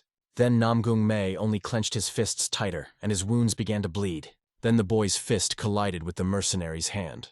Another mercenary tried to grab the boy as well, but Namgung-me easily countered their various blows. Despite his miraculous superiority, Mei answered everyone's blows. The old man asked fearfully if that child had also taken Tangwang. But Yan replied that MJ was like that even when he entered the academy. But the old man was perplexed that the child was like that from the beginning. The old man reflected that there is very little information. We need to get information. The old man noticed that the mercenaries were fighting the boy like beasts. Grandpa realized that the mercenaries' aura was too strong. The old man wondered if they were getting stronger as their energy decreased. But suddenly the elder was startled by something, opening his eyes wide. He noticed that the guy was drawing strength more from internal energy. Moenbo and Chigalmi looked at their comrade in surprise. Bo realized that everything was just like the exam, but Mei's strength was already quite different. Chigal, on the other hand, realized that this was not the Namgung-me she remembered. Finally, Chigal realized what secret Namgung-me's father was hiding. Meanwhile, the mercenaries were attacking the young boy in a whole crowd. Suddenly, the mercenaries crouched down and began to beat Namgung with renewed vigor.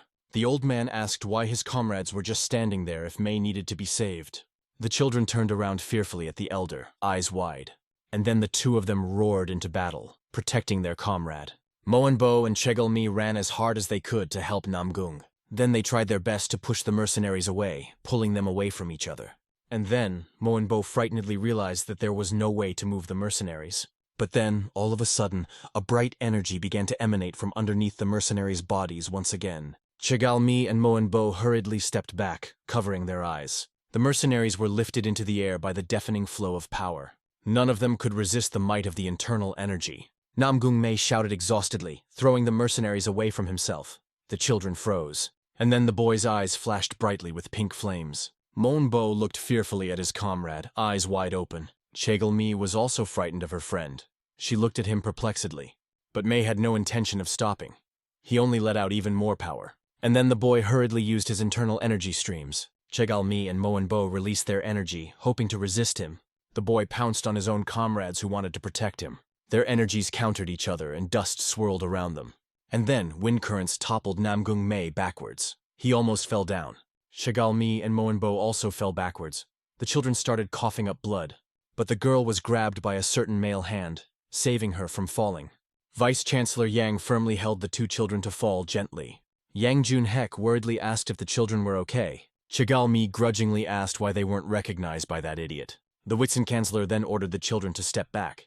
The ones were surprised. Yang Jun-hek drew his sword, saying that he would deal with it. The Vice-Chancellor then released an internal energy that blazed brightly. A certain brigand was breathing heavily and trembling. Blood was dripping from his mouth. The green-clothed man tried to catch his breath, but the vomiting wouldn't stop.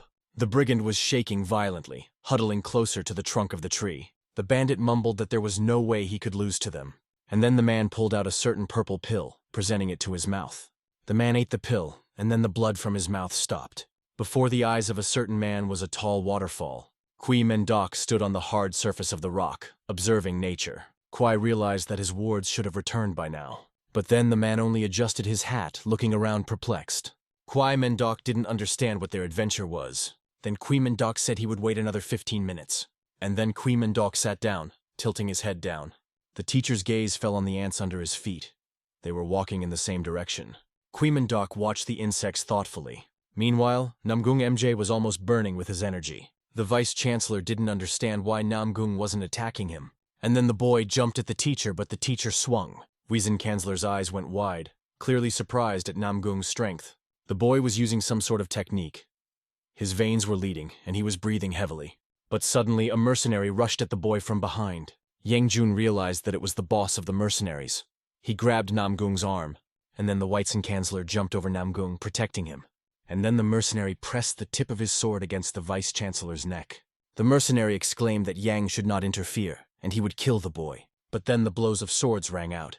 Yang Jun-hek was billowing with energy. Yang realized that his enemy was different from the others, probably the one who had taken Tangwang. And then Yang Jun-hek hurriedly used Mancho's sword style. The Vice-Chancellor conjured a blue lion from his internal energy. The animal had tremendous strength, and the mercenary recoiled. But then from the man's hands appeared a tenacious rope with a point. The blonde exclaimed that it would not be enough to stop him. The blonde man then channeled all of his power, shattering Yang's internal energy. Yang Jun-hek began to cough up blood, clamping his eyes shut in pain. The man wrapped the ropes around the body of the Vice-Chancellor, who soared into the sky. But suddenly a certain person quickly ran up to them. It turned out to be an elder who was brooding. The old man channeled energy. The old man said that the something he ate would not help the mercenary in any way. Suddenly, the old man's energy seemed to disappear in an instant. All that was left was a puff of smoke. The mercenary got closer to the elder, trying to disarm him. The old man thought that the mercenary's peak form appeared to him that time. The green-clothed man easily broke the old man's weapon. The mercenary jumped up, towering over the startled elder. The mercenary then grinned nastily. His eyes glittered brightly. The green-clothed man abruptly lifted himself off the ground once more. The old man wondered if he had achieved such strength just by taking Tangwang. The old man didn't notice that Namgung began to regain consciousness. He slowly stood up from the ground.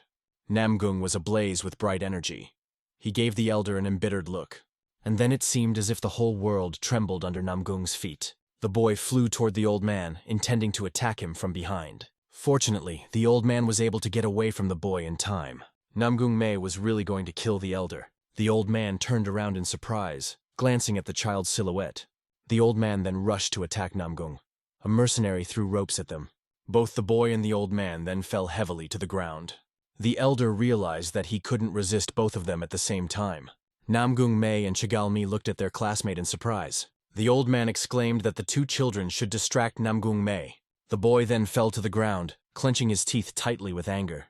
The boy's eyes completely flooded with a bright pink light. Chigalmi and Mon Bo slowly approached the boy. Bo said that he would help this time. Mi called Mei a dumbass, asking when he would wake up. Then the old man shouted fearfully that it was time for them to get up. But then the old man was greatly surprised, opening his eyes wide. The elder noticed that one of the mercenaries had grabbed the ground, and then the mercenaries, one by one, stood up from the cold ground. The men approached the elder, who froze in fear. The men that until a short while ago were barely dead were ready for battle. The old man didn't understand when those guys had managed to shrivel up like that. The old man thought that on the other hand, their energy was even blinding. The old man realized that the mercenaries would get stronger until they died. He shouted, trying to get Ian to get up. The man lay unconscious. A frightened Ren bent over Wan Fi, who had also lost consciousness. The terrified residents watched the carnage, eyes wide open. Jan opened his eyes and realized that they were in over their heads, as there was no way they could win. Jan remembered Mendok's request to keep the children safe. The man smiled softly. Jan didn't know what to do. He was all wounded and exhausted, but suddenly a certain man joined them. Mendok landed and said he didn't realize where the hell they were. Kwai looked at the dead people in front of him, saying that it was not in order. Moenbo and Chigalmi looked at the teacher behind them in surprise.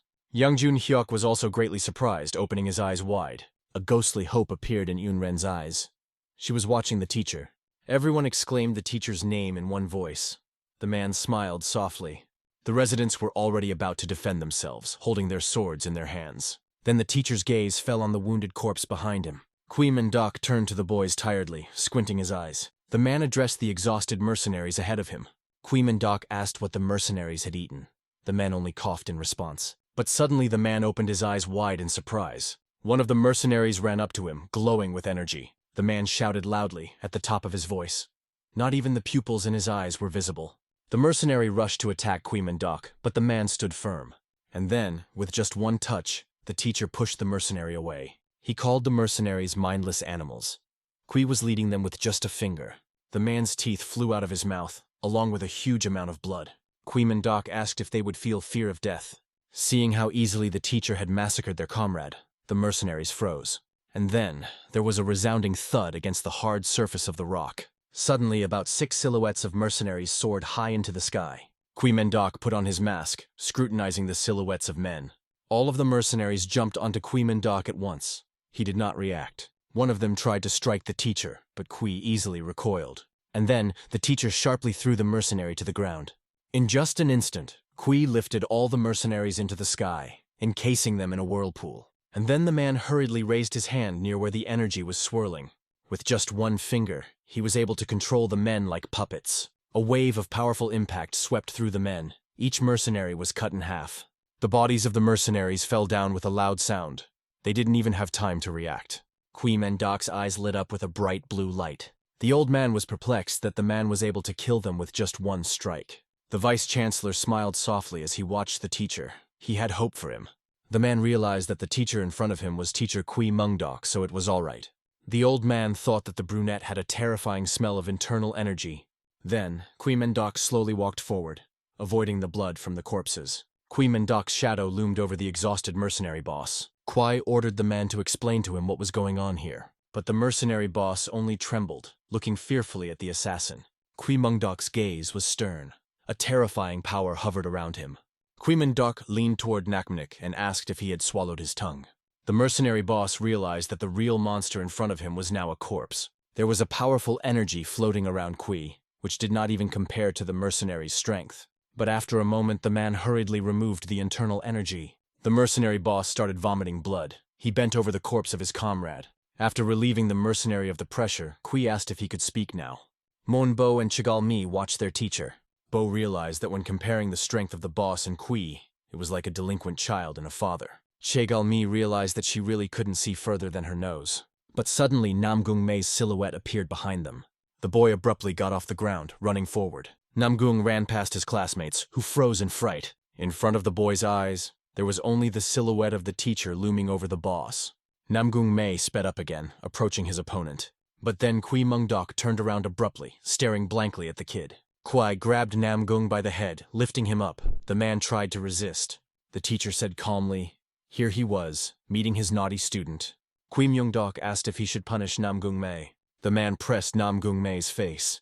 He wheezed and tried to break free. Mendok only lifted the disciple higher, disregarding his strength. And then the boy's legs suddenly lowered. He calmed down. The teacher easily threw the unconscious Namgung Mei to the ground. Mendok asked the mercenary if they could continue. The teacher repeated his words, asking what the mercenaries had broken down. The mercenary shouted fearfully that Kui was a monster that must go down. Kwai asked who else was a monster, since the mercenary had attacked innocents. The teacher said he cared about his student, and the boss had eaten some kind of pill. The teacher kept saying that only the mercenary was the monster of the two of them. But the blond man only froze fearfully. His pill had worn off. And then the man began to deny it. He stuttered and was afraid. And then the man began to talk about the reason why he had become like this. The mercenary shouted fearfully that they were all the ones who made him like this. Mendok interjected indifferently, looking up at the moon in the sky. The blond man said it was all because of Murim's terrible alliance. The man recounted that he had to steal to survive. The mercenary said the bloody world wanted him dead. He remembered being beaten. And then the boy killed for the first time. He said he did it because he wanted to live. The man screamed, saying the world had made him this way. Blood was coming out of his mouth. The blond man said it was the world they made. He crawled further away from Kui, and then silence hung. Kui Mendok lowered his gaze, staring at the assassin. The brunette finally realized what this was all about. He answered the assassin thoughtfully. Kui wondered if the mercenary had made that choice himself. His eyes lit up. The man clearly hadn't expected such a reaction. The mercenary interjected. Kui used the energy. He said he didn't care about the mercenary's past. The assassin reached high up.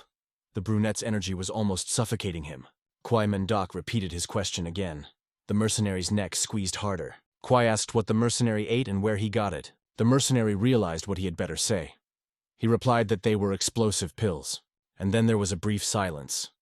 Kui Mendok hesitated for a moment. Tears flowed from the mercenary's eyes. He said of Noskalgok. The man wanted to live. But upon receiving the answer, Kui Mendok ordered him to die by lifting higher. And then the mercenary's head exploded. Blood and remains scattered around the neighborhood. Thick blood stained the hard stone floor of the cliffs. Kui Mendok looked at the corpse doomedly. His mask was soaked with blood.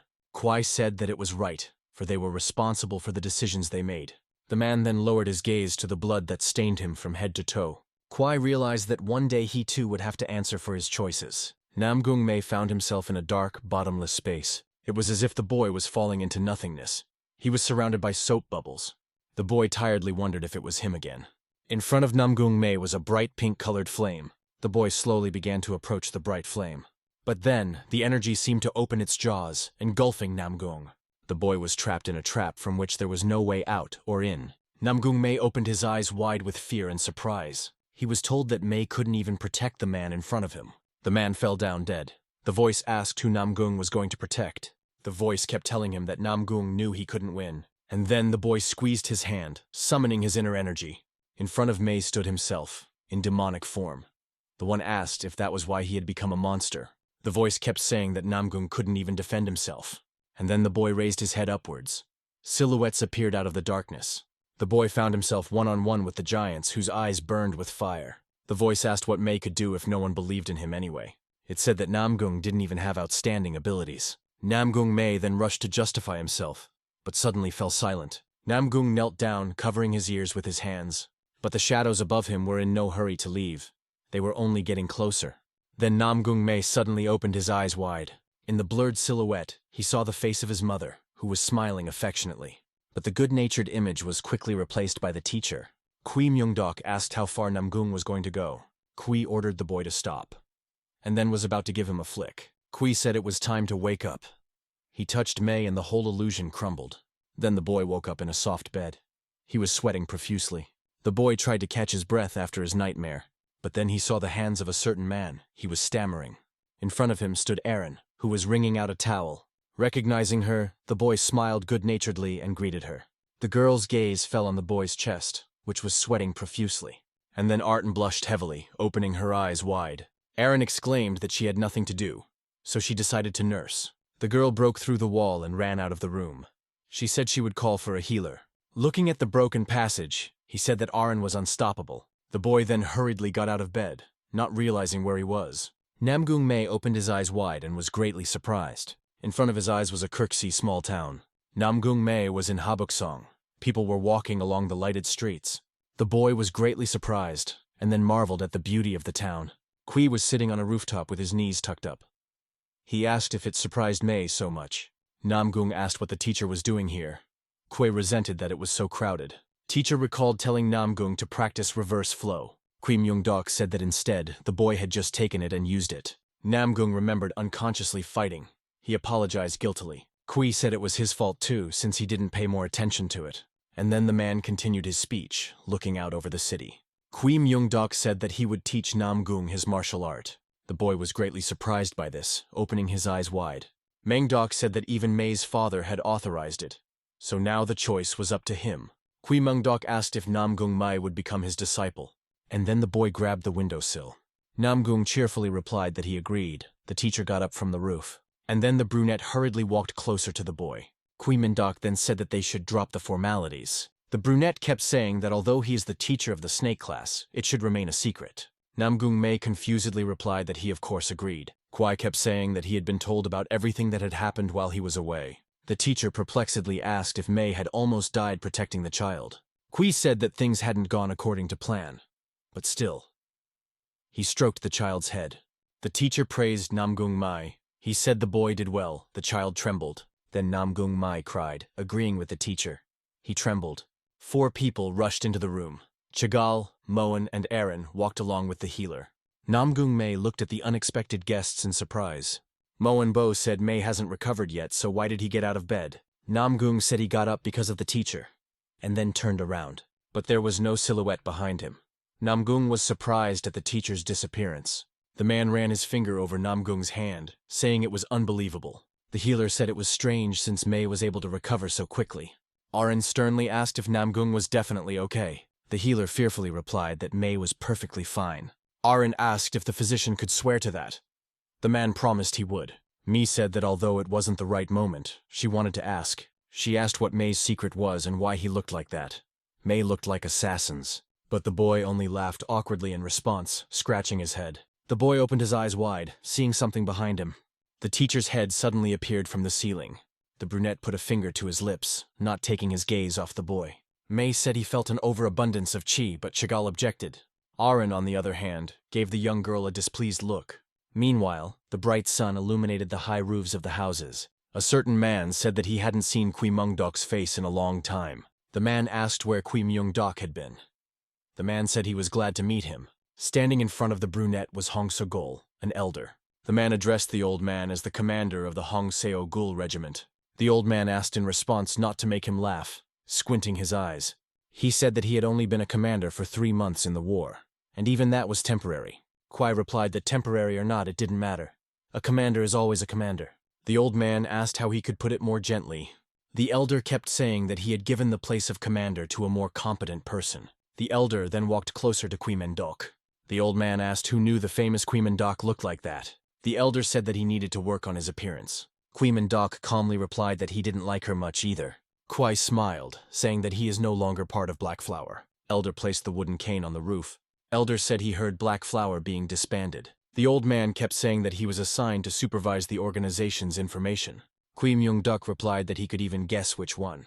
And then the elder pulled something out of his suit pocket. The elder pulled out a wooden box, saying, "This is it." The old man said that the relevant authorities had already taken care of it. Examining the wooden box, Kui Mendok lowered his gaze. The old man said that if Kui asked him about it, the search was in vain. The elder handed the box into the man's hands.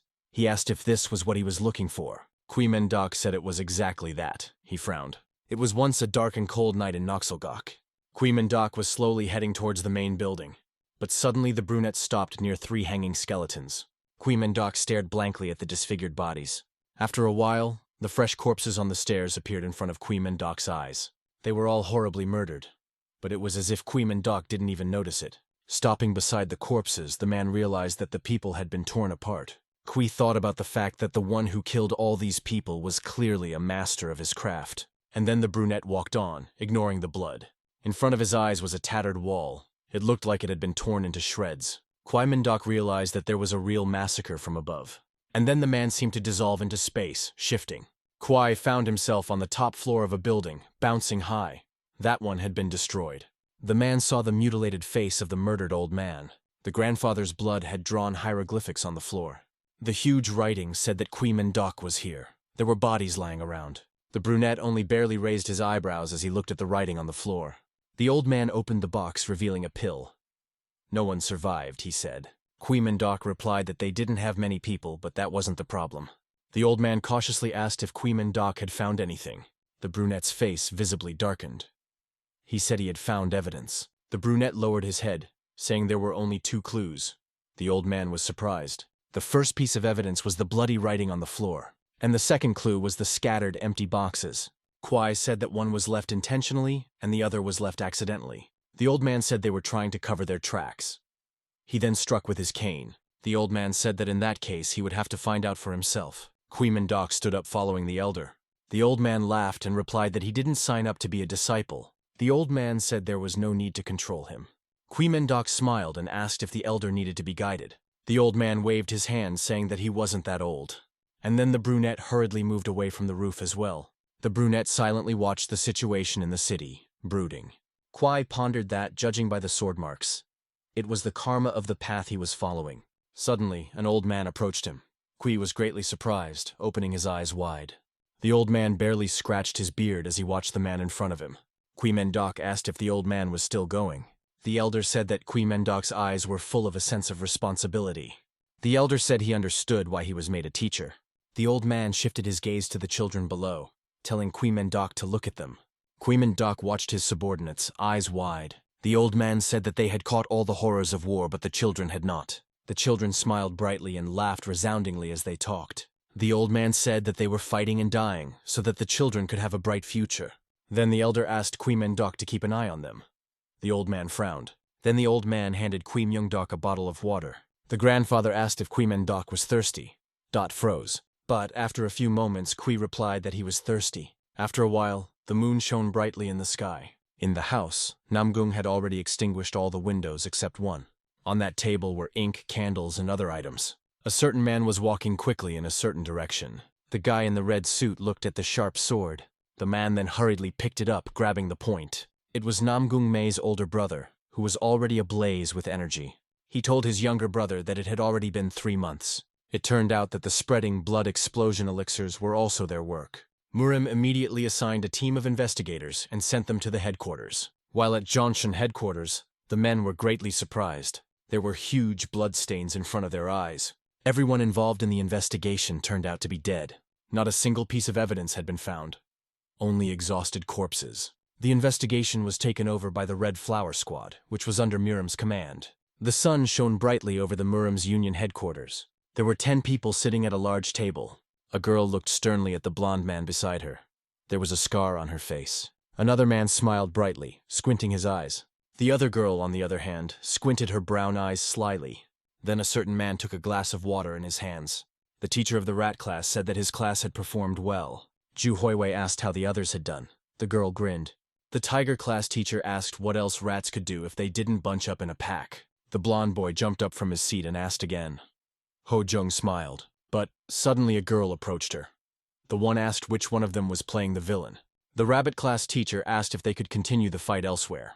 Ho Seok Jung frowned and said that she had no desire to listen to my lady. On Young replied that she's usually referred to as the red fairy descending from heaven. On Young Wee said that maybe the villains call her my lady. The tiger class teacher's eyes lit up brightly. She exclaimed, but then suddenly a man's strong hand struck the table. The bull class teacher tiredly asked if they could stop. The man kept saying that the head of the Murim Union had called this meeting. But then, a certain man with swarthy skin nodded. The horse class teacher said that the head had ordered all the teachers to appear. Jum Moon Seo asked why he couldn't see the dragon and snake class teachers. The man asked if anyone knew why they didn't show up. Everyone fell silent. But suddenly there was a loud shout. Finally the head arrived. All the teachers rose from the table at once, greeting the head. In one voice, all the teachers loudly greeted the old man. Eyes Kwag-yun nodded his head, saying that the teachers could sit down.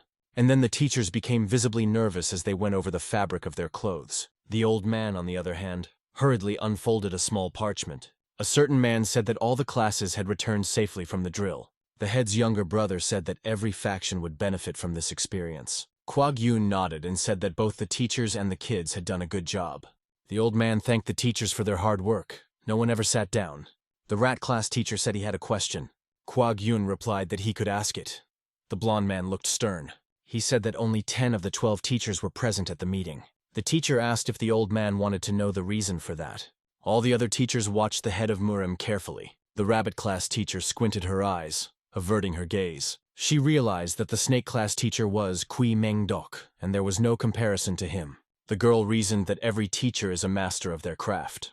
The girl understood why Kui didn't show up, but why didn't the dragon class show up? The old man replied that he respected both teachers. The head said that one of them is Kui, who has been supporting him for 20 years. The teacher of the horse class opened his eyes wide when he heard about Kui Meng-dok. The tiger class teacher was also greatly surprised, bowing her head. The other teacher only squinted his eyes, realizing that the rumors weren't lying. But the other one, a certain man on the other hand, trembled in fear. Kumak Ho bowed his head, realizing that he had almost died from the real Kui. The rooster class teacher couldn't understand what was happening to the man. The head then hurriedly voiced the name of the second teacher. Meanwhile, a bright sun was shining brightly over the snake class territory. A certain man was breathing heavily while holding a huge load in his hands. Namgung Mei was crouching down tiredly while holding heavy bags in his arms. The boy had already made his 2,999th approach. And then the whole class solemnly shouted that it was already 3,000. Jan realized that everyone was already used to the exercises. Then the vice-chancellor ordered them to do another 100 such exercises. Namgung MJ was breathing heavily and sweating profusely as he looked into the distance. He was being followed by a certain man who was hiding in the thick bushes. Ah Rin said that Namgung Mei looked stylish today too. The other girl asked if Ah Rin would just stare at him like that, but then the girl suddenly showed a book of seduction techniques. Ah Rin said that it wrote about a technique on how to win a man. It was called playing hard to get. Ah Rin's friends questioned it. Ah Rin said she's always been too assertive, but you have to keep your distance. Ah Rin said he would wonder where she disappeared to and start looking for her. Meanwhile, Namgung had just finished practicing and was breathing heavily. The boy turned around and said that Ah Rin hadn't been seen lately. The Weissenkanzler then said that it was time for them to wrap up and go back. But suddenly, a certain person grabbed the ground and then cursed. One Fee was breathing heavily while lying on the ground. He said he was already getting used to this kind of thing. One said he had already violated the silence technique, so he would be scolded anyway. Namgung realized that he would have to start from the beginning. Moen Bo said that Master Mei's health was finally back to normal. Moen Bo said that Namgung Mei had become even stronger. Chegalmi said that Mei has gotten stronger after the incident with the assassins. Chegal said that back then, the same energy came from Namgung as the assassins. Unren said that Namgung's wounds healed very quickly. The boy recoiled and tried to justify himself. But then Namgung Mei was told that he was also quite tough. The boy turned around fearfully, opening his eyes wide. A certain man grinned brightly, rubbing his chin. The man was wearing a hat. He asked what class Namgung was from. The head of the Muram Union said the second teacher of the dragon class. In front of the boy was a storm sword, Chu Dok Hua. He smiled. One of the teachers asked if the difference between them was too big. The Hound class teacher said that one of the storm blades was a triad blade. So Guo asked why the storm blade agreed to be a teacher. The old man asked if they were sure they knew the storm blade well. One of the men objected, saying that he was not personally familiar. Seo Go asked if that teacher was as good as the head of Muram. In response, the old man smiled brightly and squinted his eyes. Even the heads are either in the early unbridled realm or devoid of strength. But the unusual triads had reached the late unbridled realm. The elderly man softly said that was correct. The old man kept saying that it wouldn't be surprising if that one became the next head. Grandpa said that the teachers would understand everything after seeing Stormblade in person. The teacher heard that the one doesn't stay in one place for long. The head replied that it would run away if you try to restrain it, disappear if you restrict it. The bull's teacher perplexedly asked how he then became an academy teacher. The old man replied that one day he came to Wat and desperately asked to become a teacher. The teacher introduced Stormblade, who was beating hysterically like a child. 3 months ago, a bright moon illuminated the roofs of buildings. Grandpa was playing Find the Differences then, drawing masks of warriors. But suddenly a small leaf fell on the old man's drawing. The old man looked perplexed as the leaf soared back into the sky. Suddenly a certain person climbed onto his balcony. Zhou Dohua climbed into the window of the head of Muram. He apologized. The old man asked what brought the Stormblade to him. The old man then took a step forward, walking closer to the man. The old man asked if Dohua was traveling around looking for a successor. The man then awkwardly said that it was not easy to find a genius like him. The head said it's hard to find a gifted person, so they built an academy. Duhua said he found one, but he refused to become his student. The man said he then found out about that boy's enrollment in the academy. The old man said that someone stubborn like him must have rejected the Stormblade. Zhou Dohua laughed ringingly and agreed with the head of Muram. Zhou Dohua said he wanted to ask the old man for a favor.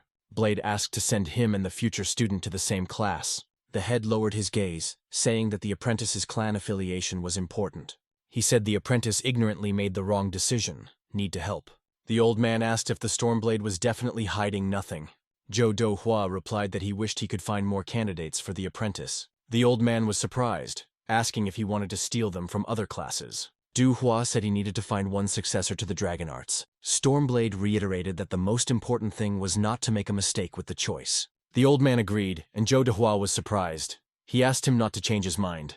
The old man said that the successor's decision is most important. He said that all teachers should work hard and teach the children diligently. The old man said not to fall flat in front of Zhou Hua and Kui Mendok.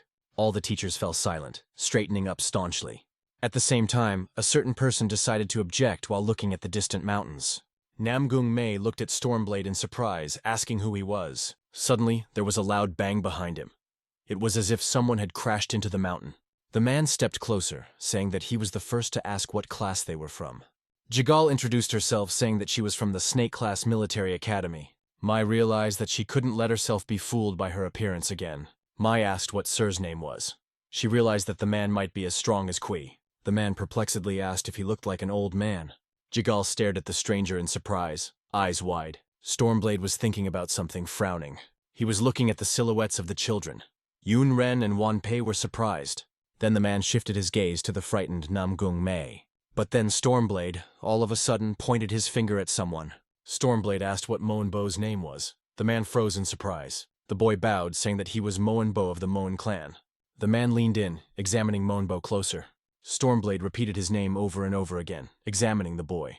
Then Do Hua suddenly pressed Moenbo against him, running his hands down his back. Moenbo pushed him away and blushed, asking what the stranger was allowing. He said that for a son from a prestigious family, it was a good physique. Blade hesitated, saying that it was even better than his candidate. Du Hua's eyes lit up with a bright yellow color. He offered to check it out. Moenbo opened his eyes wide, thinking that he was about to be killed. And then, it was as if a huge, flaming dragon was looming over Moenbo. The boy was immediately illuminated by huge streams of flames. Moenbo trembled, and a stream of blood flowed from his mouth.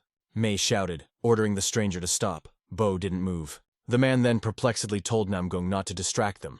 But then the man said it was only okay to look. Blade said there was a strange energy inside Namgung's body. But then, all of a sudden, the Stormblade seemed to disappear. Du Hua smiled brightly as he approached Mei. The stranger said that there were a lot of interesting kids in this, and asked where he was from. But in response to the stranger's outstretched hand, Kui suddenly appeared. Kui Mengdok shook his hand, saying that these were his students from the Snake Class. Stormblade couldn't stop smiling happily. He said that it must be teacher Ki Mengdok in front of him. And then, the two men's hands seemed to blaze with bright energy. The two teachers began to blaze with internal energy. In just a moment, the rock was cut into many small pieces. The two teachers had amazing power. Namgung MJ didn't realize who that stranger was after all. Moenbo recoiled, opening his eyes wide. He marveled at the power of the stranger. Yun Ren was also greatly startled as she looked at the flames around her. Wan Pei said that he saw the stranger when he scandalized Shaolin. Chigal thought it was a madman since he was looking for alcohol in a sacred place. The boy frowned as he watched the teacher's strength. Vaughn said then the monk turned to him like a stormblade. Chigal was perplexed, looking at the stormblade. The men's arms were billowing. The iron armor on Kui's arm cracked. Kui Mendok was only faintly surprised by this. Kui raised his gaze and asked how long the man was going to continue. Stormblade opened his eyes wide as he watched Kui Mendok. Zhou Dohua said that he hadn't thought of Kui Mendok being so powerful. Kui realized that Du Hua was enjoying himself, so was it time to make him tense up.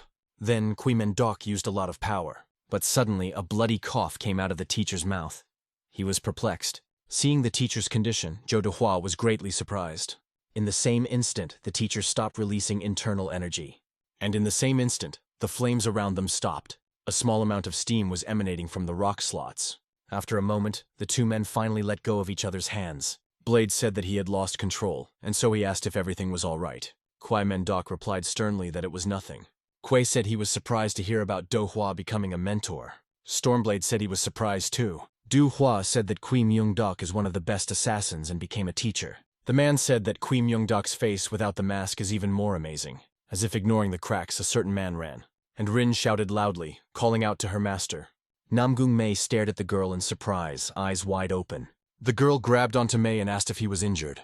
Then the man opened his eyes wide, thinking it was impossible. And Rin kept talking about Namgung's frail body.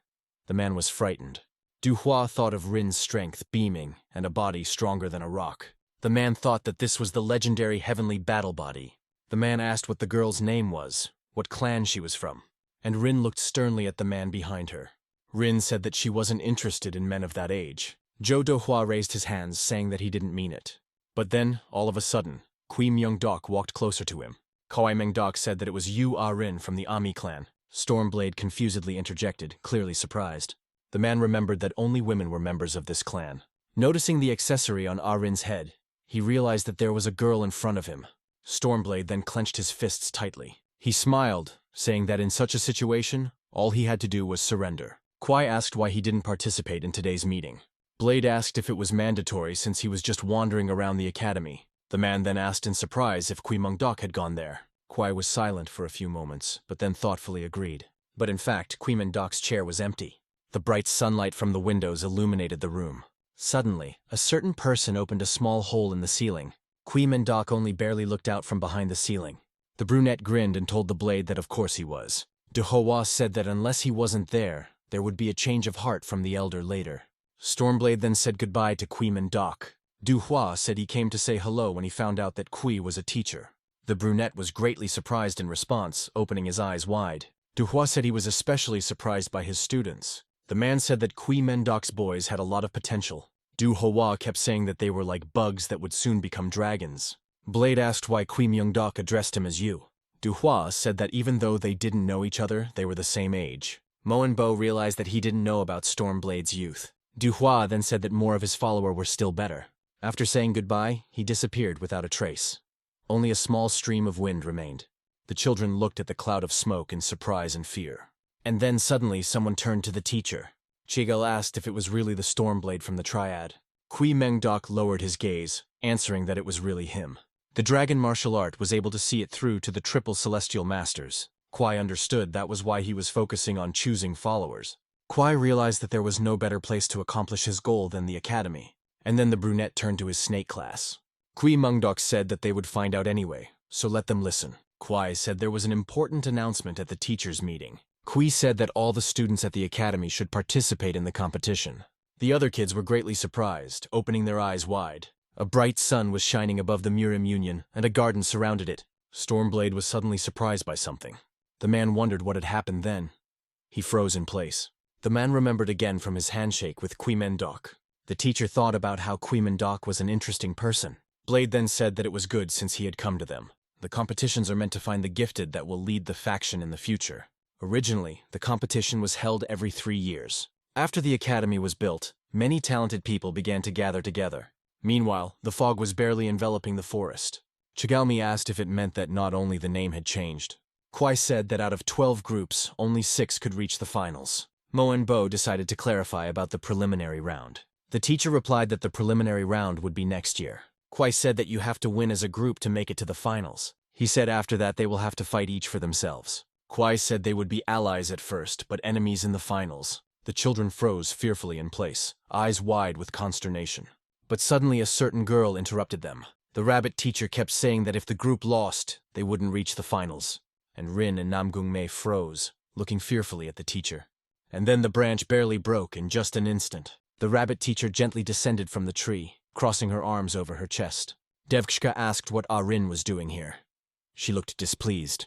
The girl opened her eyes wide in response, turning to the teacher. The teacher asked if her bad behavior was due to her youth. The teacher exclaimed that Rin was being punished like all of her friends. The girls who were sitting behind the rock tiredly agreed. She said that she hadn't seen Kui, and she was going to tell about the announcement. She said that Kui Meng-dok was quick to get information. The brunette bewilderedly agreed. He thought he was at the meeting too. The rabbit teacher said they wouldn't be nice to anyone in the finals. The wench then ordered the rabbit class to follow her, and Rin froze in place, not daring to move. Namgung realized that Rin would most likely be told off. And then, after a moment, the wench decided to come closer. Rin barely blushed as she turned to the young master. Namgung-mei looked at the girl in surprise, eyes wide. The girl said that she wouldn't be able to visit him for a while. Namgung replied that training with her helped him a lot, so it was a pity. And Rin frowned, realizing that there was an obstacle for their love. And then the girl said that they might have to endure a long winter. But the girl assured that spring would surely come anyway. And Rin said she would look forward to that day. Namgung-mei was surprised by her words, trying to understand their meaning. Mei thought that what she meant was that if there were obstacles, then the skills would be strengthened. And then Namgung-mei replied that he would look forward to that too. And Rin thought that the young master shared the same feelings with her. The girl said that in that case, let Namgung take care of himself. Then the sun began to come over the horizon. Kui Meng-dok was sitting on the training ground. There were students sitting around. Mi asked if they would focus on the general formation. The teacher smiled and said not at all. Chagall reminded that Kui said they would fight as a group. Mai said that while practicing outside, they always did it mindlessly. Kwai said that the overall formation is a terrible strength, but there is a weakness. Teacher asked what happens if one of them gets hurt. Kwai asked what happens if opponents exploit a gap in the defense. Kwai asked what happens if one of them is ambushed or separated. The man kept saying that the constructs are correct, but they are missing a detail. Kwai said that any little thing has the potential to ruin it. Chigalmi wanted to object. The others listened intently. A man said he used to be an assassin. Kui Mengdok asked what the kids thought he wanted to teach them. He said he would teach the secret technique of Black Flower members. Chigalmi, upon hearing this, was very surprised and scared. Muinbo and Yunren opened their eyes wide with surprise. Namgung Mei was equally surprised, opening his mouth noisily. Kui Mengdok said that he would now pass this knowledge on to them. Kui Mengdok's gaze fell on the snake statue near their training ground. At that time, Kui Mengdok was standing with his back to a certain column. Bo thought he should be even quieter and blend in with his surroundings. Chigalmi, on the other hand, thought about whether or not she definitely needed to do that. Namgung Mei frowned, looking at the teacher ahead with disbelief. Namgung then realized that this was how the Black Flower members trained. Kui Mengdok turned away from the children, who froze in place. The man began to sing a song, saying green light, red light. Kui Mengdok shouted sharply, turning around. 1P twitched. Then, the long-haired brunette laughed and said he was already out. The boy dropped to the ground and already prepared to do push-ups. Kwai said they would never get him, the former commander-in-chief. At the same moment, all the other kids froze. There was an awkward silence. Then Chigalmi clenched her fist with all her might, and her hand trembled. Mai asked if it was the exact training used in the Black Flower. He asked if the girl thought the teacher was lying. The girl's look was stern. She said of course she did. Kwai replied that the children learn to hide their presence with it. Kwai said they get an advantage if they hide presence. He said it could decide whether they survive or die. Bo said that obviously in a decisive situation, it would be better to hide. Then Namgung Mai also said that it's more difficult than he thought. Mei said that her body is shaking, but it will take a lot of chi to stop her. Chigalmi then shouted loudly that none of this was true. Mai shouted loudly that it was just a children's game. The children looked around perplexed. The bright moon was illuminating the night alleys of the streets. Kui Mengdok, all alone, stood in the middle of the playground. After a few moments, Kui Mengdok said he had come. Turning around, the brunette found Namgung Mei behind him. The boy clenched his fist with all his might. He frowned, glaring at the teacher. After only a moment, the boy decided to bow before him. Namgung said he was looking forward to practicing with the teacher. Kui Mengdok started talking about what he had been teaching Namgung all this time. Namgung replied that it was the method of concentrating qi. The teacher said that the energy scattered all over the body in Tanjong. Namgung realized that his Tanjong had indeed become larger. He lowered his gaze, thinking that there were differences from the paltry amount of qi. Mei realized that with his current state, he could fight equally with others. Kui Mengdok then stepped closer to his disciple. The teacher kept saying that things would be different from now on. Namon was surprised. Kwai said he would teach him his personal reverse rebirth technique. The boy visualized the reverse rebirth technique inside. Mei thought that there was no one else who had gotten Kui Mengdok's technique yet. The boy opened his eyes wide, thinking that it had finally been accomplished. Mei clenched his fists, excited to learn the teacher's arts. The teacher then compared the technique to water falling downward. Kwai said that by the law of nature they follow the prescribed flow. Kui Mengdok said that such is also the world order. The man said humans are creatures going against nature. Kui Mengdok spoke of farmers who cultivate the land. The man then introduced those who forge iron at night. Kui Mengdok spoke of the blacksmiths who are performed by hard labor. Kui Mengdok said that people move forward by utilizing nature rather than following. Kui said that within the world view, only humans struggle to evolve. The man kept saying that martial artists are no exception. Hearing this, the boy frowned and clenched his jaw. Kui Mengdok perplexedly asked what Tanjong and Zhoutian were. Mei replied that Tanjong is the center of the body and Zhoutian is the circulation of qi. Kui Mengdok said that this is only partially correct. Kui said that Tanjong is the bowl of the human body that contains nature. Kui Mengdok said that Namgung Mei's bowl is divided in two. Teacher said that such a one is extremely unnatural. Kwai said that his qi is clouded by yang energy, which can burn the qi streams. Namgung Mei realized that if his father hadn't separated it with his qi, Mei realized that then his Tanjong and qi streams would have been destroyed. Kwai said that the first stage was the reverse flow and Yegunen. Then Mei realized what Kui had told him to master Yegunen for. Kui said that Yogunyong could scare you, but you'd have to put your life on the line. Then the boy swallowed hard, barely holding his breath. Namgung Mei opened his eyes wide and said resolutely that he was ready. The teacher then grinned and said that it was right. Kwai said it's crazy the fact the heir is going to use Yogunen. The teacher said it was time to do an even crazier thing. And then the teacher swung his hand sharply, raising the air around him. The man then began to summon the internal energy. Hui Mingdok said the next step was to use the flow of qi. In the man's other hand was Yoganan energy. Hui Mingdok said that they should be used at the same time. Namgung Mei opened his eyes wide, clearly surprised by this. The boy then shifted his gaze to the nightlight in the sky. In front of a certain person's eyes, there were corpses lying in front of him. On the throne sat a dead man, stabbed with spears. The man ran his hands over the blood that was left on the doors. A certain red flower man scrutinized the blood. And then the man exclaimed to the troop that he had left not so long ago.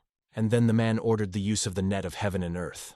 The man kept saying that they must catch and find any clue. The Red Flower Squad immediately listened to the commander and ran out to search. From behind the trees, a dark silhouette followed them. Its eyes burned brightly. It stepped out of the shadows. The warrior's face was covered by a light-colored mask. Various conversations could be heard throughout the area.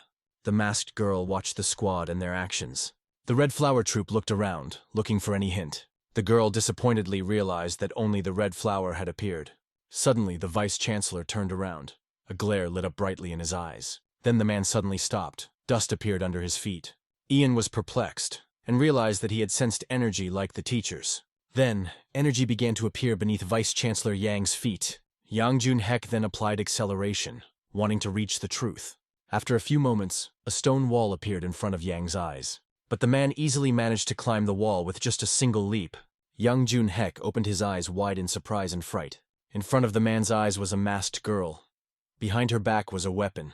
The girl's eyes shone brightly. She pulled out the weapon, and then the stranger began to beat the air with an iron chain. Ian froze. The tip of the chain had almost reached the man's eye. He froze.